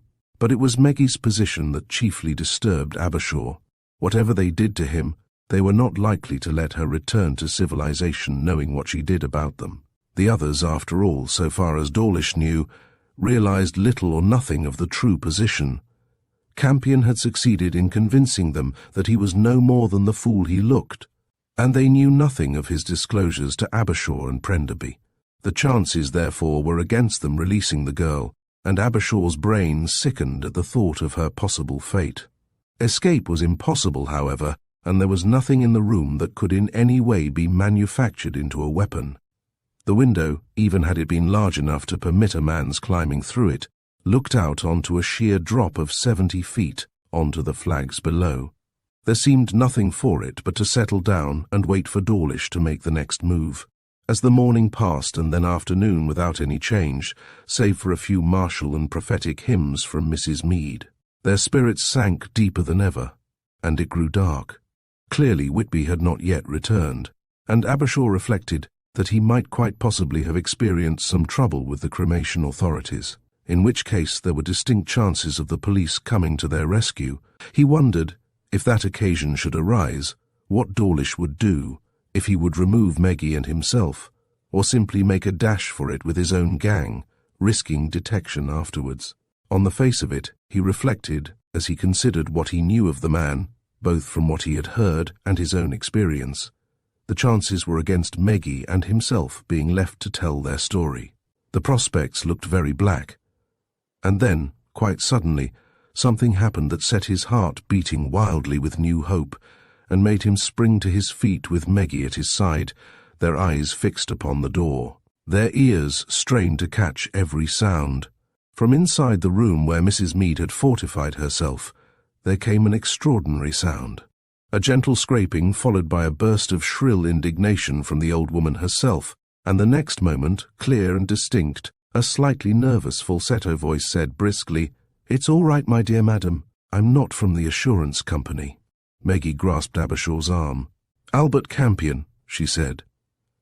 Abershaw nodded. The voice was unmistakable, and he moved over to the inner door and tapped upon it gently. "Campion," he called softly, "we're in here." "That's all right, old bird. I'm coming. You couldn't call the old lady off, could you?" Campion's voice sounded a little strained. "She seems to think I'm not the sort of person you ought to know. Can't you tell her that many a true heart beats beneath a ready-made suit?" "Mrs. Mead." Abershaw raised his voice a little. "Mr. Campion is a friend of ours. Could you let him in to us?" "You keep strange company," came the woman's strident voice from the other side of the door. "A man that creeps down a chimney upon a body isn't one that I'd put up with." Abershaw and Meggie exchanged glances. Apparently Mr. Campion had descended from the skies. Then the absurd voice came out to them again, raised a little in indignation. "But even if your son is coming, my dear old bird," he was saying, "there's really no reason why my friends and I should not meet before that happy moment. After all, I too have a mother." The exact significance of his last remark was not apparent, but it seemed to work like a charm upon the old woman, and with a few mumbled words she opened the door, and Albert Campion stood upon the threshold, beaming at them. "I don't think I'll come in," he said cheerfully.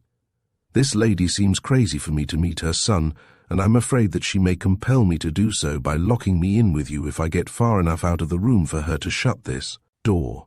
And as the laddie is not expected to call till Wednesday, I don't want him to get his diploma from me in person.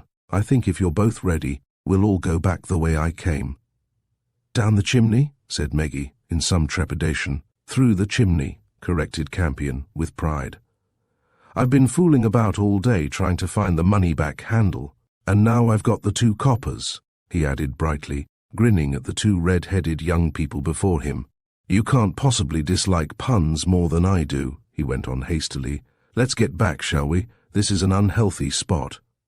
They followed him into the old woman's room. She stood glaring at them suspiciously with her little bright eyes. "Where are you going?" she demanded. "I don't know as how I ought to let ye go." "Aren't you coming with us?" said Meggie quickly. "Surely you want to get away from those dreadful men at once. You'll be much safer with us." "What? And miss seeing my son beat 'em up?" said Mrs. Mead contemptuously. "Not me, miss. Besides," she added sharply, "I don't know as I'm not safer with the German gentleman than I am with a natural." She pointed to Campion suggestively. "Lizzie Tiddy's not the only half-wit in this house." "Chimney climbing," her remark reminded them, as they turned to where an old stone fireplace, wide and primitive, stood on one side of the small room. It seemed at first utterly impracticable as a means of exit, but Campion led them over to it with a certain pride. "Look," he said, "it's so simple when you think of it. The same chimney serves for both this room and the room behind it, which is no other, ladies and gentlemen, than the one which Mr. Campion performed his now famous disappearing trick in. Admission 4pence, roll up in your hundreds. In fact," he went on more seriously, "virtually speaking, both rooms have the same fireplace separated only by this little wall arrangement, quite low, you see, to divide the 2 grates, and topped by a thin sheet of iron to separate the flames." He paused and surveyed them owlishly through his horn-rimmed spectacles. "I discovered, all by myself and with no grown-up aid, that this natty device was removable.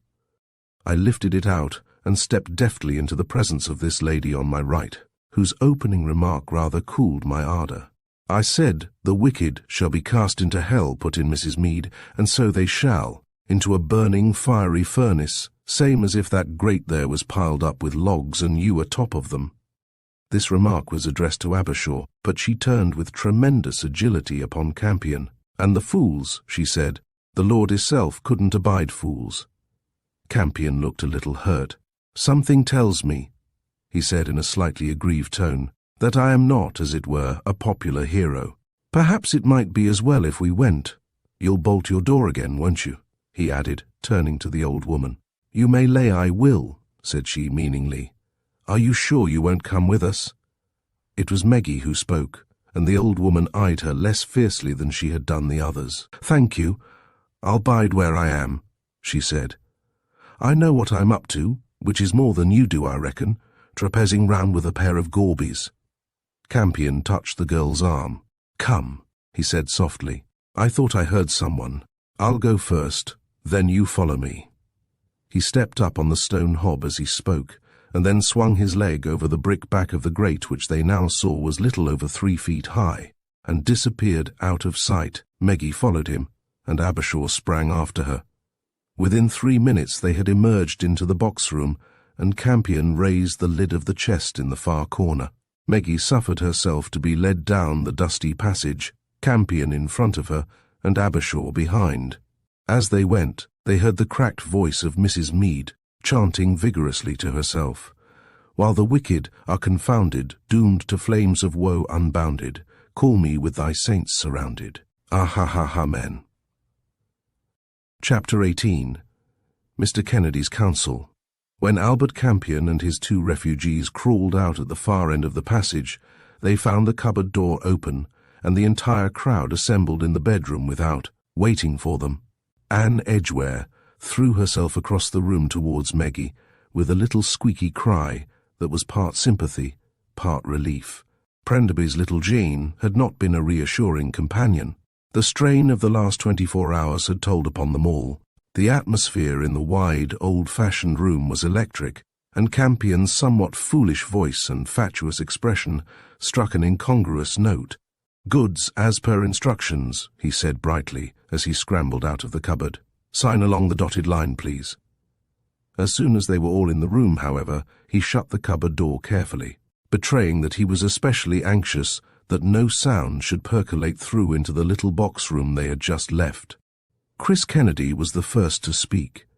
He was a little flushed, and there was an air of suppressed excitement about him that showed that his wounded arm no longer damped his spirits. Now we're all here, he said. We can get right down to this thing and work out a scheme to get us out of here, and those customers what they deserve. I'm for a fight. Here, I say. Hold on a minute, my son, drawled Martin Watt. Let's all start fair. What have you 2 lost souls been up to, first of all? He went on, turning to Meggie and Abershaw. How did our little Albert get hold of you? No bickering, I hope? No, all done by kindness, said Mr. Campion cheerfully. There was only one dragon in my path, a female of the species and full of good words, most of them new to me, he added thoughtfully. The portion of Abershaw's story which the little doctor felt inclined to tell did not take very long. The others also had had their adventures. Martin Watt seemed to have instituted himself spokesman, and as soon as the other had finished he began. We've had sport too in our own way. Old Daxon Dawlish has had us up one at a time, you know, heard our catechism and our family history, searched our pockets and let us go again. He has also locked us all up in the central big hall and had another go at our rooms. Old Prenderby tried to square a servant and got the business end of a gun in his tummy by way of retort.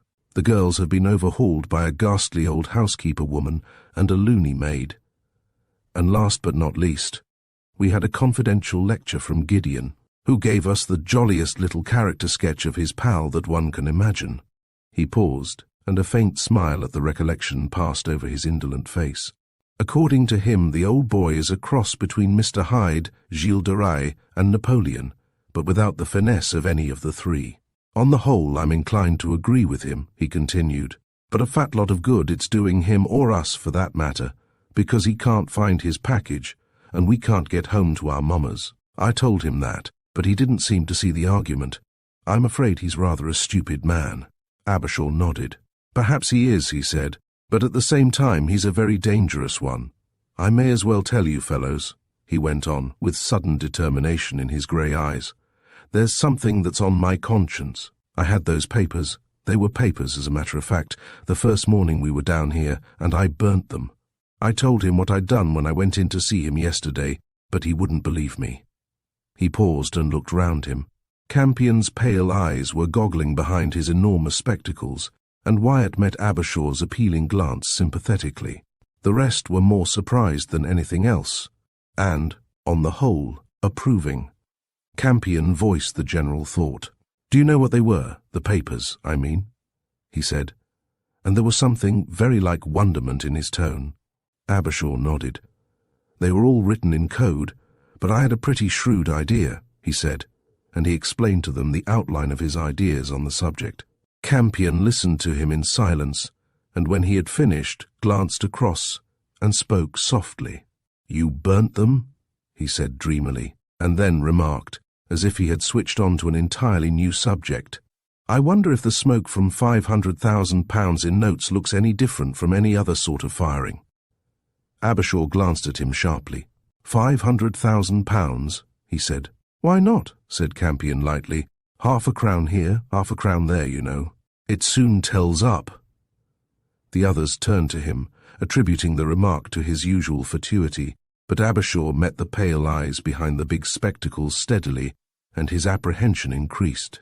It was not likely that Mr. Campion would be far out in his estimation, since he knew so much about the affair. £500,000.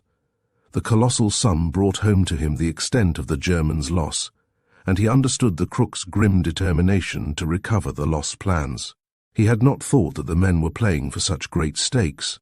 In a flash he saw the situation as it really was, and his next words were sharp and imperative. "It's more important than I can say that we should get out of here," he said. "In fact, we've got to get out of here at once. Of course, I know it's been the idea all along, but now it's imperative. At any moment now Whitby may return, and Dawlish will be convinced that I told him the truth yesterday, and then heaven only knows what he will do. Our one hope is to get out before Whitby comes back. There's only one way, I've been saying it all along." It was Chris Kennedy who spoke. He was seated on the end of the bed, his knees crossed, and his young face alert and eager. "We shall have to make a straight fight for it," he said. "It's our only hope. No one trying to sneak out on his own to inform the local bobby would have an earthly. I've thought of that. They'd spot us, and we know they don't mind shooting." "There's a suit of armour in the hall," suggested Campion suddenly. "I'll put it on and toddle forth into the night if you like. They could pot at me as much as they pleased. How about that?" Abershaw glanced at him sharply, but there was no trace of a sneer on the pleasant, vacuous face, and he looked abashed when Kennedy spoke a little brutally. "Sorry," he said, without looking round. "We haven't got time for that sort of stuff now. We're in a devilish unpleasant situation, and we've got to get the girls and ourselves out of it. I tell you, a straight fight is the only thing for it. Look here, I've got it all taped. We've got our first chance coming in a moment. We've had dinner every night so far, so I expect we can reasonably suppose that we'll get it again tonight. Two fellows wait on us then. They're both armed, we know, and judging from the way they treated Michael, they know how to use their guns all right." "Why, they're not very tricky, are they?" said Mr. Campion, a faint expression of surprise appearing in his face. "I understood you just pressed the trigger and pop, off it went." Chris Kennedy granted him one withering look and went on with his scheme. "There's only one way to handle these customers, therefore," he said. "The first thing is to overpower those two and get their guns. 6 of us ought to be able to do that. Then the 2 best shots had better take those revolvers and scout round for the others. The important thing is, of course, that the first bit of work is done in absolute silence. I believe that once we get those 2 guns we can lay 'em all by the heels. We shall be prepared. We shall be organized. They won't. What do you say?" There was a moment or two of silence. Martin Watt was the first to speak. "Well, I'm for it," he said. "So am I," said Wyatt quietly.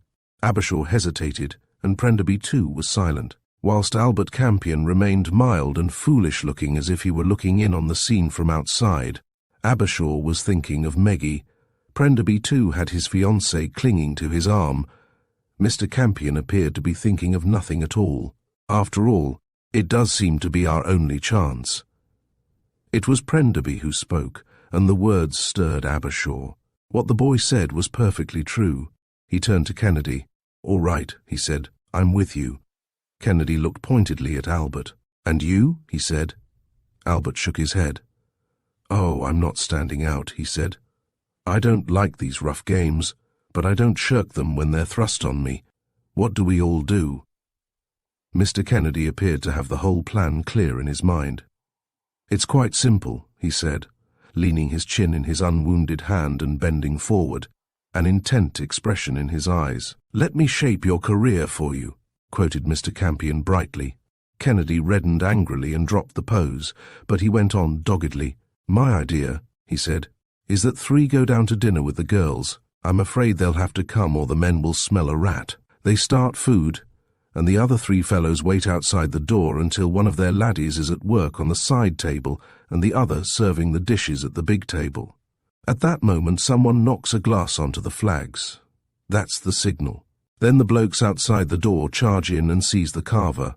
One of them gets his arm, another stuffs a hanky in his mouth, and the third stands by to slog him over the head if necessary. Hang it, we can't go wrong like that. The only thing is, they mustn't suspect us. We've got to take them by surprise. It's the simplest thing going as long as we don't make a row." "Yes," said Mr. Campion, standing up with sudden solemnity. "A very clever idea. But what we have to ask ourselves is it quite fair? 3 men onto 1. Come, we must remember that we are British and all that. Perhaps we could each tie a hand behind our backs, or shall I offer them single combat instead?" Chris Kennedy rose to his feet, and walking across to Mr. Campion spoke quietly but vigorously. Mr. Campion blushed. "I didn't think you'd take it like that. You will have it your own way, of course. I shan't say anything." "You'd better not," said Kennedy, and walked back to his seat. "Abershaw, you, Michael, and Mr. Campion had better go down with the girls, and Wyatt, Martin, and I will wait for the signal of the broken glass." "Who's going to do that?" "It had better be a girl. Miss Oliphant, will you do it?" Meggie nodded. "As soon as one man is at the carving table and the other serving us," she said. Kennedy smiled at her. "That's it," he said. "Now is that clear?" He went on, glancing around him, his eyes dancing with excitement. "Abershaw, you get the bloke's arms, Prenderby. You're responsible for gagging the sportsman." "Yes," said Campion, who was apparently gibbering with excitement. "And what can I do?"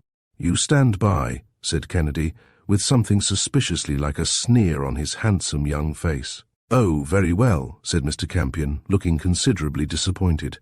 "I'll stand ready to dot the fellow with a bottle if necessary."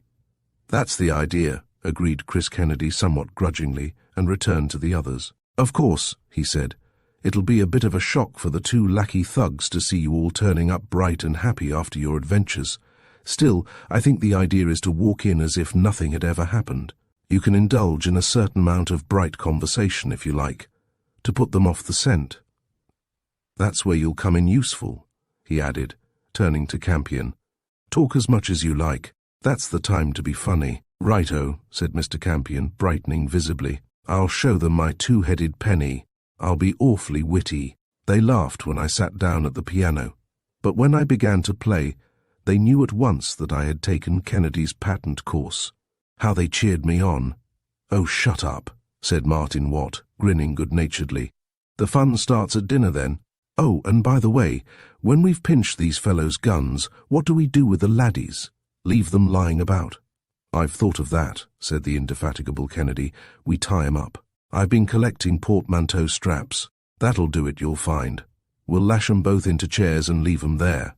"Yes," said Martin. "And next? When we've fixed up all that, what happens next?" "Then somebody takes charge of the girls," said Kennedy. "They lock themselves in some safe room, Miss Oliphant's bedroom just at the head of the stairs, for instance. Then the rest of us form into 2 parties with a revolver each and storm the servants' quarters, where, with a certain amount of luck, we shall get another gun or 2. Then we can let out at some of these lads who amble round keeping an eye on us after dinner. We'll tie 'em up and raid old Dawlish's quarters."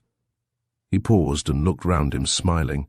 As soon as we've got everyone accounted for, we get the girls and sheer out of the house in a body. How's that?" "Sounds lovely," said Mr. Campion, adding after a pause. "So simple. It'll be rather awkward if someone makes a noise, though, won't it? I mean, you might have the entire gang down on you at the 1 gun per 3 men stage." Kennedy snapped at him. He was thoroughly tired of Mr. Campion's helpful suggestions. "There just hasn't got to be any noise," he said. "That's the point. And by the way, I think you're the man to stay with the girls." There was no mistaking his inference, but to Abershaw's surprise, Mr. Campion seemed to jump at the idea. "Righto," he said. "I shall be delighted." Chris Kennedy's answering remark was cut short. Rather fortunately, Abershaw felt by a single, and in the circumstances, highly dramatic sound, the deep booming of the dinner gong. Chapter 19. Mr. Campion's Conjuring Trick. The 6 young people went down to the big dining hall with a certain amount of trepidation. Jean clung to Prenderby, the other 2 girls stuck together, and Abershaw was able to have a word or two with Mr. Campion. "You don't like the idea?" he murmured. The other shrugged his shoulders. "It's the risk, my old bird," he said softly. "Our pugilistic friend doesn't realize that we're not up against a gang of racecourse thugs. I tried to point it out to him, but I'm afraid he just thought I was trying to be funny. People without humor always have curious ideas on that subject. However it may come off, it'll be the last thing he'll expect us to do anyway, and if you really have burnt that paper, it's the best thing we could do." "I suppose you think I'm a fool," said Abershaw, a little defiantly. Campion grinned. "On the contrary, young sir, I think you're a humorist. A trifle unconscious, perhaps, but none the worse for that." Their conversation ended abruptly, for they had reached the foot of the staircase and were approaching the dining room. The door stood open, and they went in to find the table set for all 9 of them, and the 2 men who had acted as footmen during the weekend awaiting their coming. They sat down at the table. "The others won't be a moment, but we'll start, please," said Campion, and the meal began. For some minutes it seemed as if the funereal atmosphere which surrounded the whole house was going to damp any attempt at bright conversation that anyone might feel disposed to make. But Mr. Campion sailed nobly into the breach. Abershaw was inclined to wonder at him until he realized with a little shock that, considering the man's profession, the art of talking rubbish in any circumstances might be one of his chief stock in trades. At the moment he was speaking of food. His high voice worked up to a pitch of enthusiasm, and his pale eyes widened behind his horn-rimmed spectacles. "It all depends what you mean by eating," he was saying. "I don't believe in stuffing myself, you know, but I'm not one of those people who are against food altogether. I knew a woman once who didn't believe in food, thought it was bad for the figure, so she gave it up altogether. Horrible results, of course. She got so thin that no one noticed her around. Husband got used to being alone, estrangement, divorce. Oh, I believe in food. I say, have you seen my new trick with a napkin and a salt cellar? Rather natty, don't you think?" He covered a salt cellar with his napkin as he spoke, made several passes over it, a solemn expression on his face, and then, whisking the napery away, disclosed nothing but shining oak beneath. His mind still on Mr. Campion's profession, Abershaw was conscious of a certain feeling of apprehension. The salt cellar was antique, probably worth a considerable sum. Mr. Campion's trick was not yet over, however. A few more passes, and the salt cellar was discovered issuing from the waistcoat of the manservant who happened to be attending to him at the time. "There," he said, "a pretty little piece of work, isn't it? All done by astrology. For my next I shall require 2 assistants, any live fish, 4 aspidistras, and 1 small packet of gold flake." As he uttered the last words, he turned sharply to beam around the table, and his elbow caught Maggie's glass and sent it crashing to the floor. A little breathless silence would have followed the smash, had not he bounded up from his chair immediately and bent down ostensibly to gather up the fragments, jabbering the whole time. "What an idiot! What an idiot! Have I splashed your dress, Miss Oliphant? All over the floor. What a mess, what a mess! Come here, my man. Here, bring a dustpan and broom with you." He was making such a fuss and such a noise that no one had noticed the door open and the somewhat self-conscious entry of Chris Kennedy's little band. No one, that is, save Campion, who from his place of vantage halfway under the table had an excellent view of the feat. At the moment when Martin Watt leapt forward at the man by the carving table, Campion threw his arms round the other manservant's legs just below the knees, and jerked him back onto the flags with an almost professional neatness. Within 2 seconds he was seated astride the man's chest, his knees driven into the fleshy part of his arms, whilst he stuffed a handkerchief into his mouth. Abershaw and Prenderby hurried to his assistance, and between them they strapped the man into a chair, where he sat glaring at them, speechless and impotent. Kennedy's party, though less neat, had been quite as successful, and Chris himself, flushed with excitement, now stood with his man's loaded revolver in his hand. "Have you got his gun?" he said, in a voice which sounded hoarse even to himself, as he indicated Campion's captive. "No," said Abershaw, and began his search. 2 minutes later he looked up, disappointed. "He hasn't one," he said at last, and even the man himself seemed surprised. Kennedy swore softly, and handed the gun which he held to Martin. "You'd better have it," he said. "I'm hopeless with my right arm gone. Now then, Campion, will you go upstairs with the girls? Abershaw, you'd better go with them. As soon as you've seen them safely locked in the room, come back to us. We're making for the servants' quarters." They obeyed in silence, and Abershaw led Campion and the 3 girls quietly out of the room, across the hall, and up the wide staircase. On the first landing they paused abruptly. 2 figures were looming towards them through the dimness ahead. It was Jessie Gideon and the heavy, red-faced man whom Abershaw had encountered outside Dawlish's door in his search for Meggie. They would have passed in silence had not Gideon spoken suspiciously in his smooth, silken voice. "Dinner is over early?" he said, fixing his narrow, glittering eyes on Meggie. She replied coldly that it was, and made as if to pass on up the stairs, but Gideon evidently intended to prolong the conversation, for he glided in front of her so that he and the surly ruffian beside him barred her progress up the stairs from the step above the one on which she was standing. "You are all so eager," Gideon continued softly, "that it almost looks like an expedition to me. Or perhaps it is one of your charming games of hide-and-seek which you play so adroitly," he added, and the sneer on his unpleasant face was very obvious.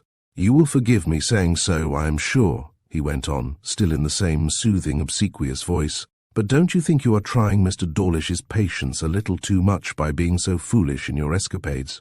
If you are wise, you will take my advice and keep very quiet until it pleases him to release you." He spoke banteringly, but there was no mistaking the warning behind his words, and it was with some eagerness that Abershaw took Meggie's arm and piloted her between the 2 men.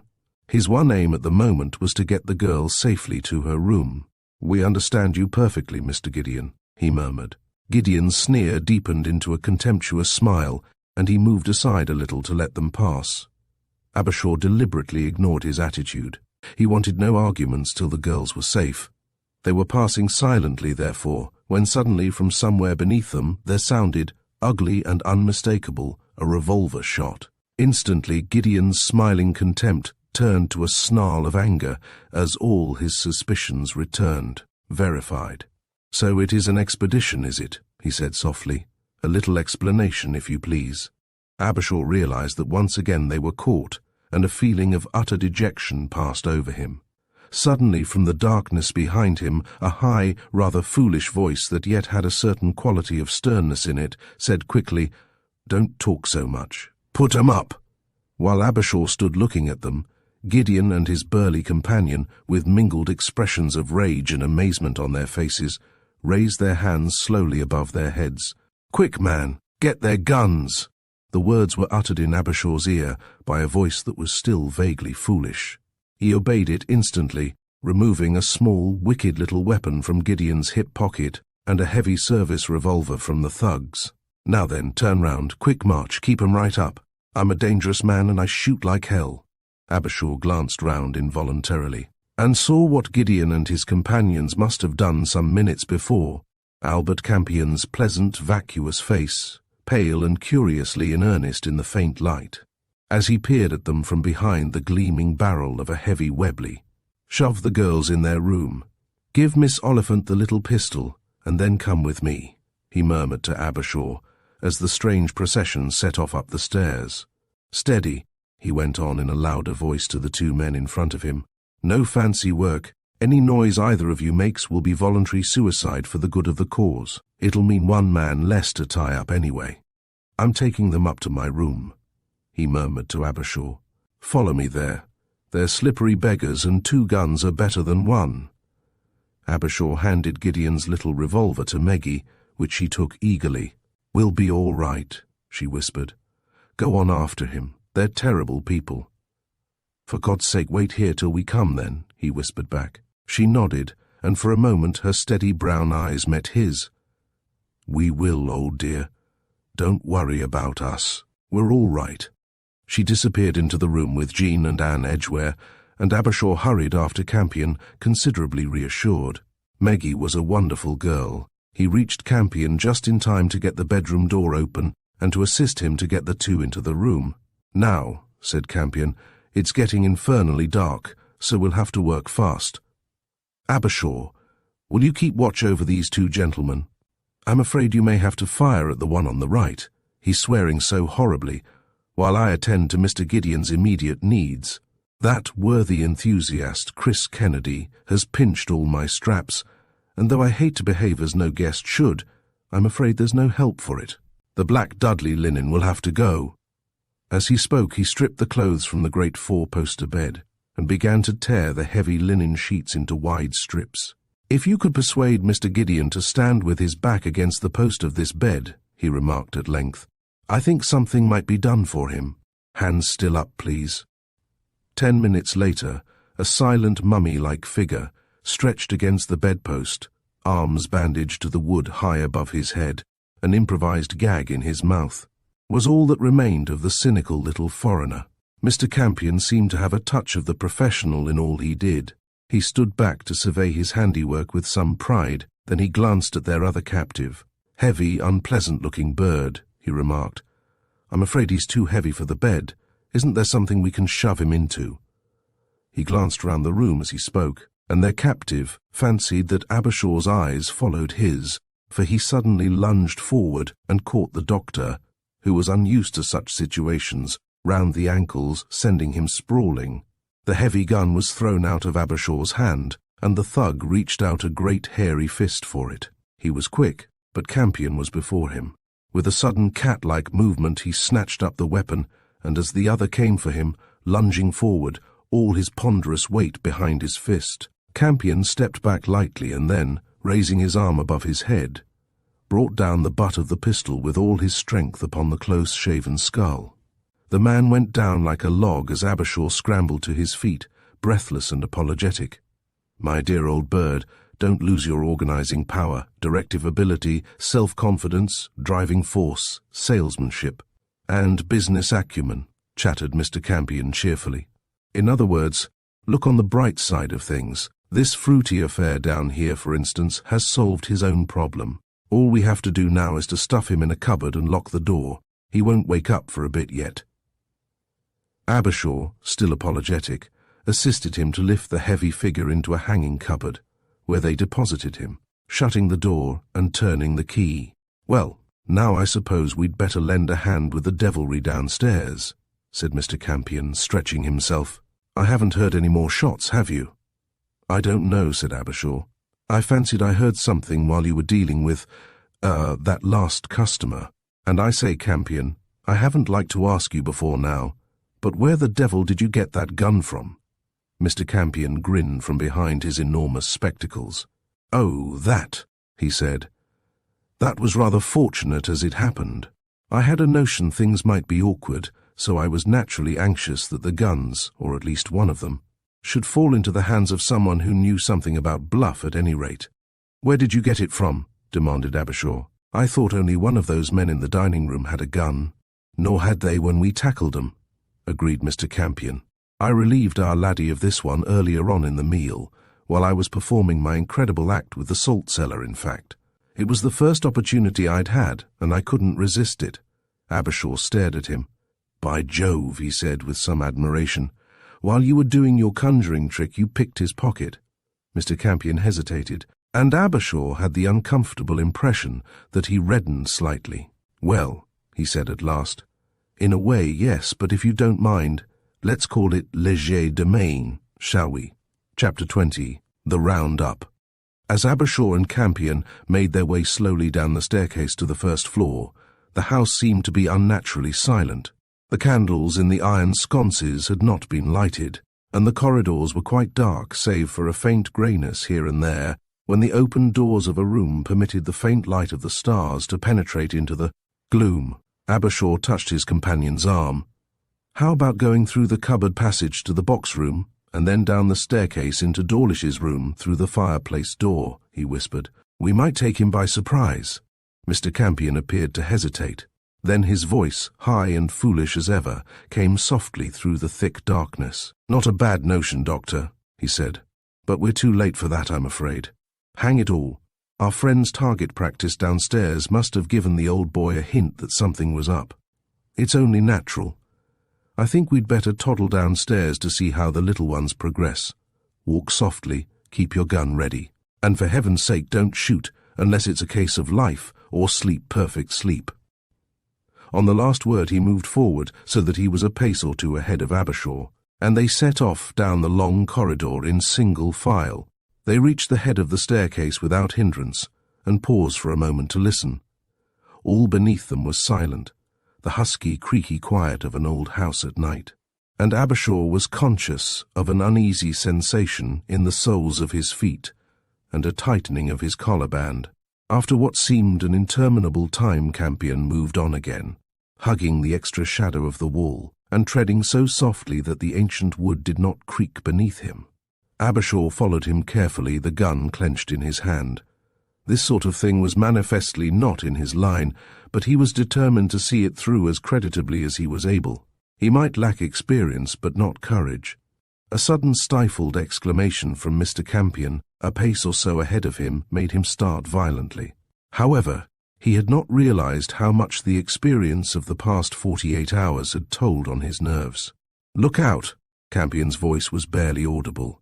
"Here's a casualty." He dropped silently as he spoke, and the next moment a little pinprick of light from a minute electric torch fell upon the upturned face of the body upon the stairs. Abershaw felt the blood rise and surge in his ears as he looked down and recognized Chris Kennedy, very pale from a gash over his right temple. "Dotted over the beam with a familiar blunt instrument," murmured Campion sadly. He was so impetuous. Boys will be boys, of course, but well. "Is he dead?" Abershaw could not see the extent of the damage, and he hardly recognized his own voice. It was so strained and horror-stricken. "Dead?" Mr. Campion seemed to be surprised. "Oh dear me, no, he's only out of action for a bit.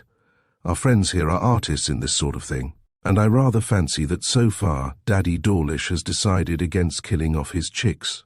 Of course," he went on softly, "what his attitude will be now that we've taken up the offensive deliberately I don't like to suggest. On the whole, I think our present policy of complete caution is to be maintained.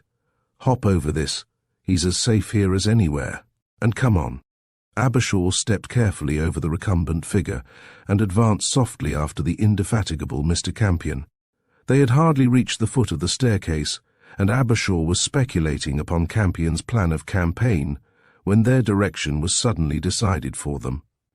From the vicinity of the servants' quarters far below them on their left, there came a sudden crash which echoed dully over the entire house, followed by a volley of shots and a hoarse scream as of a man in pain or terror. Albert Campion paused abruptly. "That's done it," he said. "Now we've got to lick 'em. Come on, Doc." On the last word he darted forward, Abershaw at his heels. The door in the recess under the stairs was shut but unlocked, and on opening it they found themselves in a narrow stone corridor with a second door at the far end. The noise was increasing. It sounded to Abershaw as if a pitched battle were taking place somewhere near at hand. The second door disclosed a great stone kitchen lit by 2 swinging oil lamps. At first Abershaw thought it was deserted, but a smothered sound from the far end of the room arrested him, and he turned to see a heavy, dark-eyed woman and an hysterical, weak-faced girl, gagged and bound to wooden kitchen chairs in the darkest corner of the room. These must be Mrs. Browning and Lizzie Tiddy. The thought flitted through his mind, and was forgotten, for Mr. Campion was already at the second door, a heavy iron-studded structure behind which pandemonium seemed to have broken loose. Mr. Campion lifted the iron latch and then sprang aside as the door shot open to meet him, precipitating the man who had been cowering against it headlong into the room. It was Whodunit, the man who had visited Meggie and Abershaw in their prison room early that morning. He struggled to his feet and sprang at the first person he caught sight of, which unfortunately for him was Campion himself. His object was a gun, but Mr. Campion, who seemed to have a peculiar aversion to putting a revolver to its right use, extricated himself from the man's hold with an agility and strength altogether surprising in one of such a languid appearance, and, to use his own words, dotted the fellow. It was a scientific tap, well placed and of just adequate force. Whodunit's eyes rolled up, he swayed forward and crashed. Abershaw and Campion darted over him into the doorway. The scene that confronted them was an extraordinary one. They were on the threshold of a great vaulted scullery or brewhouse, in which the only light came from a single wall lamp and a blazing fire in the sunken hearth. What furniture there had been in the room, a rickety table and some benches, was smashed to firewood and lay in splinters all over the stone floor. There were 7 men in the room. Abershaw recognized the 2 he had last seen bound and gagged in the dining hall. 2 others were strangers to him, and the remaining 3 were of his own party. Even in the first moment of amazement, he wondered what had happened to their guns. The 2 prisoners of the dining room had been relieved of theirs, he knew, but then Martin Watt should be armed. Whodunit, too, had had a revolver that morning, and the other 2, quick-footed cockneys with narrow, suspicious eyes, should both have had weapons, surely. Besides, there were the shots he had just heard. There was evidence of gunfire also. Michael Prenderby lay doubled up on a long, flat stone sink which ran the whole length of the place some 3 feet from the floor. Martin Watt, every trace of his former languidness vanished, was fighting like a maniac with one of the erstwhile prisoners in the shadow at the extreme end of the room. But it was Wyatt who was the central figure in the drama. He stood balanced on the edge of the sink in front of Michael. The flickering firelight played on the lines of his lank figure, making him seem unnaturally tall. His longish hair was shaken back from his forehead, and his clothes were blood-stained and wildly dishevelled, but it was his face that most commanded attention. The intellectual, clever, and slightly cynical scholar had vanished utterly, and in its place there had appeared a warrior of the Middle Ages, a man who had thrown his whole soul into a fight with fanatical fury. In his 2 hands he wielded a wooden pole tipped at the end with a heavy iron scoop, such as are still used in many places to draw water up out of wells. It was clearly the first thing that had come to his hand, but in his present mood it made him the most formidable of weapons. He was lashing out with it with an extraordinary fury, keeping the 3 men at bay as if they had been yelping dogs. And as an extra flicker from the fire lit up his face afresh, it seemed to Abershaw that it was transformed. He looked more like the avenging angel than a scholar with a well scoop. Campion whipped out his gun, and his quiet high voice sounded clearly through the noise. Now then, put 'em up," he said distinctly. "There's been enough fun here for this evening. Put 'em up. I'm firing," he added quietly. And at the same moment a bullet flashed past the head of the man nearest Wyatt and struck the stone wall behind him. The effect was instantaneous. The noise ceased, and slowly the 4 members of Dawlish's gang raised their hands above their heads. Gradually Wyatt's uplifted weapon sank to the ground, and he dropped down off the sink and collapsed, his head between his knees, his arms hanging limply by his sides. Martin Watt came reeling into the circle of light by the fire, somewhat battered and dishevelled, but otherwise unhurt. "Thank God you've come," he said breathlessly and grinned. "I thought our number was up." Mr. Campion herded his captives into a straight line along one wall. "Now if you fellows will hold them up," he said pleasantly, "I will repeat my celebrated rope trick. For this performance I shall employ nothing less than actual rope, which I see is already waiting for me." As he spoke, he was unfastening the hank of clothesline which hung ready for use near the fire. He handed Martin his gun, while Abershaw, more alert this time, held up their captives. As he corded up the 4, Martin Watt, still breathless, recounted briefly the events which had led up to the scene they had just witnessed. "We got into the kitchen first," he said. "There didn't seem to be a soul about except the women. They started to scream the place down, though, so we tied 'em up. It wasn't till we'd done that we realized that Chris wasn't with us. We guessed he'd met trouble, so we started to go back. We hadn't got halfway across the room, though, before the door burst open and a man came in." He paused and took a deep breath. "I told him to put up his hands or I'd fire at him," he went on jerkily, "but he didn't.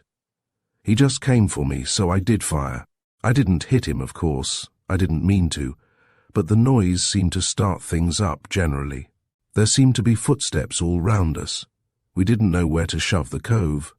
The door into here seemed handy, and we'd just got him inside when these four charged in on us from the kitchen passage. Michael had got the first fellow's gun by that time.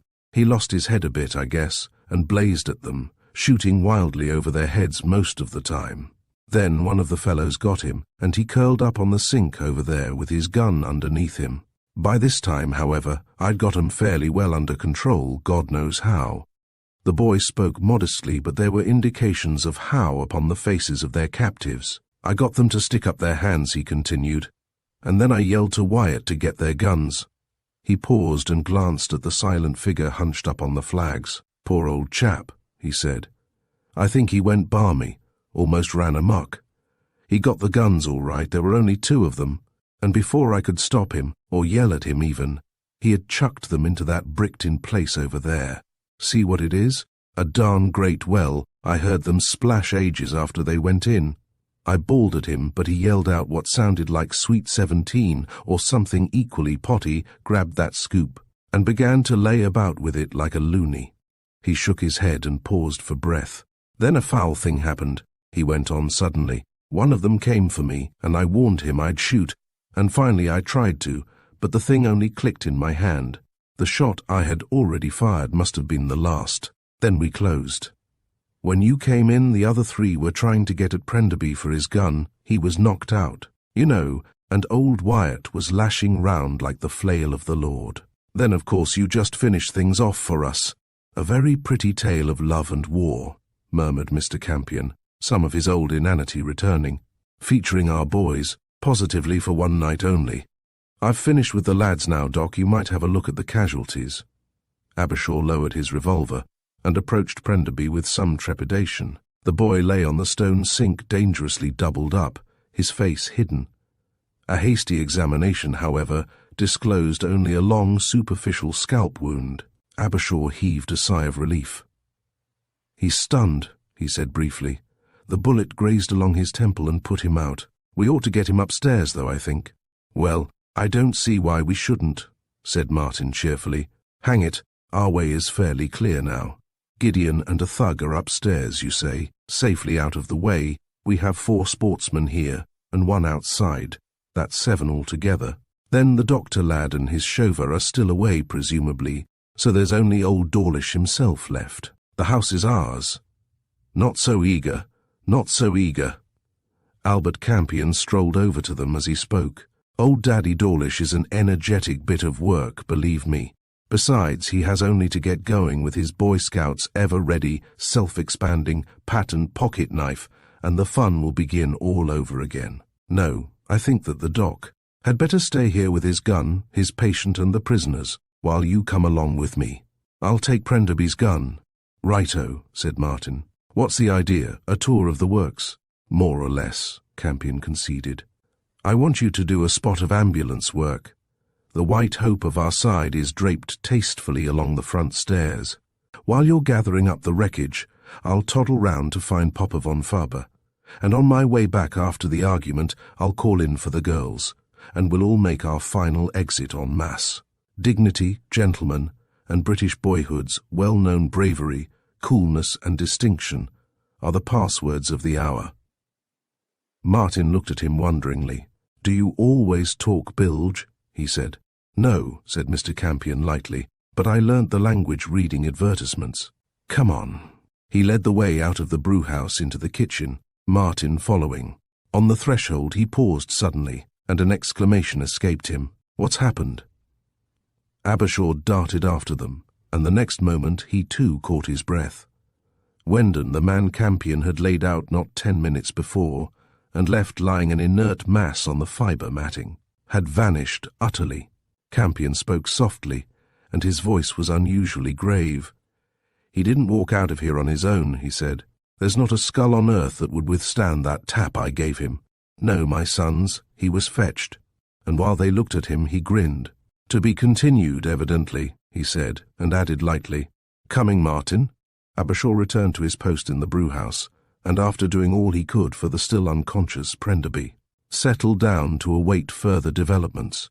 He had given up reflecting upon the strangeness of the circumstances which had brought him, a sober, respectable London man, into such an extraordinary position, and now sat staring ahead, his eyes fixed on the grey stone wall in front of him. Wyatt remained where he had collapsed. The others had not addressed him, realizing in some vague subconscious way that he would rather that they left him alone. Abershaw had forgotten him entirely, so that when he raised himself suddenly and staggered to his feet, the little red-haired doctor was considerably startled. Wyatt's face was unnaturally pale, and his dark eyes had become lacklustre and without expression. "I'm sorry," he said quietly. "I had a brainstorm, I think. I must get old Harcourt Geeves to overhaul me if we ever get back to London again." "If we ever get back," the words started out of Abershaw's mouth. "My dear fellow, don't be absurd. We're bound to get back some time or other."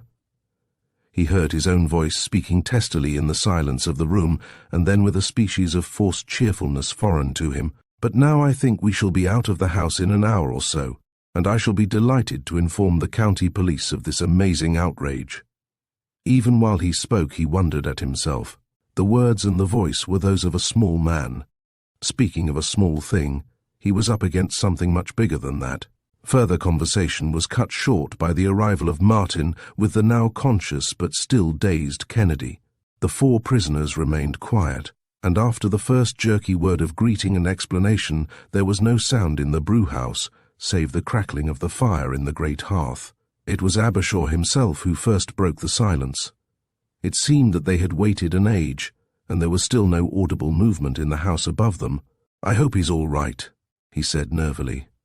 Martin Watt looked up. "An extraordinary chap," he said slowly. "What is he?" Abershaw hesitated. The more he thought about Mr. Albert Campion's profession, the more confused in mind he became. It was not easy to reconcile what he knew of the man with his ideas on conmen, and that type of shady character in general. There was even a possibility, of course, that Campion was a murderer, but the farther away his interview with Mrs. Meade became, the more ridiculous and absurd that supposition seemed. He did not answer Martin's question, and the boy went on lazily, almost as if he were speaking to himself. "The fellow strikes one as a congenital idiot," he said. "Even now I'm not sure that he's not one. Yet if it hadn't been for him, we'd all be in a nasty mess at the present moment. It isn't that he suddenly stops fooling and becomes serious, though," he went on. "He's fooling the whole time, all right. He is a fool, in fact." "He's an amazing man," said Abershaw, adding as though in duty bound, "and a good fellow."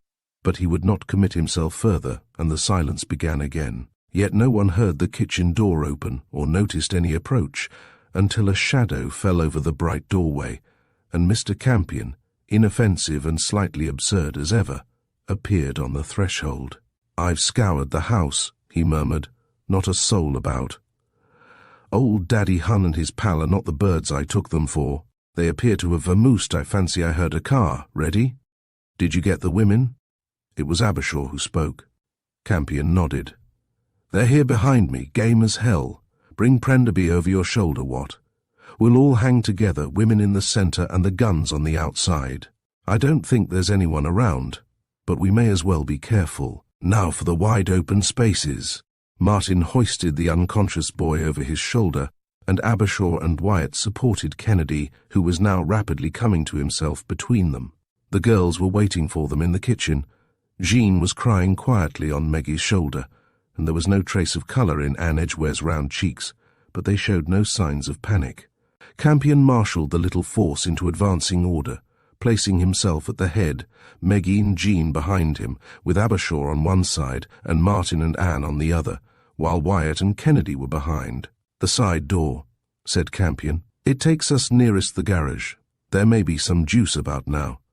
If not, we must toddle, of course. The tour will now proceed, visiting the Albert Memorial, Ciro's, and the Royal Ophthalmic Hospital. As he spoke, he led them down the stone passageway, out of the door under the stairs, and down the corridor to the side door, through which Abershaw had gone to visit the garage on the fateful night of the dagger ritual. Now, he said, as with extraordinarily silent fingers he manoeuvred the ponderous bars and locks on the great door. This is where the orchestra begins to play soft music and the circle shuffles for its hats, as we fall into one another's arms. That's done it. On the last word the hinges creaked faintly as the heavy door swung inwards. The night was pitch dark but warm and pleasant, and they went out eagerly on the gravel, each conscious of an unspeakable relief as the realization of freedom came to them. My God! The words were uttered in a sob as Campion started forward. At the same moment the others caught a shadowy glimpse of the radiator of a great car not 2 yards ahead of them. Then they were enveloped in the glare of enormous headlights, which completely blinded them. They stood dazed and helpless for an instant, caught mercilessly and held by the glare. A quiet German voice spoke out of the brightness, cold and inexplicably horrible in its tonelessness. I have covered the girl with red hair with my revolver. My assistant has the woman on the left as his aim. If there is any movement from anybody other than those I shall command, we shall both fire. Put your hands over your heads, everybody. So, Chapter 21. The point of view of Benjamin Dawlish. It was all over very quickly. There was no way of telling if the cold, merciless voice behind the blinding lights was speaking truth or no, but in the circumstances it was impossible not to regard it. The little party stood there, hands raised above their heads.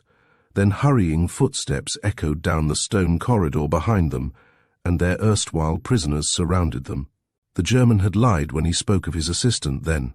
The man must have slipped into the house by the other door and released the men in the brewhouse. You will now go up to a room on the top floor to which my men will lead you. Anyone who makes the least attempt to escape will be shot instantly.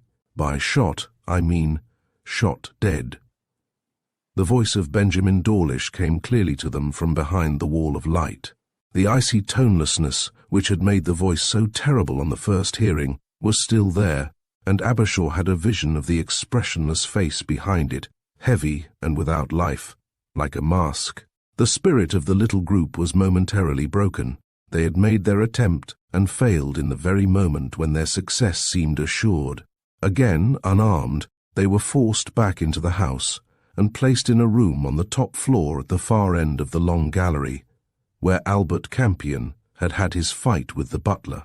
It was a long, narrow room, oak-panelled but without a fireplace and lighted only from a single narrow iron-barred window. Even as Abershaw entered it, a feeling of misgiving overcame him. Other rooms had possibilities of escape. This held none. It was completely empty, and the door was of treble oak, iron-studded. It had doubtless been used at one time as a private chapel, possibly in those times when it was wisest to hold certain religious ceremonies behind barred doors. The only light came from a hurricane lantern, which one of the men had brought up with him. He set it on the floor now so that the room was striped with grotesque shadows. The prisoners were herded down to the end of the room, 2 men keeping them covered the whole time. Martin Watt set Prenderby down in a corner, and Jean, still crying quietly, squatted down beside him and took his head in her lap. Abershaw darted forward towards their captors. "This is absurd," he said bitterly. "Either let us interview Mr. Dawlish downstairs or let him come up to us. It's most important that we should come to a proper understanding at last." One of the men laughed. "I'm afraid you don't know what you're talking about," he said in a curiously cultured voice. "As a matter of fact, I believe Mr. Dawlish is coming up to talk to you in a moment or so, but I'm afraid you've got a rather absurd view of the situation altogether. You don't seem to realize the peculiar powers of our chief." Wyatt leaned against the oak panelling, his arms folded and his chin upon his breast. Ever since the incident in the brewhouse he had been peculiarly morose and silent.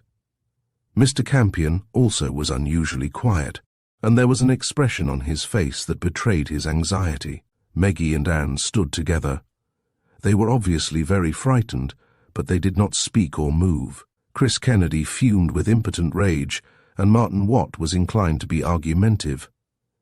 "I don't know what the damn silly game is," he said, "but whatever it is, it's time we stopped playing. Your confounded chief may be the great Pooh-Bah himself for all I care, but if he thinks he can imprison 9 respectable citizens for an indefinite period on the coast of Suffolk without getting himself into serious trouble, he's balmy. That's all there is to it.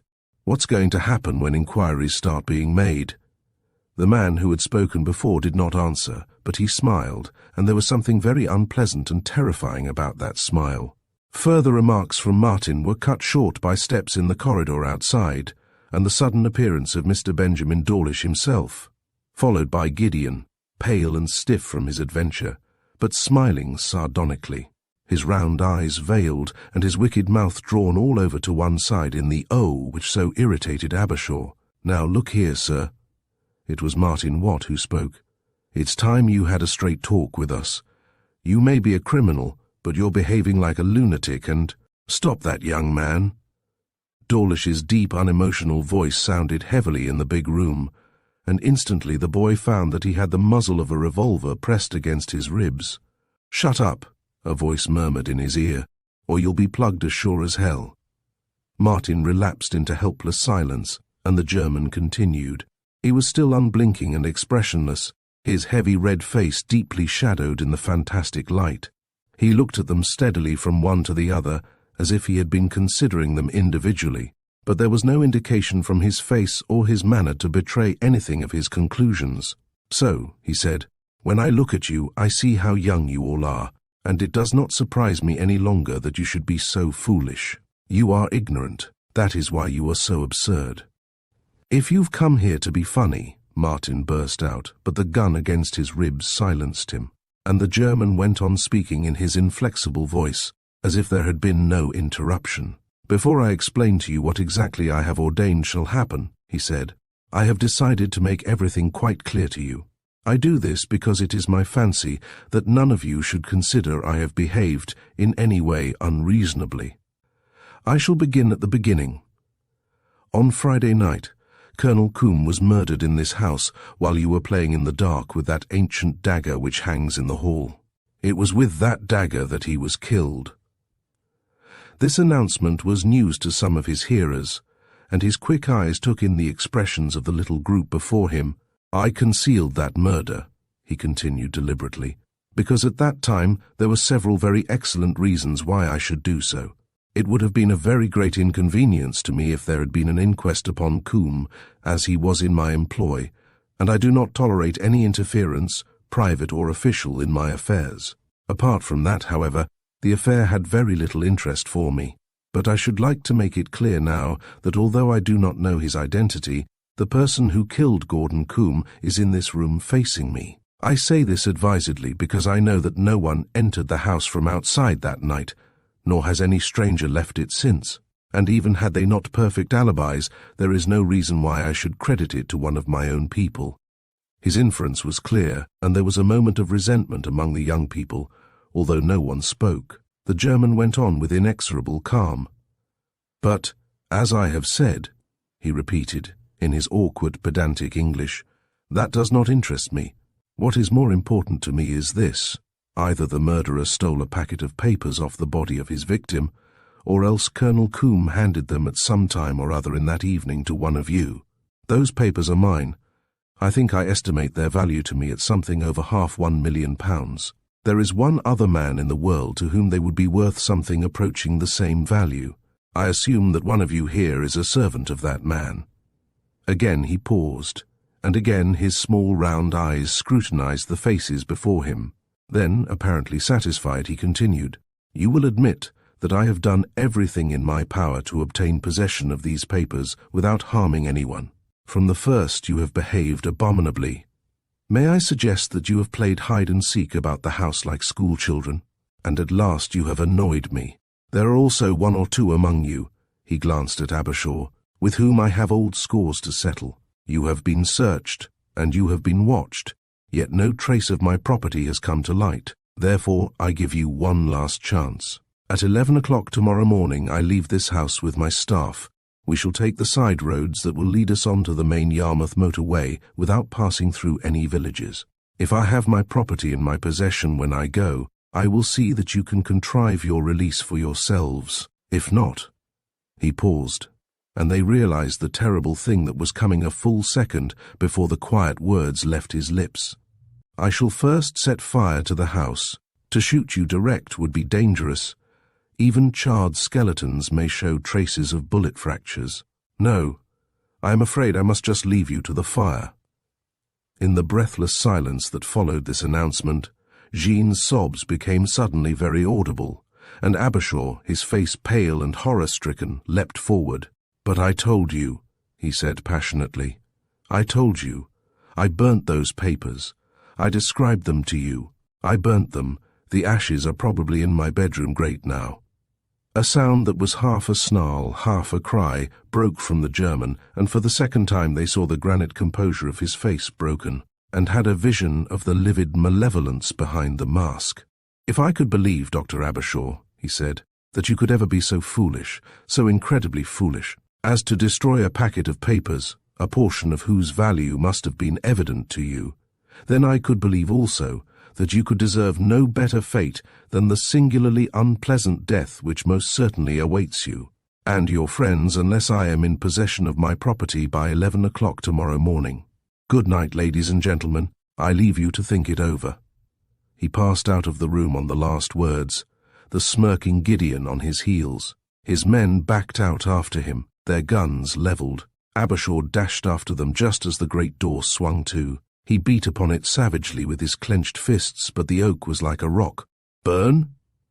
Martin's voice broke the silence, and it was almost wondering. "But the place is stone. It can't burn." Wyatt raised his eyes slowly. "The outer walls are stone," he said, and there was a curious note in his voice which sent a thrill of horror through everyone who heard it. "The outer walls are stone, but the rest of it is oak, old, well-seasoned oak. It will burn like kindling wood in a grate." Chapter 22. The Darkest Hour. "The time," said Mr. Campion, "is 9 o'clock.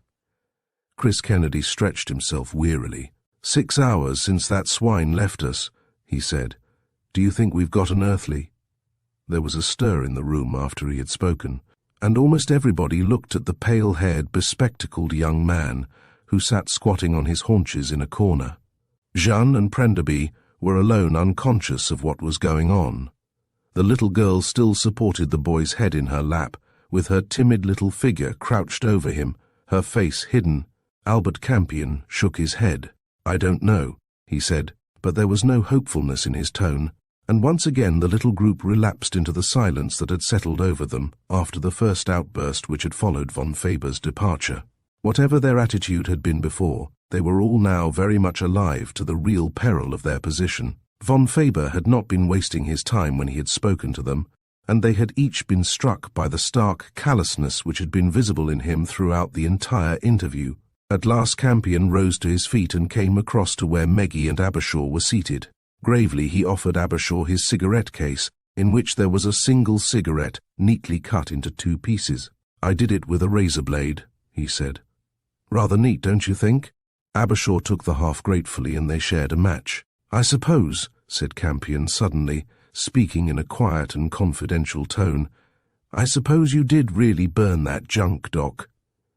Abershaw glanced at him sharply. "I did," he said. "God forgive me. When I think what I'm responsible for, I feel I shall go mad." Mr. Campion shrugged his shoulders.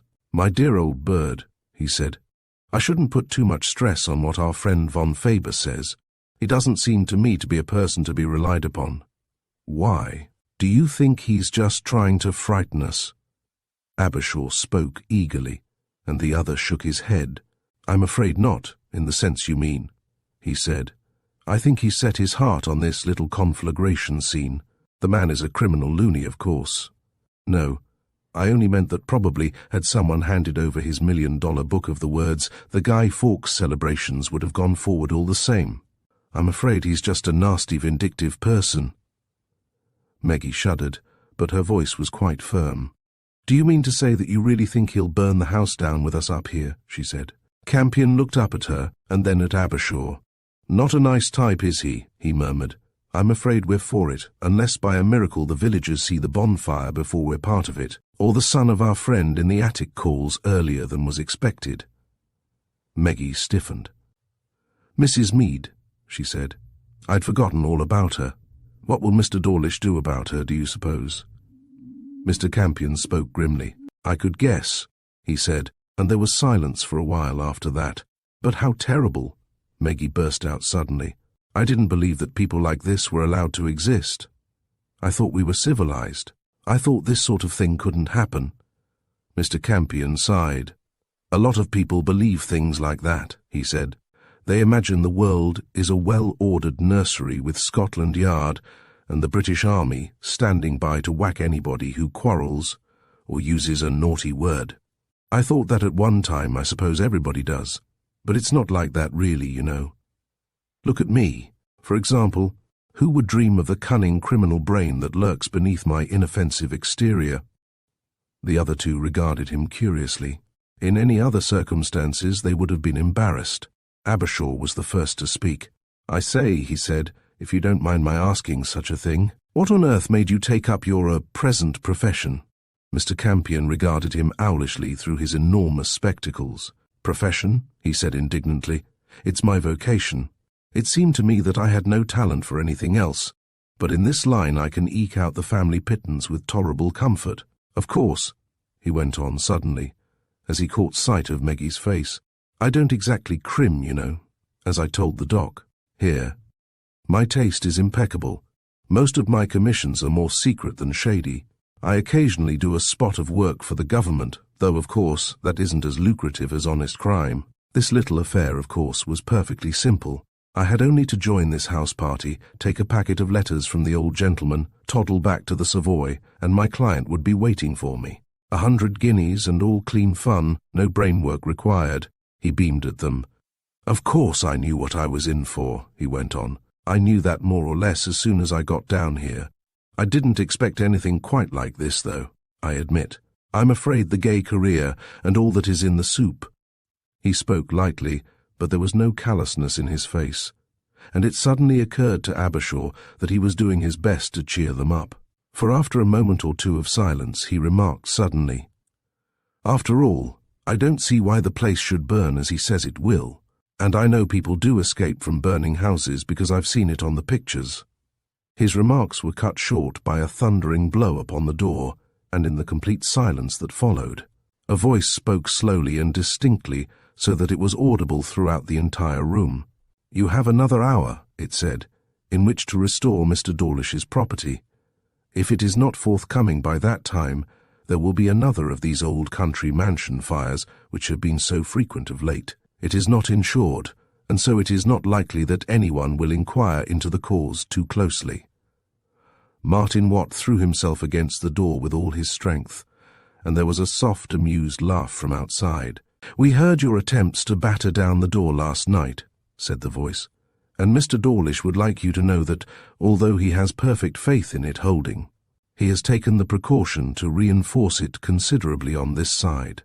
As you have probably found out, the walls, too, are not negotiable, and the window won't afford you much satisfaction." "You dirty swine," shouted Chris Kennedy weakly from his corner, and Martin Watt turned slowly upon his heel and came back into the centre of the room, an expression of utter hopelessness on his face. "I'm afraid we're sunk," he said slowly and quietly, and moved over towards the window, where he stood peering out between the bars. Wyatt sat propped up against the wall, his chin supported in his hands, and his eyes fixed steadily upon the floor in front of him. For some time he had neither moved nor spoken. As Abershaw glanced at him, he could not help being reminded once again of the family portraits in the big dining hall, and he seemed somehow part and parcel of the old house, sitting there morosely waiting for the end. Meggie suddenly lifted her head. "How extraordinary," she said softly. "To think that everything is going on just the same only a mile or two away. I heard a dog barking somewhere. It's incredible that this fearful thing should be happening to us, and no one near enough to get us out. Think of it," she went on quietly. "A man murdered and taken away casually as if it were a light thing. And then a criminal lunatic." She paused, and her brown eyes narrowed. "I hope he's a lunatic. Calmly proposes to massacre us all. It's unthinkable." There was silence for a moment after she had spoken, and then Campion looked at Abershaw. "That yarn about Coombe," he said quietly. "I can't get over it. Are you sure he was murdered?" Abershaw glanced at him shrewdly. It seemed unbelievable that this pleasant, inoffensive-looking young man could be a murderer, attempting to cast off any suspicion against himself, and yet, on the face of Mrs. Meade's story, the evidence looked very black against him. As he did not reply, Campion went on. "I don't understand it at all," he said. "The man was so valuable to them. He must have been." Abershaw hesitated, and then he said quietly, "Are you sure he was? I mean, do you know he was?" Campion's pale eyes opened to their fullest extent behind his enormous glasses. "I know he was to be paid a fabulous sum by Sinister for his services," he said, "and I know that on a certain day next month there was to be a man waiting at a big London hotel to meet him. That man is the greatest genius at disguise in Europe, and his instructions were to give the old boy a facelift and one or two other natty gadgets, and hand him a ticket for the first transatlantic liner, complete with passport, family history, and pretty niece. Von Faber didn't know that, of course, but even if he did, I don't see why he should stick the old gentleman in the gizzard, do you? The whole thing beats me. Besides, why does he want to saddle us with a nasty piece of work? It's the sort of thing he'd never convince us about. I don't see it myself. It can't be some bright notion of easing his own conscience." Abershaw remained silent. He could not forget the old woman's strangely convincing story, the likelihood of which was borne out by Campion's own argument. But the more he thought about the man at his side, the more absurd did an explanation in that direction seem. A smothered cry of horror from Martin at the window brought them all to their feet. "The swine!" he said bitterly, turning to them, his face pale and his eyes glittering. "Look. I saw Dawlish coming out of the garage towards the house. He was carrying petrol cans. He intends to have a good bonfire." "Good God," said Chris Kennedy, who had taken his place at the window. "Here comes a lad with a bundle of wood. Oh, why can't I get at 'em? They're going to burn us!" For the first time, the true significance of the situation seemed to dawn upon little Jean, and she burst into loud hysterical sobbing, which was peculiarly unnerving in the tense atmosphere. Meggie crossed over to her and attempted to soothe her, but her self-control had gone completely, and she continued to cry violently. Anne Edgware, too, was crying, but less noisily, and the tension became intolerable. Abershaw felt for his watch, and was about to draw it out when Albert Campion laid a hand over his warningly. As he did so, his coat sleeve slipped up, and Abershaw saw the dial of the other's wristwatch. It was 5 minutes to 11. At the same moment, however, there were footsteps outside the door again, and this time the voice of Jessie Gideon spoke from without. "It is your last chance," he said. "In 3 minutes we leave the house. You know the rest. What shall I say to Mr. Dawlish?" "Tell him to burn and to be damned to him," shouted Martin. "Very appropriate," murmured Mr. Campion, but his voice had lost its gaiety, and the hysterical sobs of the girl drowned the words. And then, quite suddenly, from somewhere far across the fields, there came a sound which everybody in the room recognized, a sound which brought them to their feet, the blood returning to their cheeks, and sent them crowding to the window, a new hope in their eyes. It was the thin, far-off call of a hunting horn. Martin, his head jammed between the bars of the narrow window, let out a whoop of joy. "The hunt, by God," he said. "Yes, Lord. There's the pack not a quarter of a mile away. Glory be to God. Was that a splodge of red behind that hedge?" "It was. Here he comes." His voice was resonant with excitement, and he struggled violently as if he would force himself through the iron bars. "There he is," he said again. "And yes, look at him, look at him. Half the county behind him. They're in the park now. Gosh, they're coming right for us. Quick, yell to 'em. God, they mustn't go past. How can we attract them? Yell at 'em, shout something. They'll be on us in a minute." "I think," murmured a quiet, rather foolish voice, that yet had a note of tension in its tone, "that in circumstances like this, a view halloo would be permissible. Quickly, now, are you ready, my children? Let her go." There was utter silence after the shout died away upon the wind, and then Campion's voice behind them murmured again, "Once more, put your backs into it." The cry rang out wildly, agonizingly, a shout for help, and then again there was stillness. Martin suddenly caught his breath. "They've heard," he said in a voice strangled with excitement. "A chap is coming over here now." Chapter 23. An Error in Taste. "What shall I shout to him?" said Martin nervously, as the solitary horseman came cantering across the turf towards the house. "I can't blab out the whole story." "Yell, 'We're prisoners,'" suggested Kennedy, "and get us out for the love of Mike." "It's a young chap," murmured Martin. "Sits his horse well. Must be a decent cove. Here goes." He thrust his head as far out of the window as the bars would permit, and his clear young voice echoed out across the grass. "Hello, hello, hello. Up here, top window. Up here. I say, we're prisoners. A loony in charge is going to burn the house down. For God's sake, give the alarm and get us out." There was a period of silence, and then Martin spoke over his shoulder to the others. "He can't hear. He's coming closer. He seems to be a bit of an ass." "For heaven's sake, get him to understand," said Wyatt. "Everything depends on him." Martin nodded and strained out of the window again. "We're locked in here. Prisoners, I tell you. He broke off suddenly, and they heard him catch his breath. "Dawlish," he said.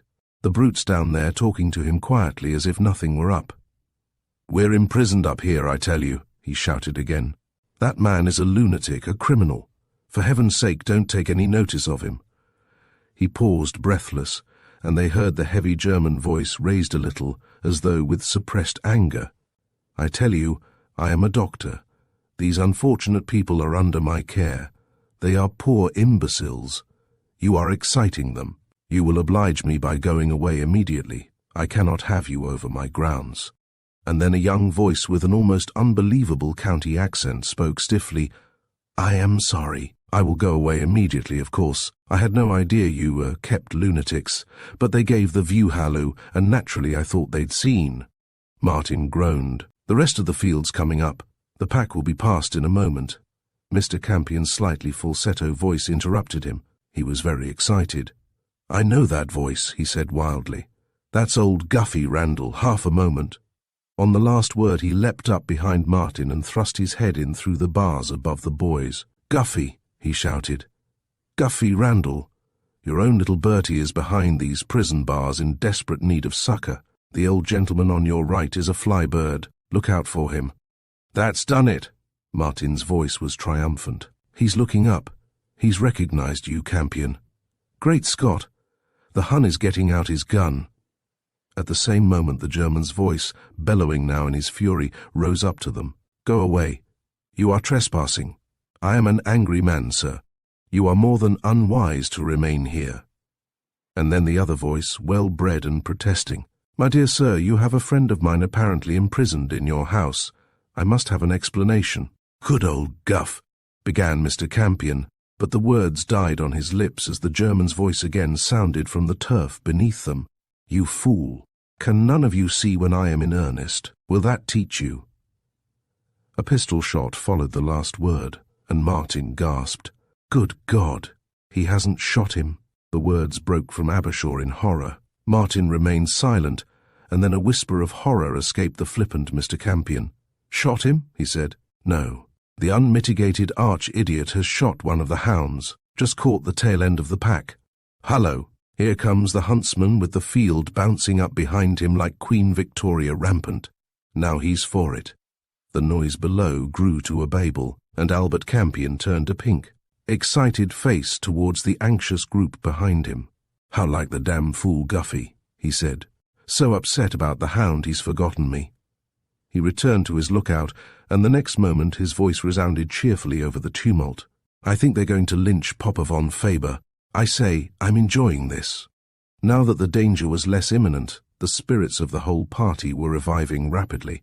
There was an excited guffaw from Martin. "Campion," he said, "look at this."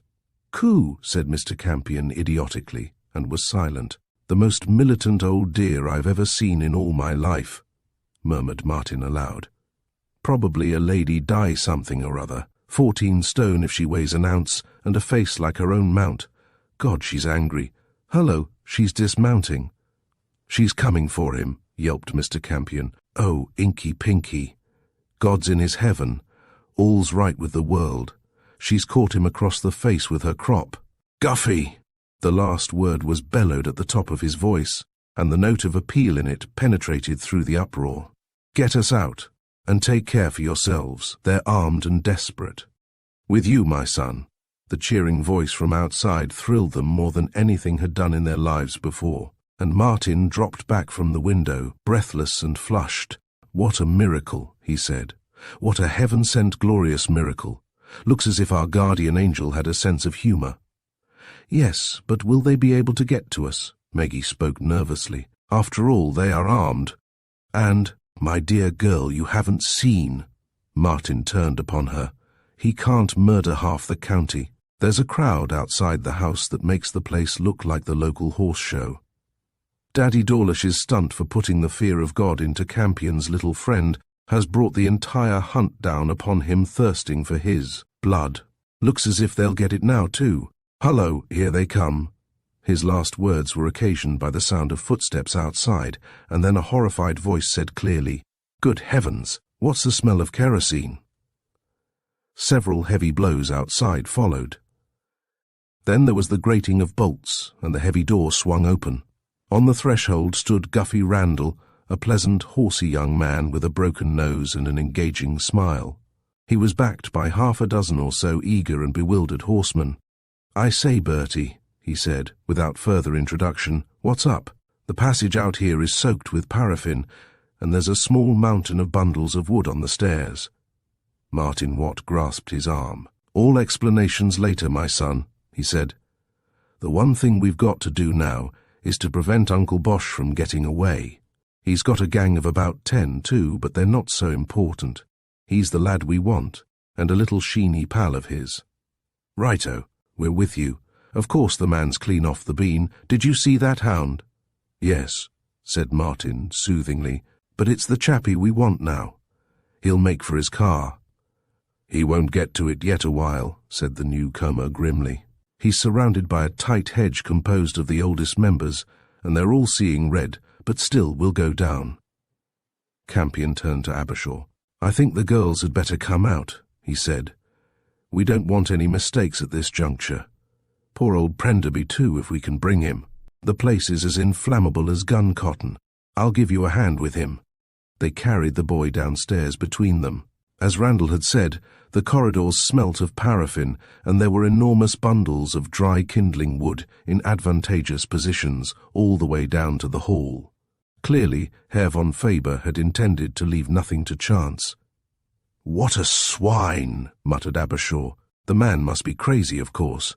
Albert Campion caught his eye. I don't think so, my son, he said. In fact, I shouldn't be at all surprised if at this very moment our friend Bosch wasn't proving his sanity pretty conclusively. Did it occur to you that his gang of boyfriends have been a little conspicuous by their absence this morning? Abershaw halted suddenly and looked at him. What are you driving at? He demanded. Mr. Campion's pale eyes were lazy behind his big spectacles. I thought I heard a couple of cars sneaking off in the night, he said. We don't know if old Whitby and his dowager Daimler have returned, see what I mean? Are you suggesting Dawlish is here, said Abershaw. Not exactly alone, conceded Campion. We know Gideon is still about, and that county bird with the face like a thug also, but I don't expect the others are around. Consider it. Dawlish has us just where he wants us. He decides to make one last search for his precious package, which by now he realizes is pretty hopelessly gone. Then he means to make the place ready for his firework display, set light to it and bunk for home and mother. Naturally, he doesn't want all his pals standing by. It's not a pretty bit of work even for those lads. Besides, even if they do use the side roads, he doesn't want 3 cars dashing from the scene at the same time, does he? Abershaw nodded. I see, he said slowly. And so now.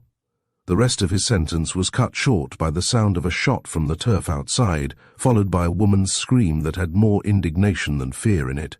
Abershaw and Campion set down their burden in the shadow of the porch, and left him to the tender ministrations of Jan, while they dashed out into the open.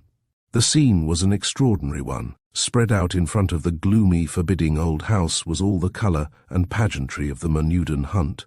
Until a moment or two before, the greater part of the field had kept back, leaving the actual interviewing of the offender to the master and several of the older members, but now the scene was one of utter confusion. Apparently, Herr von Faber had terminated what had proved to be a lengthy and heated argument with a revolver shot which, whether by accident or by design, had pinked a hole through the master's sleeve, and sent half the horses in the field rearing and plunging, and then, under cover of the excitement, had fled for the garage, his ponderous form and long grey hair making him a strange, grotesque figure in the cold morning sun. When Abershaw and Campion burst upon the scene, the first moment of stupefied horror was barely over. Martin Watt's voice rang out clearly above the growing murmur of anger. "The garage, quickly!" he shouted, and almost before the last word had left his lips, there was the sound of an engine revving violently. Then the great doors were shattered open, and the big Lanchester dived out like a torpedo. There were 3 men in it, the driver, Dawlish, and Gideon. Guffey Randall sprang into his saddle, and followed by 5 or 6 of the younger spirits, set off at a gallop across the turf. Their intention was obvious. With reasonable luck, they could expect to cut off the car at a point some way up the drive. Campion shouted to them warningly, but his voice was lost in the wind of their speed, and he turned to Abershaw, his face pale and twisted with horror. "They don't realize," he said, and the doctor was struck with the depth of feeling in his tone. "Von Faber won't stop for anything, those horses. God, look at them now." Guffey Randall and his band had drawn their horses up across the road in the way of the oncoming car. Campion shouted to them wildly, but they did not seem to hear. Every eye in the field was upon them as the great grey car shot on, seeming to gather speed at every second. Campion stood rigidly, his arm raised above his head. "He'll charge 'em," he murmured, and suddenly ducked as though unable to look any longer.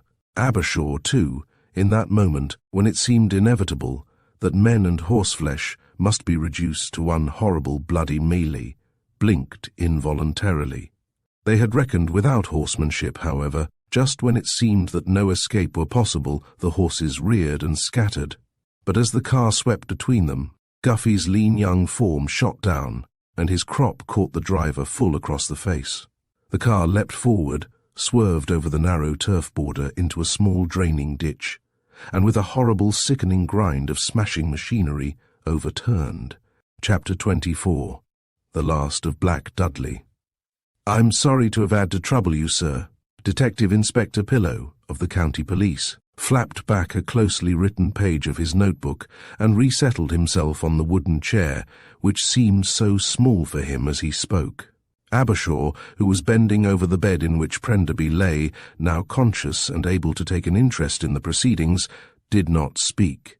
The 3 of them were alone in one of the first-floor rooms of Black Dudley, and the inspector was coming to the end of his inquiry. He was a sturdy, red-faced man with close-cropped yellow hair and a slow-smiling blue eye. At the moment he was slightly embarrassed, but he went on with his duty doggedly. "We're getting everybody's statements in their own words," he said, adding importantly, and with one eye on Abershaw, "The chief is not at all sure that Scotland Yard won't be interested in this affair. He's going to acquaint them with the facts right away, I believe. I know there's no harm in me telling you that, sir." He paused and cast a wary glance at the little red-haired doctor. "Oh, quite," said Abershaw hastily, adding immediately, "Have you got everything you want now? I don't want my patient here disturbed more than I can help, you understand, Inspector." "Oh, certainly not, sir, certainly not. I quite understand."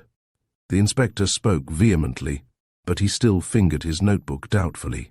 "There's just one point more, sir, I'd like to go into with you, if you don't mind," he said at last. "Just a little discrepancy here. Naturally, we want to get everything coherent if we can, you understand. This is just as a matter of form, of course. Only you see, I've got to hand my report in, and—" "That's all right, Inspector." "What is it?" said Abershaw encouragingly. The inspector removed his pencil from behind his ear, and after biting the end of it reflectively for a moment, said briskly, "Well, it's about this here tale of a murder, sir. Some of the accounts have it that the accused, Benjamin Dawlish, believed to be an alias, Made some rather startling accusations of murder when you was all locked up together on the evening of the 27th, that is, yesterday." He paused and looked at Abershaw questioningly. The doctor hesitated. There were certain details of the affair which he had decided to reserve for higher authorities, since he did not want to risk the delay which a full exposure now would inevitably cause. Whitby and the driver of the disguised Rolls had not returned. Doubtless they had been warned in time. Meanwhile, the inspector was still waiting. "As I take it, sir," he said at length, "the story was a bit of colour, as you might say, put in by the accused to scare the ladies. Perhaps you had some sort of the same idea?" "Something very much like that," agreed Abershaw, glad to have evaded the awkward question so easily. "I signed the cremation certificate for Colonel Coombs' body, you know." "Oh, you did you, sir? Well, that clears that up." Inspector Pillow seemed relieved. Clearly he regarded Abershaw as something of an oracle, since he was so closely associated with Scotland Yard. And incidentally, he appeared to consider that the affair was tangled enough already without the introduction of further complications. "By the way," said Abershaw suddenly, as the thought occurred to him, "there's an old woman from the village in one of the attics, Inspector. Has she been rescued yet?"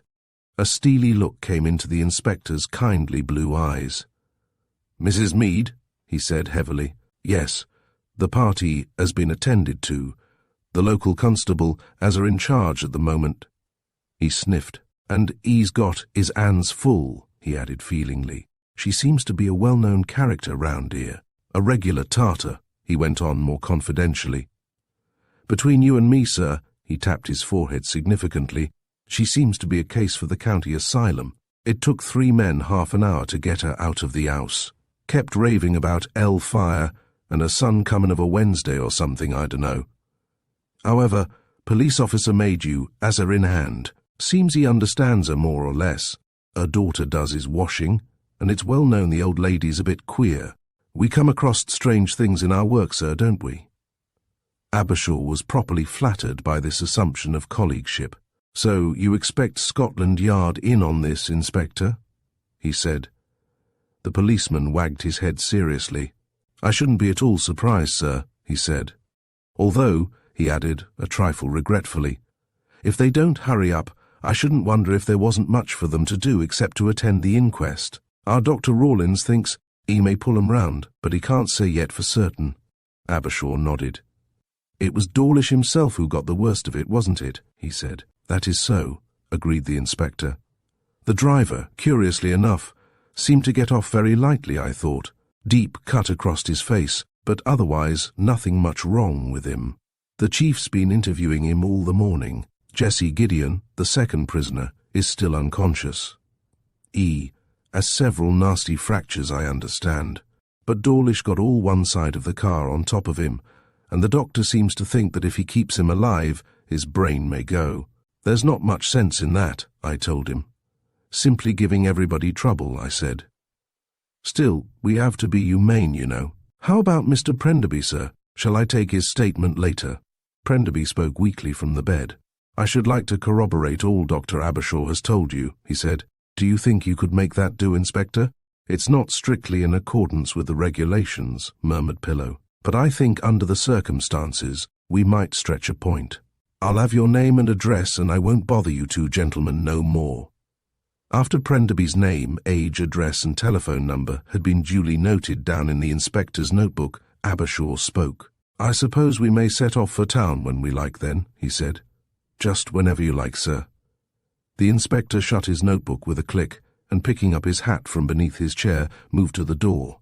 "I'll wish you good day then, gentlemen," he said, and stalked out. Prenderby looked at Abershaw. "You didn't tell him about Coombe?" he said. Abershaw shook his head. "No," he said, "but surely, if we're going to make the charge, we ought to do it at once. You're not going to let the old bird get away with it, are you?" Abershaw looked at him curiously. "I've been a damned fool all the way through," he said. "But now I'm on ground I understand, and I'm not going to live up to my record. You didn't hear what Dawlish said to us last night, but if you had, and if you had heard that old woman's story, I think you'd see what I'm thinking. He didn't murder Coombe." Prenderby looked at him blankly. "My head may be still batty," he said, "but I'm hanged if I get you. If the Hun or his staff aren't responsible, who is? Abershaw looked at him fixedly, and Prenderby was moved to sarcasm. Anne Edgware, or your priceless balmy crook who showed up so well when things got tight, I suppose, he suggested. Abershaw continued to stare at him, and something in his voice when he spoke startled the boy by its gravity. I don't know, Michael, he said. That's the devil of it, I don't know. Prenderby opened his mouth to speak, but he was cut short by a tap on the door. It was Jean and Meggie. This will have to wait, old boy, he murmured as they came in. I'll come round and have a talk with you, if I may, when we get back. May Michael be moved. It was Meggie who spoke. I'm driving Jean up to town, she explained, and we wondered if we might take Michael too. Prenderby grinned to Abershaw. As one physician to another, he said, perhaps not. But speaking as man to man, I don't think the atmosphere of this house is good for my aura. I think with proper feminine care and light conversation only, the journey might be effected without much danger, don't you? Abershaw laughed. I believe in the feminine care, he said. I'd like to come with you, but I've got the old AC in the garage, so I must reconcile myself to a lonely trip. Not at all, said Meggie. You're taking Mr. Campion. Anne and Chris are going up with Martin. Chris's car is hopeless, and Anne says she'll never drive again until her nerves have recovered. The garage man is taking her car into Ipswich and sending it up from there. Where's Wyatt? Said Prenderby. Oh, he's staying down here till the evening at any rate. It was Jean who spoke. It's his house, you see, and naturally there are several arrangements to make. I told him I thought it was very terrible of us to go off, but he said he'd rather we didn't stay. You see, the place is quite empty. There's not a servant anywhere, and naturally it's a bit awkward for him. You'd better talk to him, Dr. Abershaw. Abershaw nodded. I will, he said. He ought to get away from here pretty soon, or he'll be pestered to death by journalists. Meggie slipped her arm through his. Go and find him then, dear, will you? She said. It must be terrible for him. I'll look after these two. Come and see me when you get back. Abershaw glanced across the room, but Jean and Michael were too engrossed in each other to be paying any attention to anything else. So he bent forward impetuously and kissed her, and she clung to him for a moment. You bet I will, he said, and as he went out of the room he felt himself, in spite of his problems, the happiest man alive. He found Wyatt alone in the great hall. He was standing with his back to the fireplace, in which the cold embers of yesterday's fire still lay. No, thanks awfully, old boy, he said, in response to Abershaw's suggestion. I'd rather stay on my own, if you don't mind. There's only the miserable business of caretakers and locking up to be seen to. There are my uncle's private papers to be gone through, too, though Dawlish seems to have destroyed a lot of them. I'd rather be alone. You understand, don't you? Why, of course, my dear fellow. Abershaw spoke hastily. I'll see you in town, no doubt, when you get back. Why, yes, I hope so. You do see how it is, don't you? I must go through the old boy's personalia. Abershaw looked at him curiously. Wyatt, he said suddenly, do you know much about your uncle? The other glanced at him sharply. How do you mean? He demanded. The little doctor's courage seemed suddenly to fail him. Oh, nothing, he said, and added, somewhat idiotically he felt, I only wondered. Wyatt let the feeble explanation suffice, and presently Abershaw, realizing that he wished to be alone, made his adieu, and went off to find Campion and to prepare for the oncoming journey. His round, cherubic face was graver than its wont, however, and there was a distinctly puzzled expression in his grey eyes. It was not until he and Campion were entering the outskirts of London late that evening that he again discussed the subject which perplexed him chiefly. Mr. Campion had chatted in his own particular fashion all the way up, but now he turned to Abershaw with something more serious in his face. I say, he said, what did happen about old Daddy Combe? No one raised any row, I see. What's the idea? Dawlish said he was murdered, you said he was murdered, Prenderby said he was murdered. Was he? His expression was curious, but certainly not fearful. Abershaw was certain. I didn't say anything, of course, to the old inspector person, Campion went on, because I didn't know anything, but I thought you fellows would have got busy. Why the reticence? You didn't do it by any chance, did you? No, said Abershaw shortly, some of his old pompousness returning at the suggestion of such a likelihood. "No offence meant," said Mr. Campion, dropping into the vernacular of the neighbourhood through which they were passing. "Nor none taken, I hope." "No, what I was suggesting, my dear old bird, was this. Are you sleuthing a bit in your own inimitable way? Is the old cerebral machine ticking over? Who and what and why and wherefore, so to speak?" "I don't know, Campion," said Abershaw slowly. "I don't know any more than you do who did it. But Colonel Coombe was murdered. Of that I'm perfectly certain, and I don't think Dawlish or his gang had anything to do with it." "My dear Holmes," said Mr. Campion, "you've got me all of a flutter. You're not serious, are you?" "Perfectly," said Abershaw. "After all, who might not have done it with an opportunity like that if they wanted to? Hang it all, how do I know that you didn't do it?" Mr. Campion hesitated, and then shrugged his shoulders.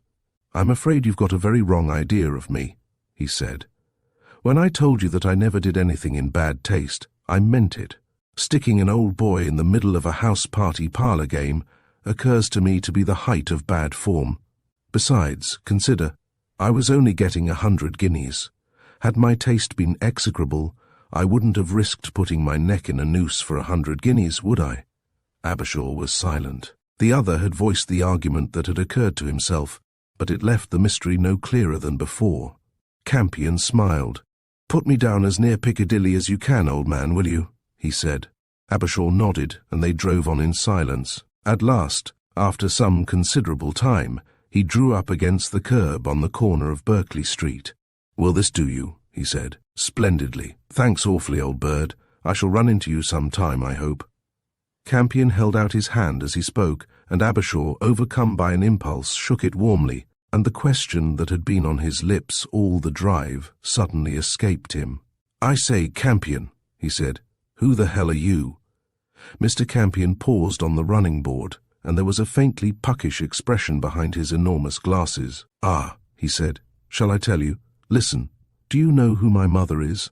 "No," said Abershaw with great curiosity. Mr. Campion leaned over the side of the car until his mouth was an inch or two from the other man's ear, and murmured a name so illustrious that Abershaw started back and stared at him in astonishment. "Good God," he said, "you don't mean that?" "No," said Mr. Campion cheerfully, and went off striding jauntily down the street until, to Abershaw's amazement, he disappeared through the portals of one of the most famous and exclusive clubs in the world. Chapter 25. Mr. Watt Explains. After dinner, one evening in the following week, Abershaw held a private consultation on the affair in his rooms in the Adelphi.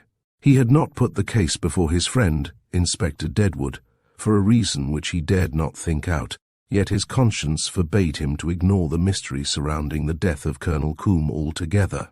Since von Faber and his confederates were wanted men, the county police had handed over their prisoners to Scotland Yard, and in the light of preliminary legal proceedings, sufficient evidence had been forthcoming to render the affair at Black Dudley merely the culminating point in a long series of charges. Every day it became increasingly clear that they would not be heard of again for some time. Von Faber was still suffering from concussion, and there seemed every likelihood of his remaining under medical supervision for the term of his imprisonment at least. Whitby and his companion had not been traced, and no one, save himself, so far as Abershaw could tell, was likely to raise any inquiries about Colonel Coombe. All the same, although he had several excellent reasons for wishing the whole question to remain in oblivion, Abershaw had forced himself to institute at least a private inquiry into the mystery. He and Meggie had dined together when Martin Watt was admitted.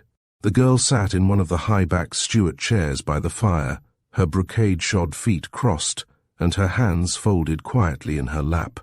Glancing at her, Abershaw could not help reflecting that their forthcoming marriage was more interesting to him than any criminal hunt in the world. Martin was more enthusiastic on the subject of the murder. He came in excited. All trace of indolence had vanished from his face, and he looked about him with some surprise. "No one else here?" he said.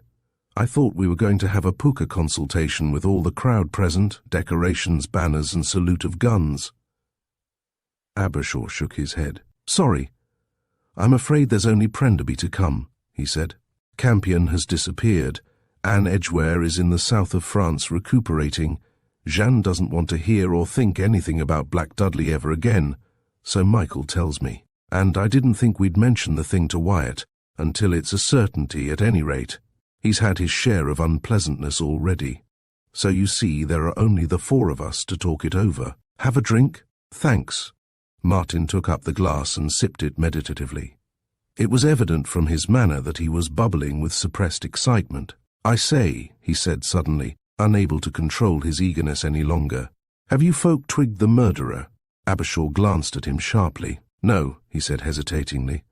Why have you? Martin nodded. Fancy so, he said, and there was a distinctly satisfied expression in his grey eyes. It seems pretty obvious to me why. Hold hard, Martin. Abershaw was surprised at the apprehension in his own voice, and he reddened slightly as the other two stared at him. Martin frowned. I don't get you, he said at last. There's no special reason against suspecting Whitby, is there? Whitby? Abershaw's astonishment was obvious, and Meggie looked at him curiously. But Martin was too interested in his theory to raise any question. Why, yes, he said. Whitby. Why not? Think of it in cold blood. Who was the first man to find Colonel Coombe dead? Who had a better motive for murdering him than anyone else? It seems quite obvious to me. He paused, and as neither of them spoke, went on again, raising his voice a little in his enthusiasm. My dear people, just think of it, he insisted. It struck me as soon as it occurred to me that it was so obvious that I'd been wondering ever since why we didn't hit on it at once. We should have done, of course, if we hadn't all been having fun in our quiet way. Look here, this is exactly how it happened. He perched himself on an armchair and regarded them seriously. Our little friend Albert is the first person to be considered. There is absolutely no reason to doubt that fellow's word. His yarn sounds true. He showed up jolly well when we were in a tight place. I think we'll take him as cleared. His story is true, then. That is to say, during Act 1 of the drama, when we were all playing touch with the haunted dagger, little Albert stepped smartly up, murmured abracadabra in the old man's ear, and collected the doings, leaving the colonel hale and hearty. What happened next? He paused and glanced at them eagerly. See what I'm driving at? No. Well, see column 2. The remarkable story of the aged and batty housemaid. Now have you got it?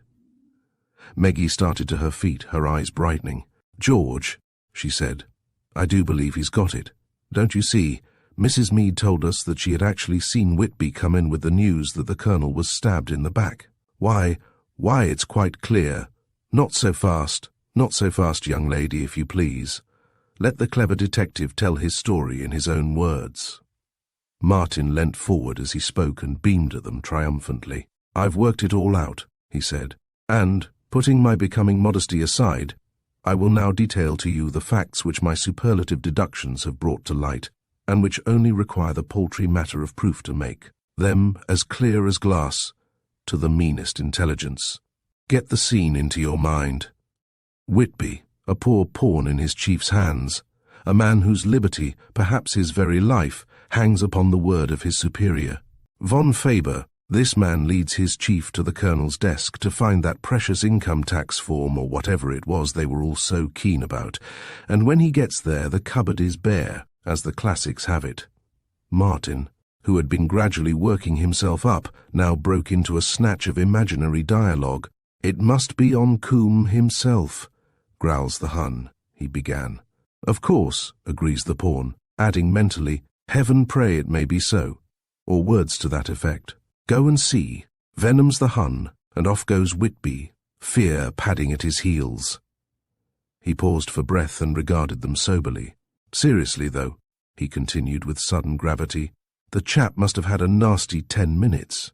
He knew that if anything had gone wrong, and old Coombe had somehow managed to double-cross the gang, as guardian he was for it with von Faber at his nastiest. Look now, he went on cheerfully, this is where the deduction comes in as I work it out. As soon as Whitby entered the darkened part of the house, someone put the dagger in his hand, and then, I should say, the whole idea occurred to him. He went up to old Coombe in the dark, asked him for the papers. Coombe replied that he hadn't got them. Then Whitby, maddened with the thought of the yarn he was bound to take back to von Faber, struck the old boy in the back and, after making a rapid search, took the dagger, joined in the game for 30 seconds. Maybe. Just enough time to hand the thing on to somebody, and then dashed back to Faber and Gideon with his news. How about that? He smiled at them with deep satisfaction. He had no doubts himself. For some minutes his audience were silent. This solution was certainly very plausible. At last Abershaw raised his head. The expression on his face was almost hopeful. "It's not a bad idea, Martin," he said thoughtfully. "In fact, the more I think about it, the more likely it seems to become." Martin pressed his argument home eagerly. "I feel like that too," he said. "You see, it explains so many things. First of all, it gives a good reason why von Faber thought that one of our crowd had done it. Then it also makes it clear why Whitby never turned up again. And then it has another advantage: it provides a motive. No one else had any reason for killing the old boy. As far as I can see, he seems to have been very useful to his own gang, and no harm to anybody else. Candidly now, don't you think I'm obviously right?" He looked from one to the other of them questioningly. Meggie was frowning. "There is just one thing you haven't explained, Martin," she said slowly. "What happened to the dagger? When it was in my hand, it had blood on it. Someone snatched it from me before I could scream, and it wasn't seen again until the next morning, when it was all bright and clean again, and back in its place in the trophy." Martin looked a little crestfallen. "That had occurred to me," he admitted. "But I decided that in the excitement of the alarm, whoever had it chucked it down where it was found next morning by one of the servants and put back." Meggie looked at him and smiled. "Martin," she said, "your mother has the most marvelous butler in the world. Plantagenet, I do believe, would pick up a blood-stained dagger in the early morning, have it cleaned, and hang it up on its proper nail, and then consider it beneath his dignity to mention so trifling a matter during the police inquiries afterwards. But believe me, that man is unique. Besides, the only servants there were members of the gang. Had they found it, we should probably have heard about it. Anyway, they wouldn't have cleaned it and hung it up again." Martin nodded dubiously, and the momentary gleam of hope disappeared from Abershaw's face. "Of course," said Martin, "Whitby may have put it back himself, gone nosing around during the night, and found it and thinking, 'Well, we can't have this about,' put it back in its proper place and said no more about it." He brightened visibly. "Come to think of it, it's very likely. That makes my theory all the stronger, what?" The others were not so easily convinced. "He might," said Meggie, "but there's not much reason why he should go nosing about at night, as you say. And even so, it doesn't explain who took it out of my hand, does it?" Martin was shaken, but by no means overwhelmed. "Oh, well," he said airily, "all that point is a bit immaterial, don't you think? After all, it's the main motive and opportunity and questions that are important. Anyone might have snatched the dagger from you. It is one of those damn fool-gallant gestures that old Chris Kennedy might have perpetrated. It might have been anyone playing in the game. However, in the main, I think we've spotted our man. Don't you, Abershaw?" "I hope so." The fervency of the little doctor's reply surprised them. Martin was gratified. "I know I'm right," he said. "Now all we've got to do is to prove it." Abershaw agreed. "That's so," he said, "but I don't think that will be so easy, Martin. You see, we've got to find the chap first, and without police aid that's going to be a well-nigh impossible job. We can't bring the Yard into it until we've got past theories." "No, of course not," said Martin. "But I say," he added as a new thought occurred to him, "there is one thing, though. Whitby was the cove who had the wind up, wasn't he? No one else turned a hair, and if there was a guilty conscience amongst the gang, surely it was his." This suggestion impressed his listeners more than any of his other arguments. Abershaw looked up excitedly. "I do believe you're right," he said. "What do you think, Meggie?" The girl hesitated. As she recollected Mrs. Meade's story of the discovery of the murder, Martin's theory became rapidly more and more plausible. "Yes," she said again. "I believe he's hit it." Martin grinned delightedly. "That's fine," he said. "Now all we've got to do is to find the chap and get the truth out of him. This is going to be great. Now what's the best way to get onto the trail of those two Johnnies?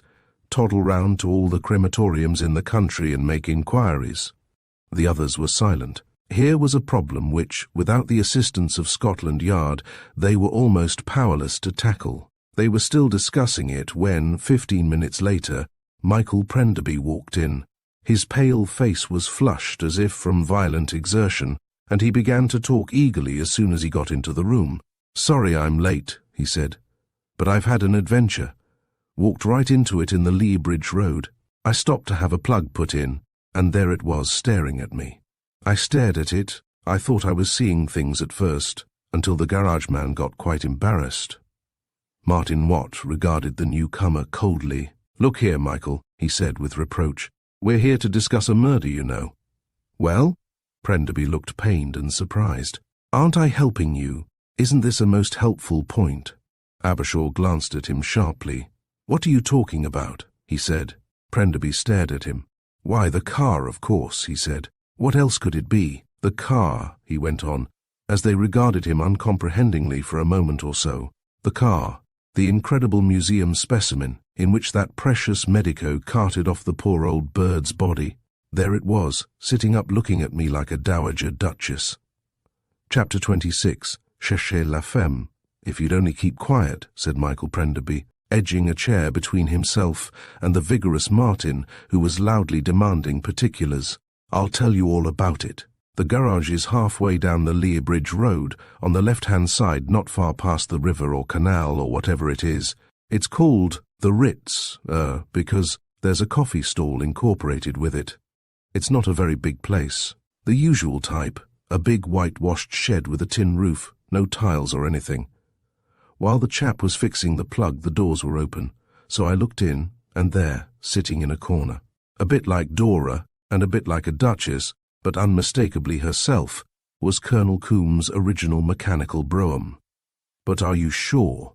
Martin was dancing with excitement. "Absolutely positive." Prenderby was emphatic. "I went and had a look at the thing. The laddie in the garage was enjoying the joke as much as anyone.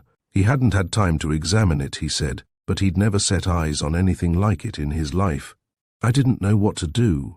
I didn't think I'd wait and see the fellows without telling you, because I didn't know what schemes you were hatching. So I told the garage man that I'd like to buy the bus as a museum piece. He told me that the people who brought it in were coming back for it some time tonight, and he'd tell them. I thought we'd get down there first and be waiting for them as they came in. Of course the old car may have changed hands, but even so.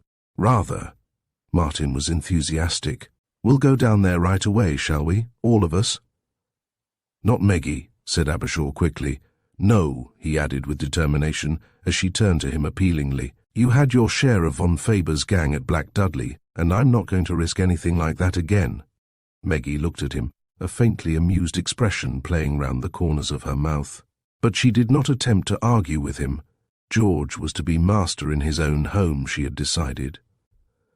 The three men set off in Prenderby's small Riley, Abershaw tucked uncomfortably between the other two. Martin Watt grinned. "I've got a gun this time," he said. "Our quiet country weekend taught me that much."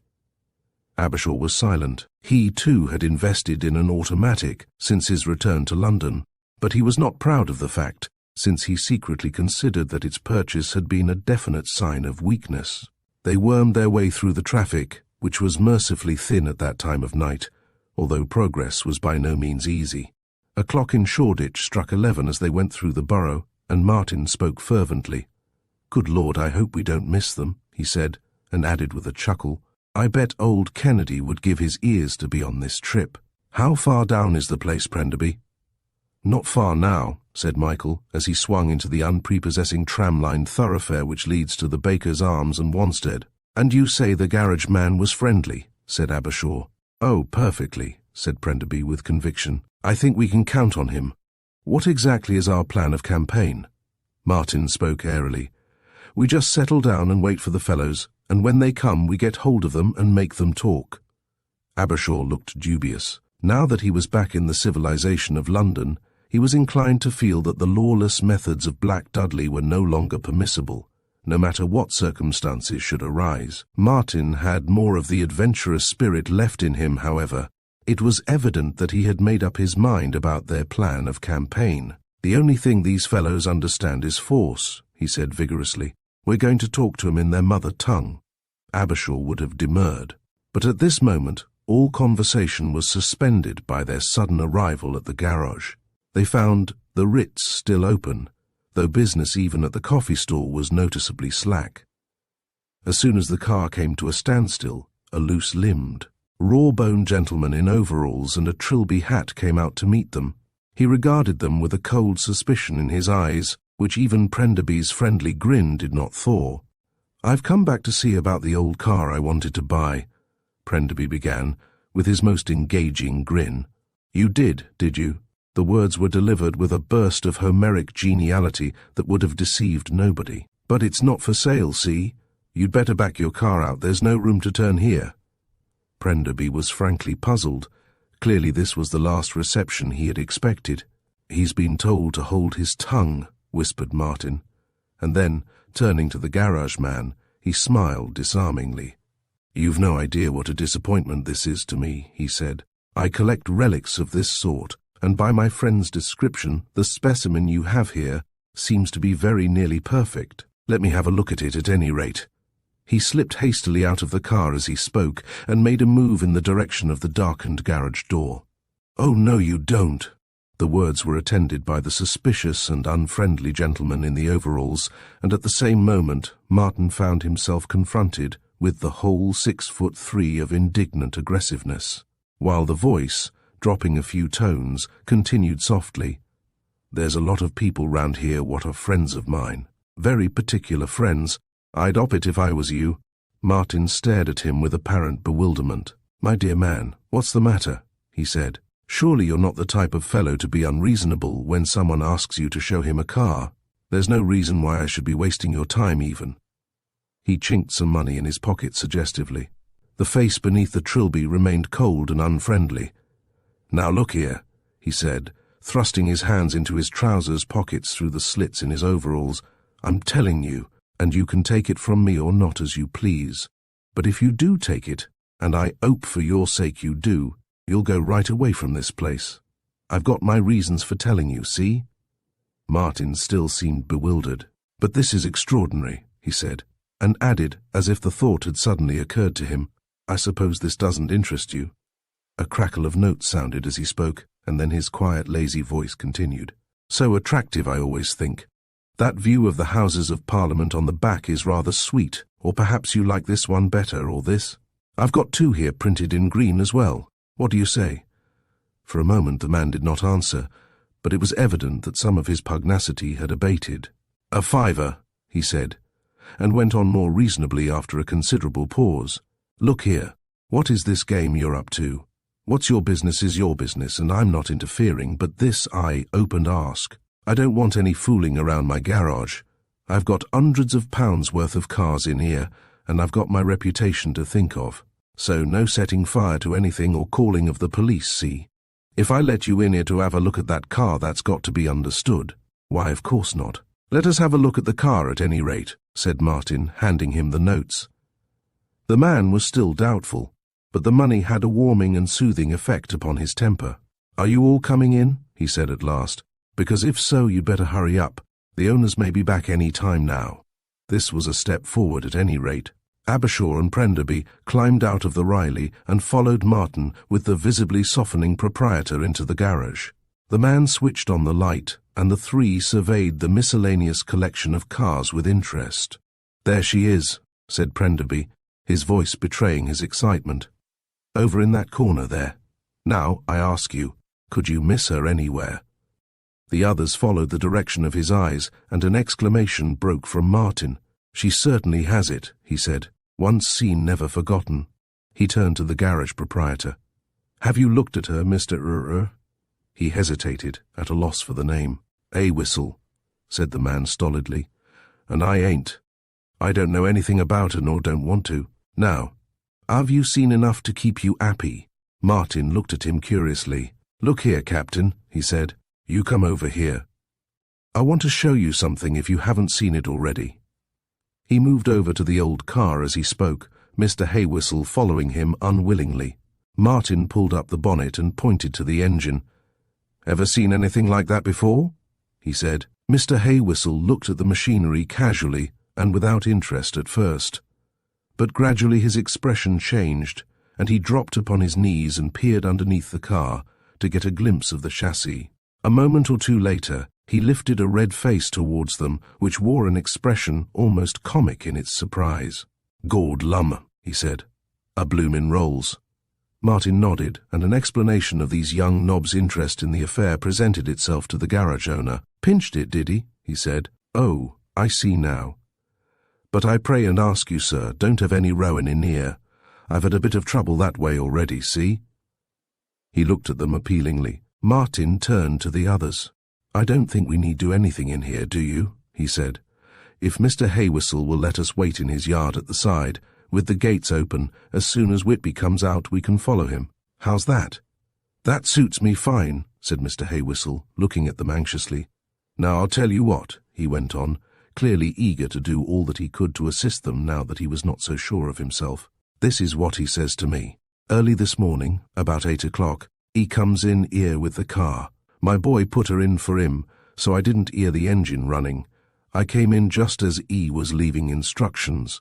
As far as I could gather, he intended to meet a friend here late tonight, and they was going off together in the car as soon as this friend turned up. Well, about 8 o'clock tonight, this gentleman here," he indicated Prenderby, "he calls in and spots the car and mentioned buying it. Of course I see where his artfulness comes in now," he added, beaming at them affably.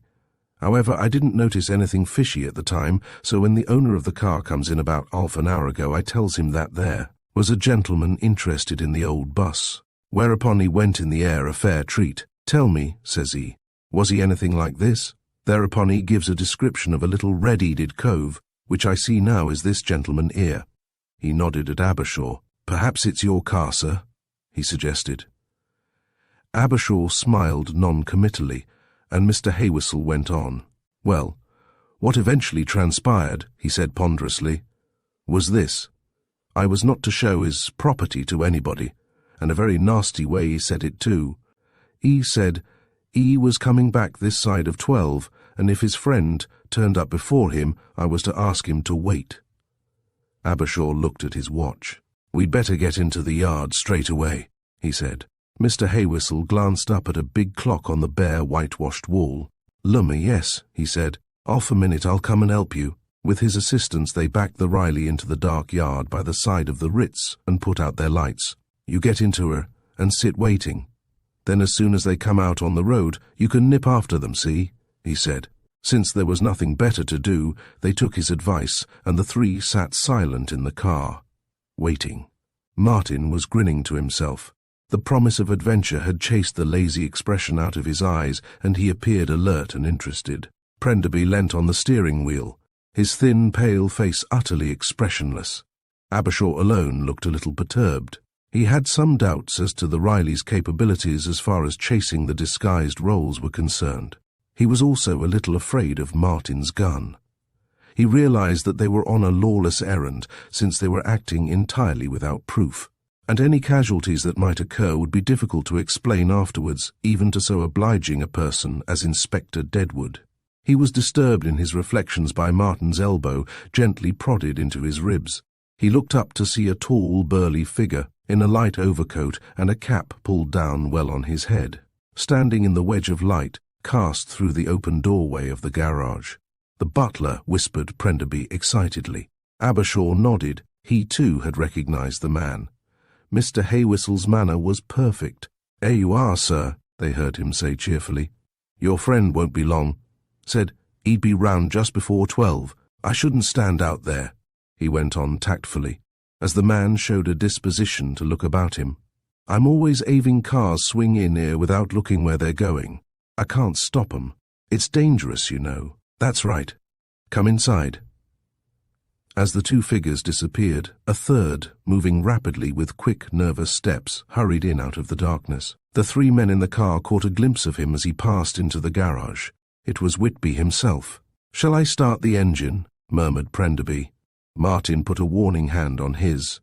"Wait till they start theirs," he said. "Now." Michael trod softly on the starter and the Riley began to purr. "Keep back, see which way they turn, and then after them," Martin whispered sharply. "Hullo, here they come." Even as he spoke, there was the soft rustle of wheels on the concrete, and then the curious top-heavy old car glided softly and gently into the road, taking the direction of Wanstead. Away from the city, Prenderby dropped in the clutch, and the Riley slipped out of its hiding place and darted out in pursuit, a graceful silver fish amid the traffic. Chapter 27. A Journey by Night. For the first few miles, while they were still in the traffic, Prenderby contented himself with keeping the disguised Rolls in sight. It would be absurd, he realized, to overtake them while still in London, since they were acting in an unofficial capacity, and he was particularly anxious not to arouse the suspicions of the occupants of the car in front of them. He went warily, therefore, contriving always to keep a fair amount of traffic between them. Martin was exultant. He was convinced by his own theory, and was certain that the last act of the Black Dudley mystery was about to take place. Prenderby was too much absorbed by the details of the chase to give any adequate thought to the ultimate result. Abershaw alone was dubious. This, like everything else connected with the whole extraordinary business, appalled him by its amazing informality. He could not rid his mind of the thought that it was all terribly illegal, and besides that, at the back of his mind, there was always that other question, that problem which had caused him so many sleepless nights since his return to London. He hoped Martin was right in his theory, but he was sufficiently alarmed by his own secret thought to wish not to put Martin's idea to the test. He wanted to think Martin was right, to find out nothing that would make him look elsewhere for the murderer. As they escaped from the tramway lines and came out into that waste of little new houses which separates the city from the fields, they and the grotesque old car in front were practically alone on the wide, ill-lighted roads. It was growing cold, and there was a suggestion of a ground mist, so that the car in front looked like a dim ghost returned from the early days of motoring. As the last of the houses vanished and they settled down into that long, straight strip of road through the forest, Prenderby spoke. "How about now?" he said. "Shall I open out?" Martin glanced at Abershaw. "What do you think?" he said. Abershaw hesitated. "I don't quite see what you intend to do," he said. "Suppose you succeed in stopping them. What are you going to say? We have no proof against the man, and no authority to do anything if we had." "But we're going to get proof," said Martin cheerfully. "That's the big idea. First we stop them, then we sit on their heads while they talk." Abershaw shook his head. "I don't think we'd get much out of them that way," he said. "And if we did, it wouldn't be evidence. No, if you take my advice, you'll run them to earth. Then perhaps we'll find something, although really, my dear Martin, I can't help feeling." "Let's kick him out, Prenderby," said Martin. "He's trying to spoil the party."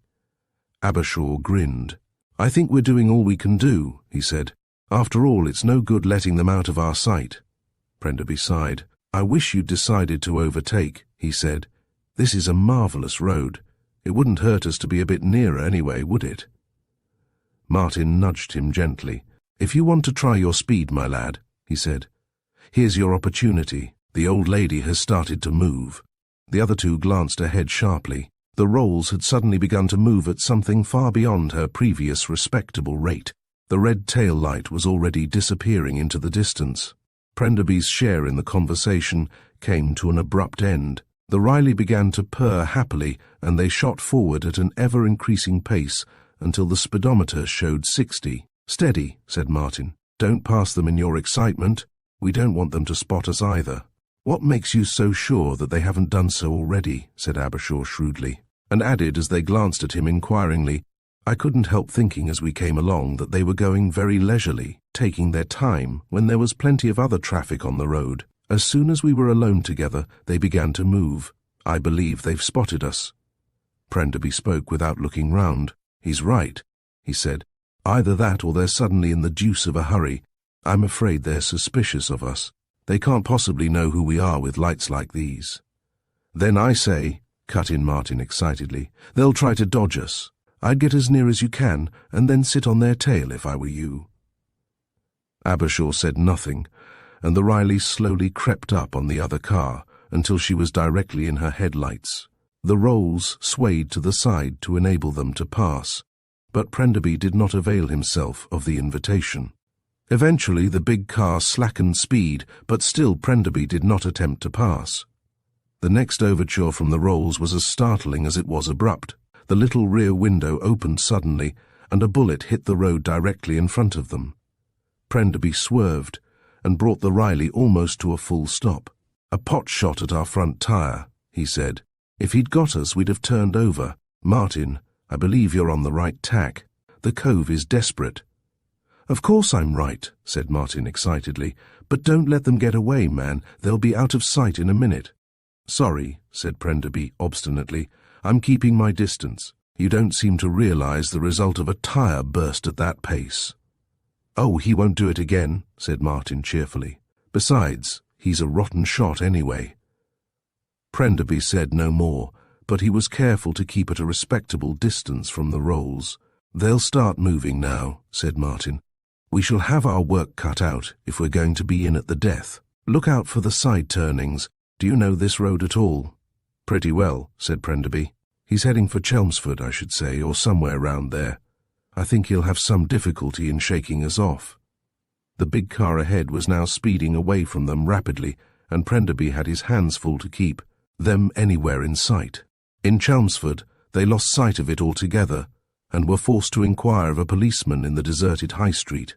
The placid country bobby took the opportunity of inspecting their license, and then conceded the information that a vehicle of a type now obsolete and bearing powerful lamps had passed through the town, taking the Springfield Road for Kelvedon and Colchester some 3 minutes before their own arrival. The Riley sped on down the winding road through the town, Martin cursing vigorously. "Now we're sunk," he said. "Missed them sure as pancake tide. They've only got to nip into a side road and shut off their lamps, and we're done. In fact," he went on disconsolately, "I don't know if there's any point in going on at all now." "There's only one point," cut in Abershaw quietly. "If by chance they are going somewhere definite, I mean if they want to get to a certain spot in set time, they'll probably go straight on and trust to luck that they've shaken us off." "That's right," said Martin. "Let's go on full tilt to Colchester and ask there. No one could miss a bus like that. It looks as if it ought not to be about alone. Full steam ahead, Michael." "Aye, aye, sir," said Prenderby cheerfully, and trod on the accelerator. They went through Witham at a speed that would have infuriated the local authorities, but still the road was ghostly and deserted. At length, just outside Kelvedon, far away in the distance, there appeared the faint haze of giant headlights against the trees. Martin whooped. A sail, Captain," he said. "It must be her. Put some speed into it, Michael." "All right. If we seize up or leave the road, on your head be it," said Prenderby through his teeth. "She's all out now." The hedges on either side of them became blurred and indistinct. Finally, in the long straight strip between Markstay and Lexton, they slowly crept up behind the big car again. "That's her, all right," said Martin. "She's crawling, isn't she? Comparatively, I mean. I believe Abershaw's hit it. She's keeping an appointment. Look here, let's drop down and shut off our headlights. The sides will carry us." "Hullo, where's he off to now?" It was Michael who spoke. The car ahead had taken a sudden turn to the right, forsaking the main road.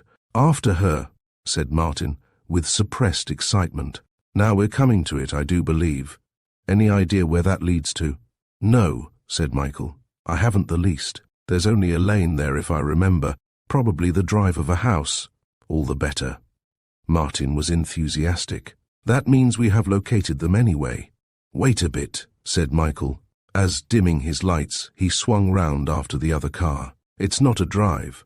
I remember it now. There's a signpost over there somewhere which says, 'To Birch,' wherever Birch may be. Gosh, no speeding on this road, my children," he added suddenly, as he steered the Riley round a concealed right-angle bend in the road. The headlights of the car they were following were still just visible several turns ahead. For the next few miles the journey developed into a nightmare. The turns were innumerable. "God knows how we're going to get back," grumbled Michael. "I don't know which I prefer, your friend with the gun, or an attempt to find our way back through these roads before morning." "Cheer up," said Martin consolingly. "You may get both. Any idea where we are? Was that a church we passed just now?" "I thought I heard a cow," suggested Abershaw helpfully. "Let's catch 'em up," said Martin. "It's time something definite happened." Abershaw shook his head. "That's no good, my dear fellow," he said. "Don't you see our position? We can't stop a man in the middle of the night and accuse him of murder without more proof or more authority. We must find out where he is, and that's all." Martin was silent. He had no intention of allowing the adventure to end so tamely. They struggled on without speaking. At length, after what had seemed to be an interminable drive, through narrow miry lanes with surfaces like ploughed fields, through forgotten villages, past ghostly churches dimly outlined against the sky, guided only by the glare ahead, the darkness began to grey, and in the uncertain light of the dawn they found themselves on a track of short, springy grass amid the most desolate surroundings any one of them had ever seen. On all sides spread vast stretches of salting covered with clumps of rough, coarse grass, with here and there a ragged river or a dike head. Far ahead of them the old black car lumbered on. Martin sniffed. "The sea," he said.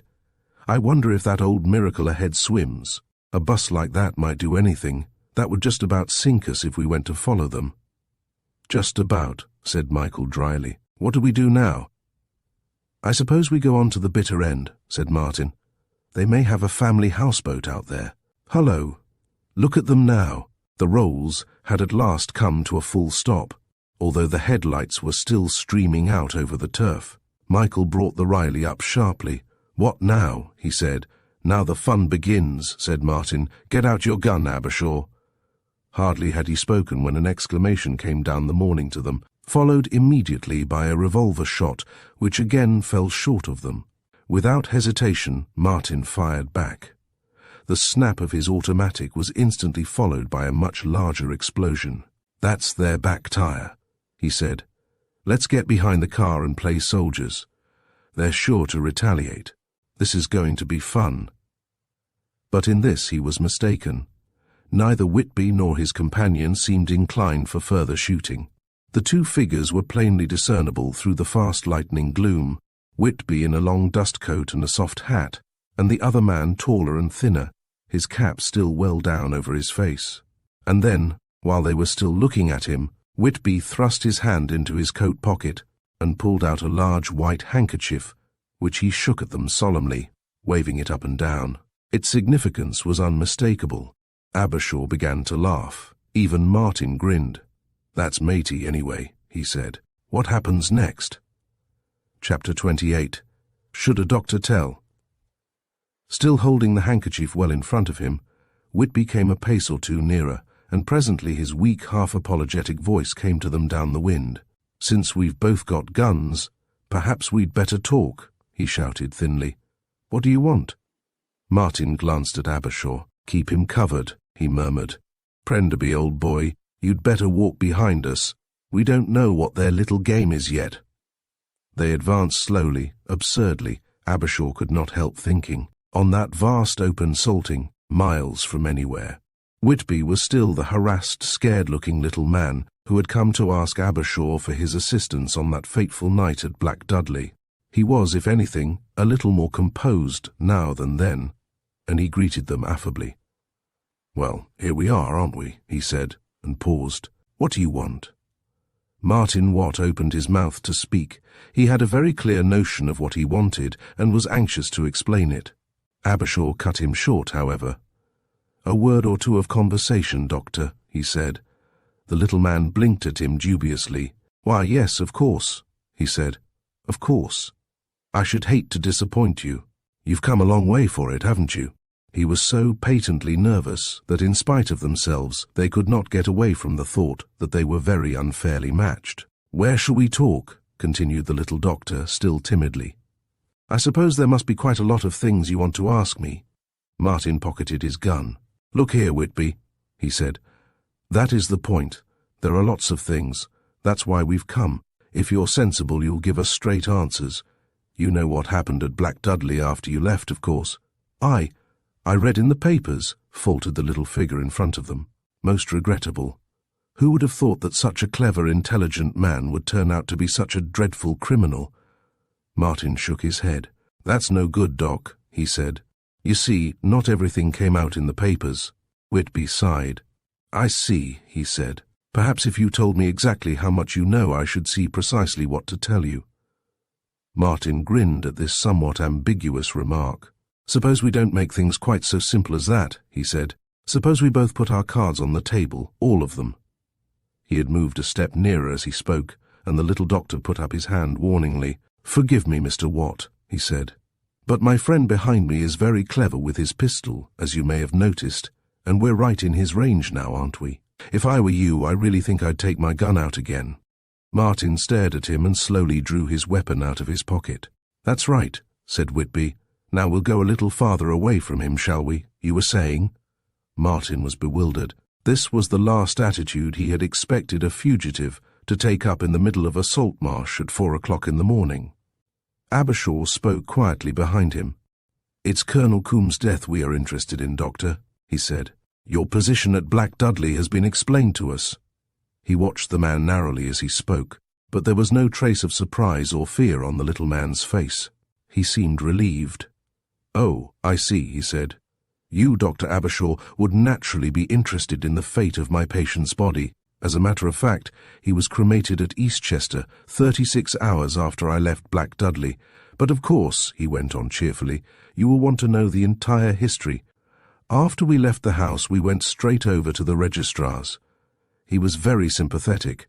Like everybody else in the vicinity, he knew of the Colonel's weak health and was not surprised at my news. In fact, he was most obliging.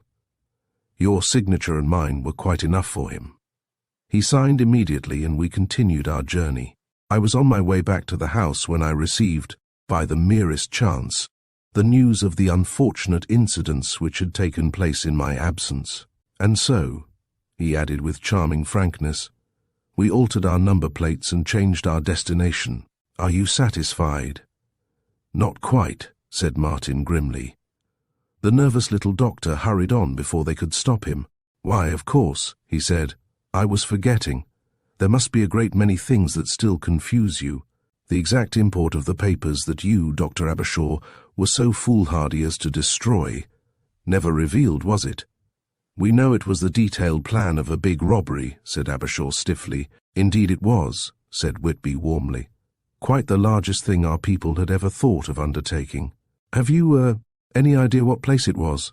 Everything was all taped out, so that nothing remained to chance, no detail left unconsidered.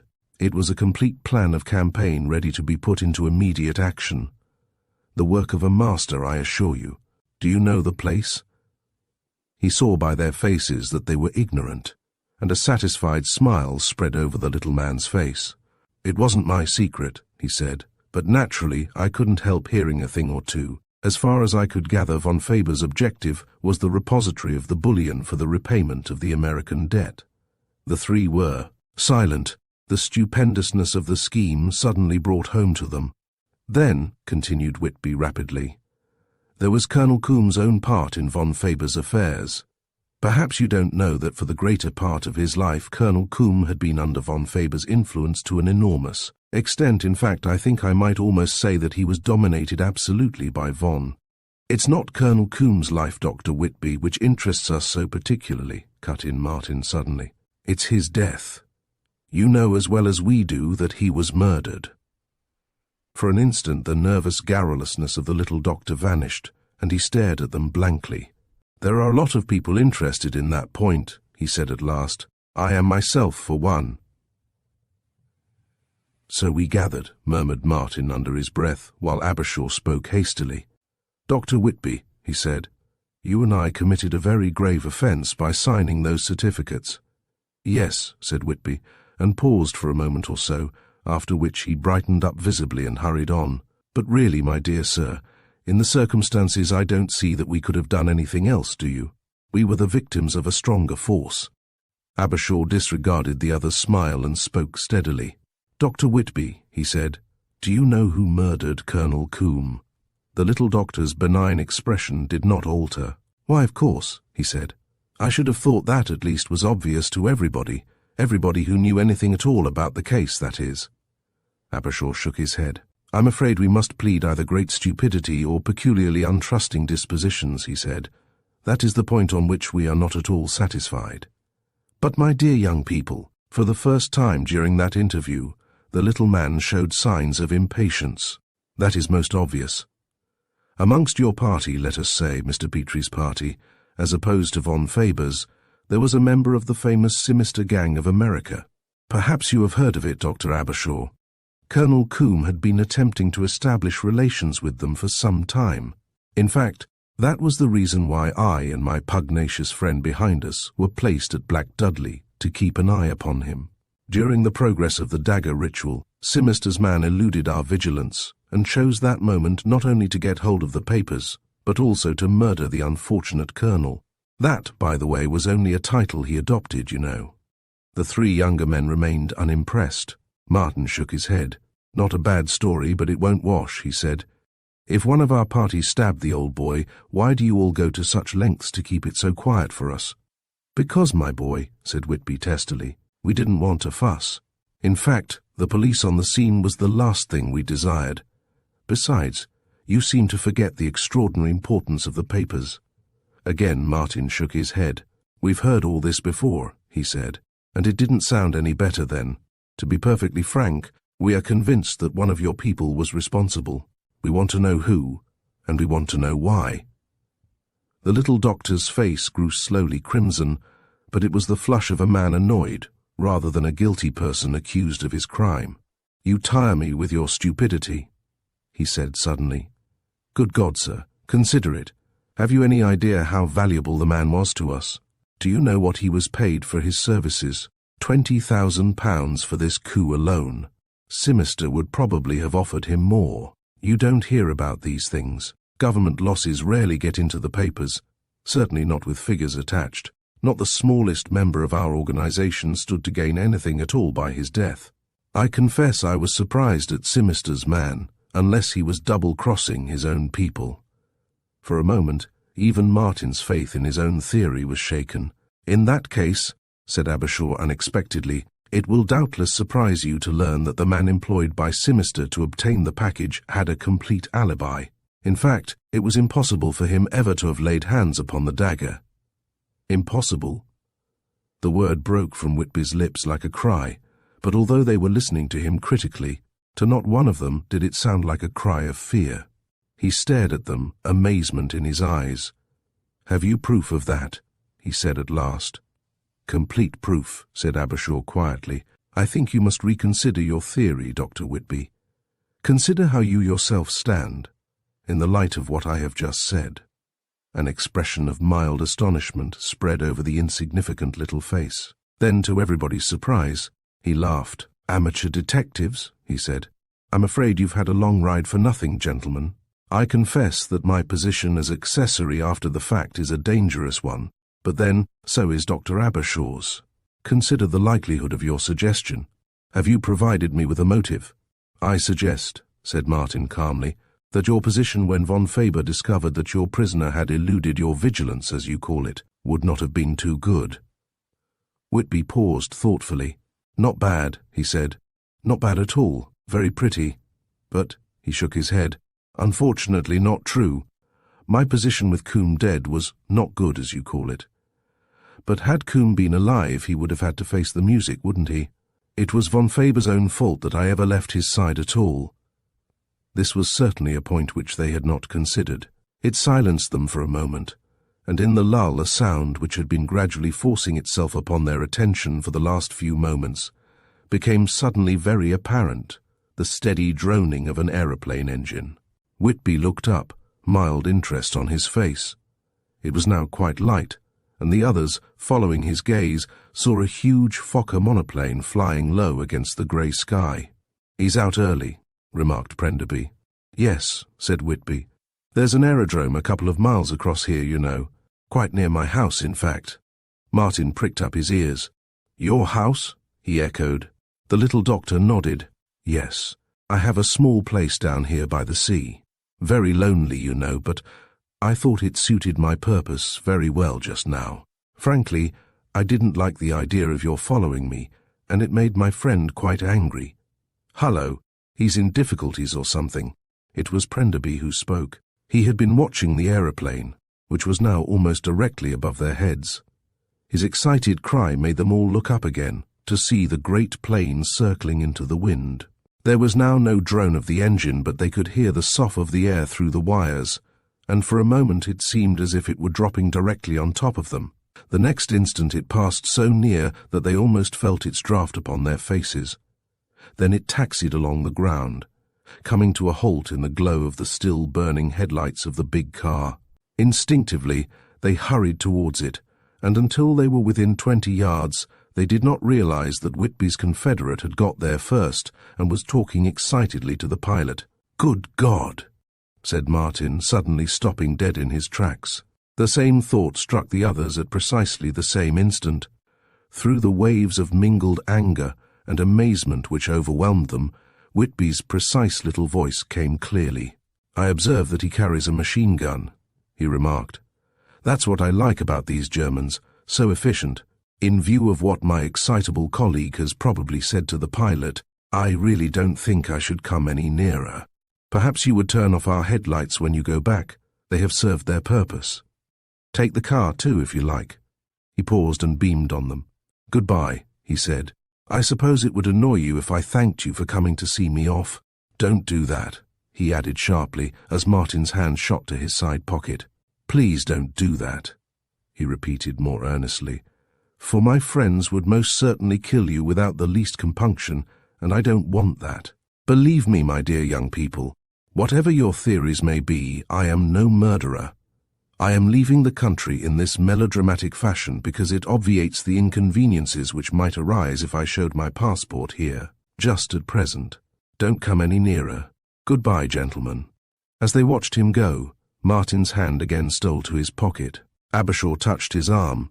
"Don't be a fool, old man," he said. "If he's done one murder, don't encourage him to do another, and if he hasn't, why help him to?" Martin nodded and made a remark which did nobody any credit. They stood there watching the machine with the gun trained upon them from its cockpit until it began to move again. Then they turned back towards the Riley. "Right up the garden," said Martin bitterly. "Fooled, done brown, put it how you like. There goes Coombs' murderer, and here are we poor mutts who listened trustingly while he told us fairy stories to pass the time away until his pals turned up for him. I wish we'd risked that machine gun." Prenderby nodded gloomily. "I feel sick," he said. "We spotted him and then he got away with it." Abershaw shook his head. "He got away, certainly," he said. "But I don't think we've got much cause to regret it." "What do you mean?" "Think he didn't kill him?" They looked at him incredulously. Abershaw nodded. "I know he didn't kill him," he said quietly. Martin grunted. "I'm afraid I can't agree with you there," he said. "Gosh, I'll never forgive myself for being such a fool." Prenderby was inclined to agree with him, but Abershaw stuck to his own opinion, and the expression on his face as they drove silently back to town was very serious and somehow afraid. Chapter 29. The last chapter. In the 6 weeks which followed the unsatisfactory trip to the Essex marshes, Abershaw and Meggie were fully occupied preparing for their wedding, which they had decided should take place as soon as was possible. Prenderby seemed inclined to forget the Black Dudley affair altogether. His own marriage to Jeanne was not far distant, and provided him with a more interesting topic of thought and conversation. And Martin Watt had gone back to his old haunts in the city and the West End. Wyatt was in his flat overlooking St. James's, apparently immersed as ever in the obscurities of his reading. But Abershaw had not forgotten Colonel Coombe. He had not put the whole matter before his friend, Inspector Deadwood of Scotland Yard, for a reason which he was unable to express in definite words, even to himself. An idea was forming in his mind, an idea which he shrank from, and yet could not wholly escape. In vain he argued with himself that his thought was preposterous and absurd. As the days went on, and the whole affair sank more and more into its true perspective, the more the insidious theory grew upon him and began to haunt his nights as well as his days. At last, very unwillingly, he gave way to his suspicions and set out to test his theory. His procedure was somewhat erratic. He spent the best part of a week in the reading room of the British Museum.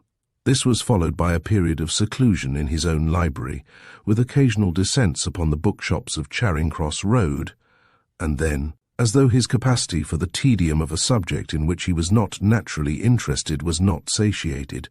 He spent an entire weekend in the Kensington house of his uncle, Sir Dorrington Wynne, one-time professor of archaeology in the University of Oxford, a man whose conversation never left the subject of his researches.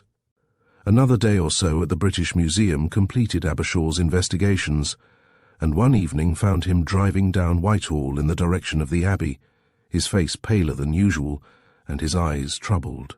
He went slowly, as if loth to reach his destination, and when a little later he pulled up outside a block of flats, he remained for some time at the wheel, staring moodily before him. Every moment the task he had set himself became more and more nauseous. Eventually he left the car, and mounting the carpeted stairs of the old Queen Anne house, walked slowly up to the first floor. A man-servant admitted him, and within 3 minutes he was seated before a spacious fireplace in Wyatt Petrie's library.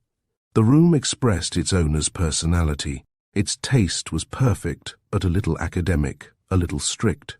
It was an ascetic room. The walls were pale-coloured and hung sparsely with etchings and engravings, a Goya, 2 or 3 moderns, and a tiny Rembrandt. There were books everywhere, but tidily, neatly kept, and a single hanging in one corner, a dully burning splash of old Venetian embroidery. Wyatt seemed quietly pleased to see him. He sat down on the other side of the hearth and produced cigars and Benedictine. Abershaw refused both.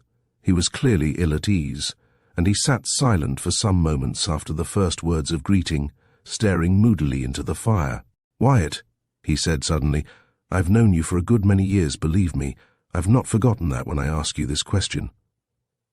Wyatt leaned back in his chair and closed his eyes, his liqueur glass lightly held in his long, graceful fingers.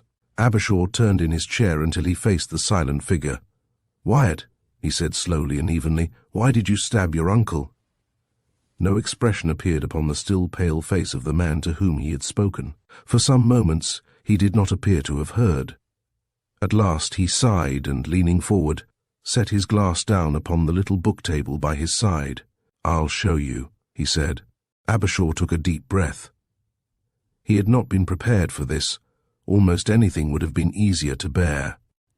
Meanwhile, Wyatt crossed over to a small writing desk, let into a wall of bookshelves, and, unlocking it with a key which he took from his pocket, produced something from a drawer. Carrying it back to the fireplace, he handed it to his visitor.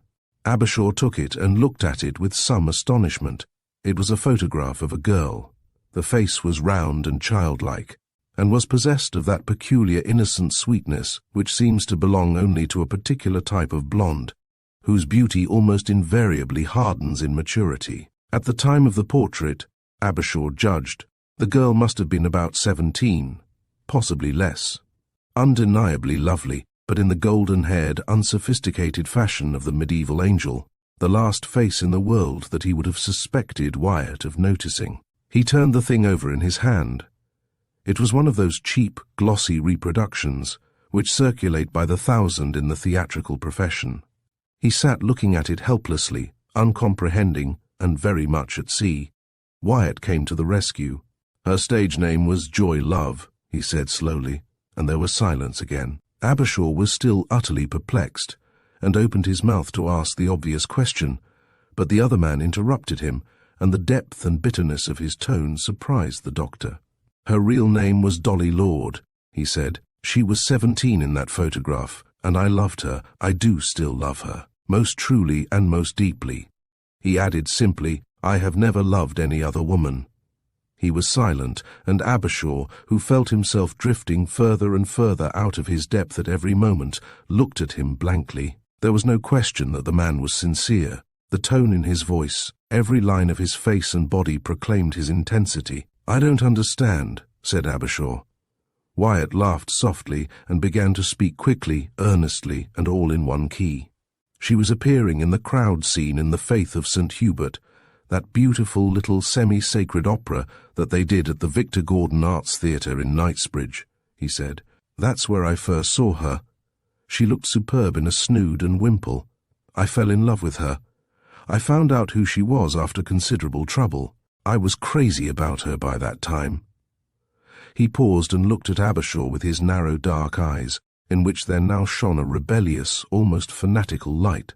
"You can call it absurd with your modern platonic suitability complexes," he said, "but I fell in love with a woman as 9/10 of the men have done since the race began, and will continue to do until all resemblance of the original animal is civilized out of us, and the race ends, with her face, and with her carriage, and with her body.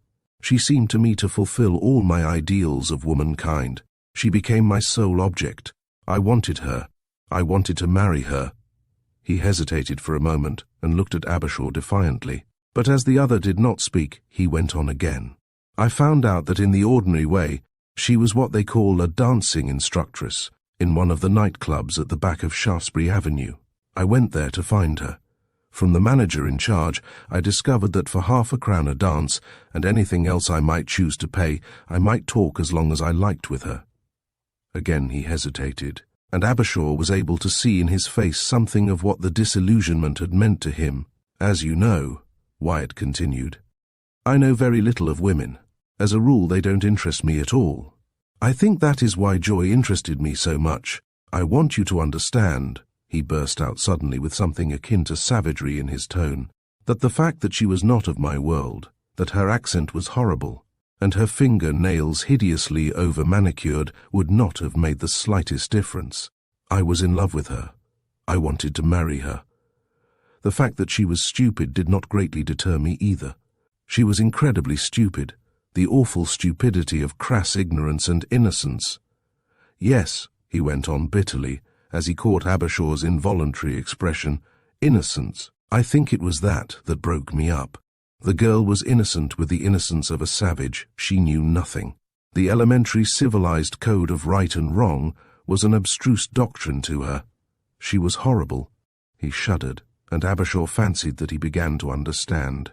An incident that would have been ordinary enough to a boy in his teens had proved too much for a studious recluse of 2007. It had unhinged his mind. Wyatt's next remark therefore surprised him. "She interested me," he said. "I wanted to study her.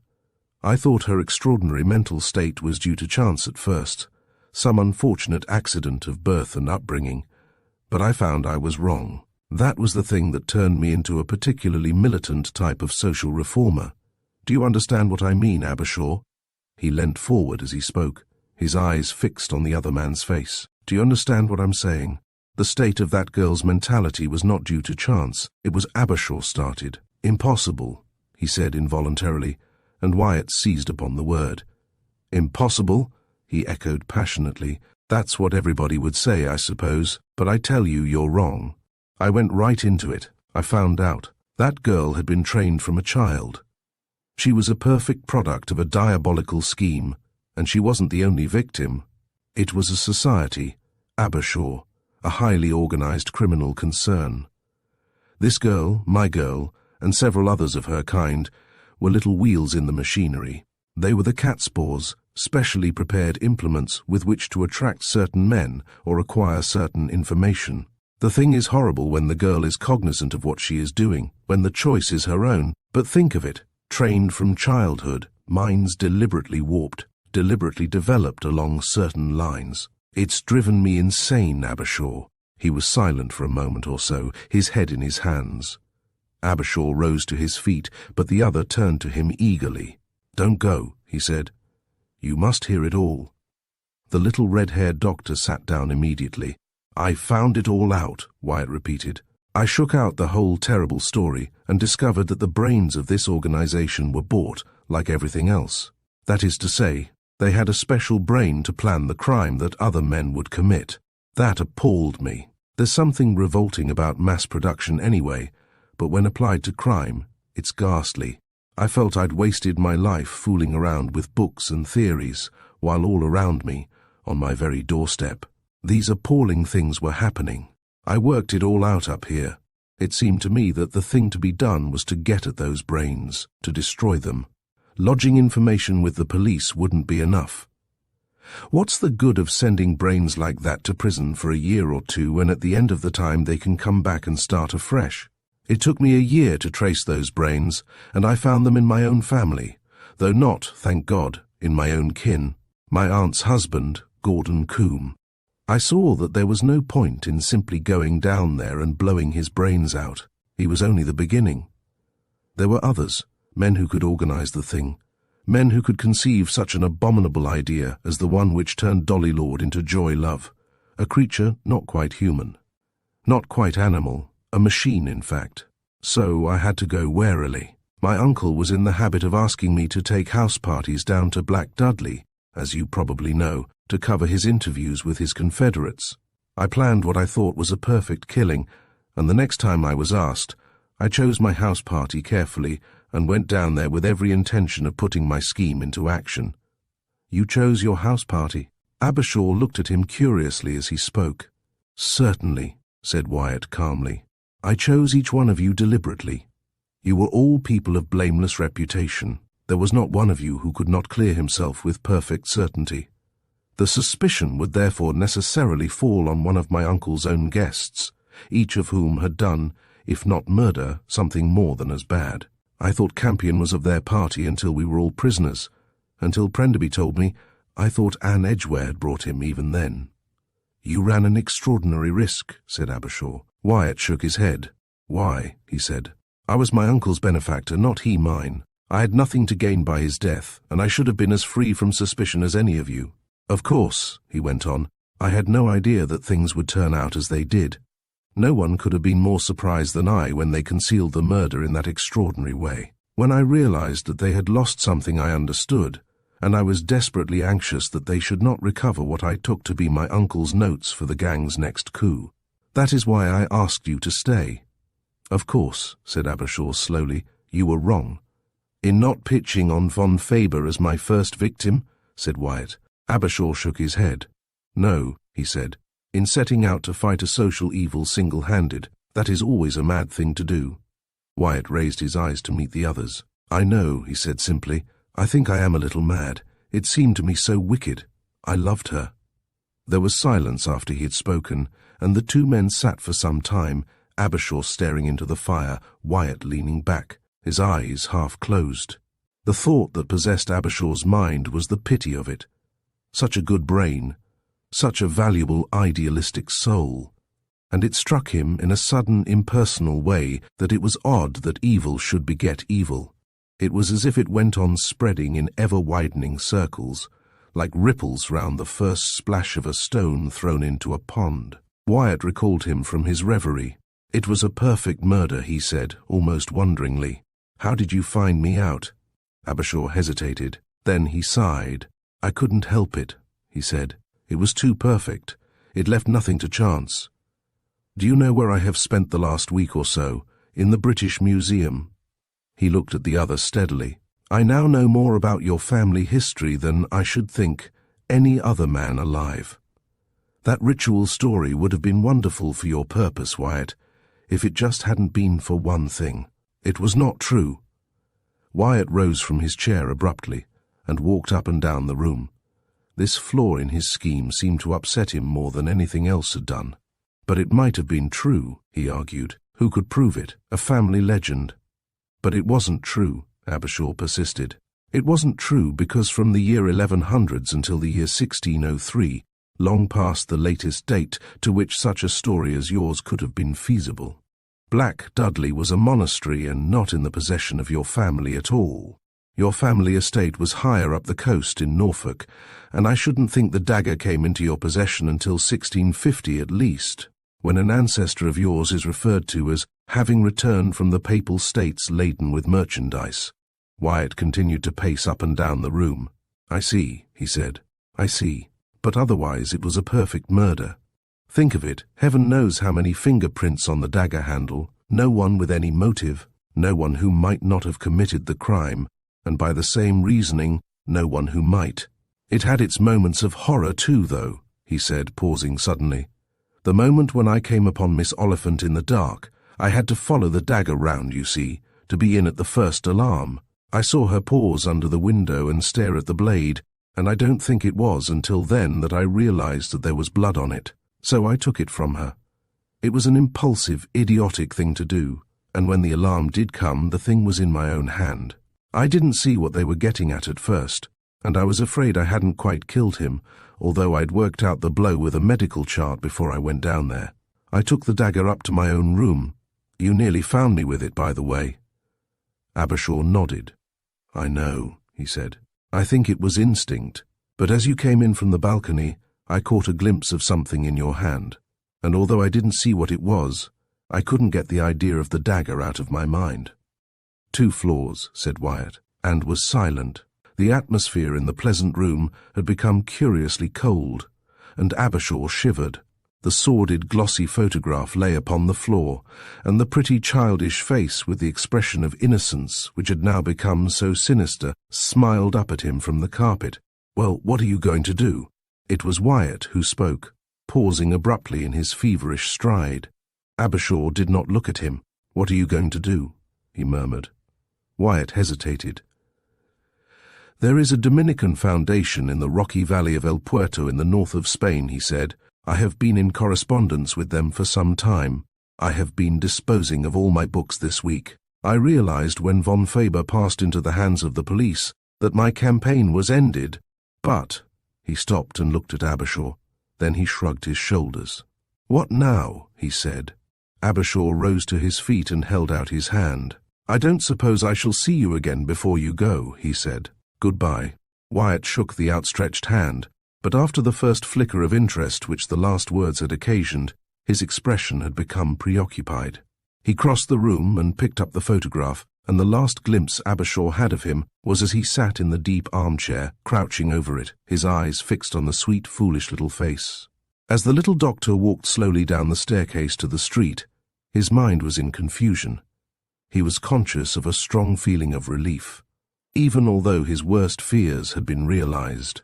At the back of his head, the old problem of law and order, as opposed to right and wrong, worried itself into the inextricable tangle which knows no unraveling. Wyatt was both a murderer and a martyr.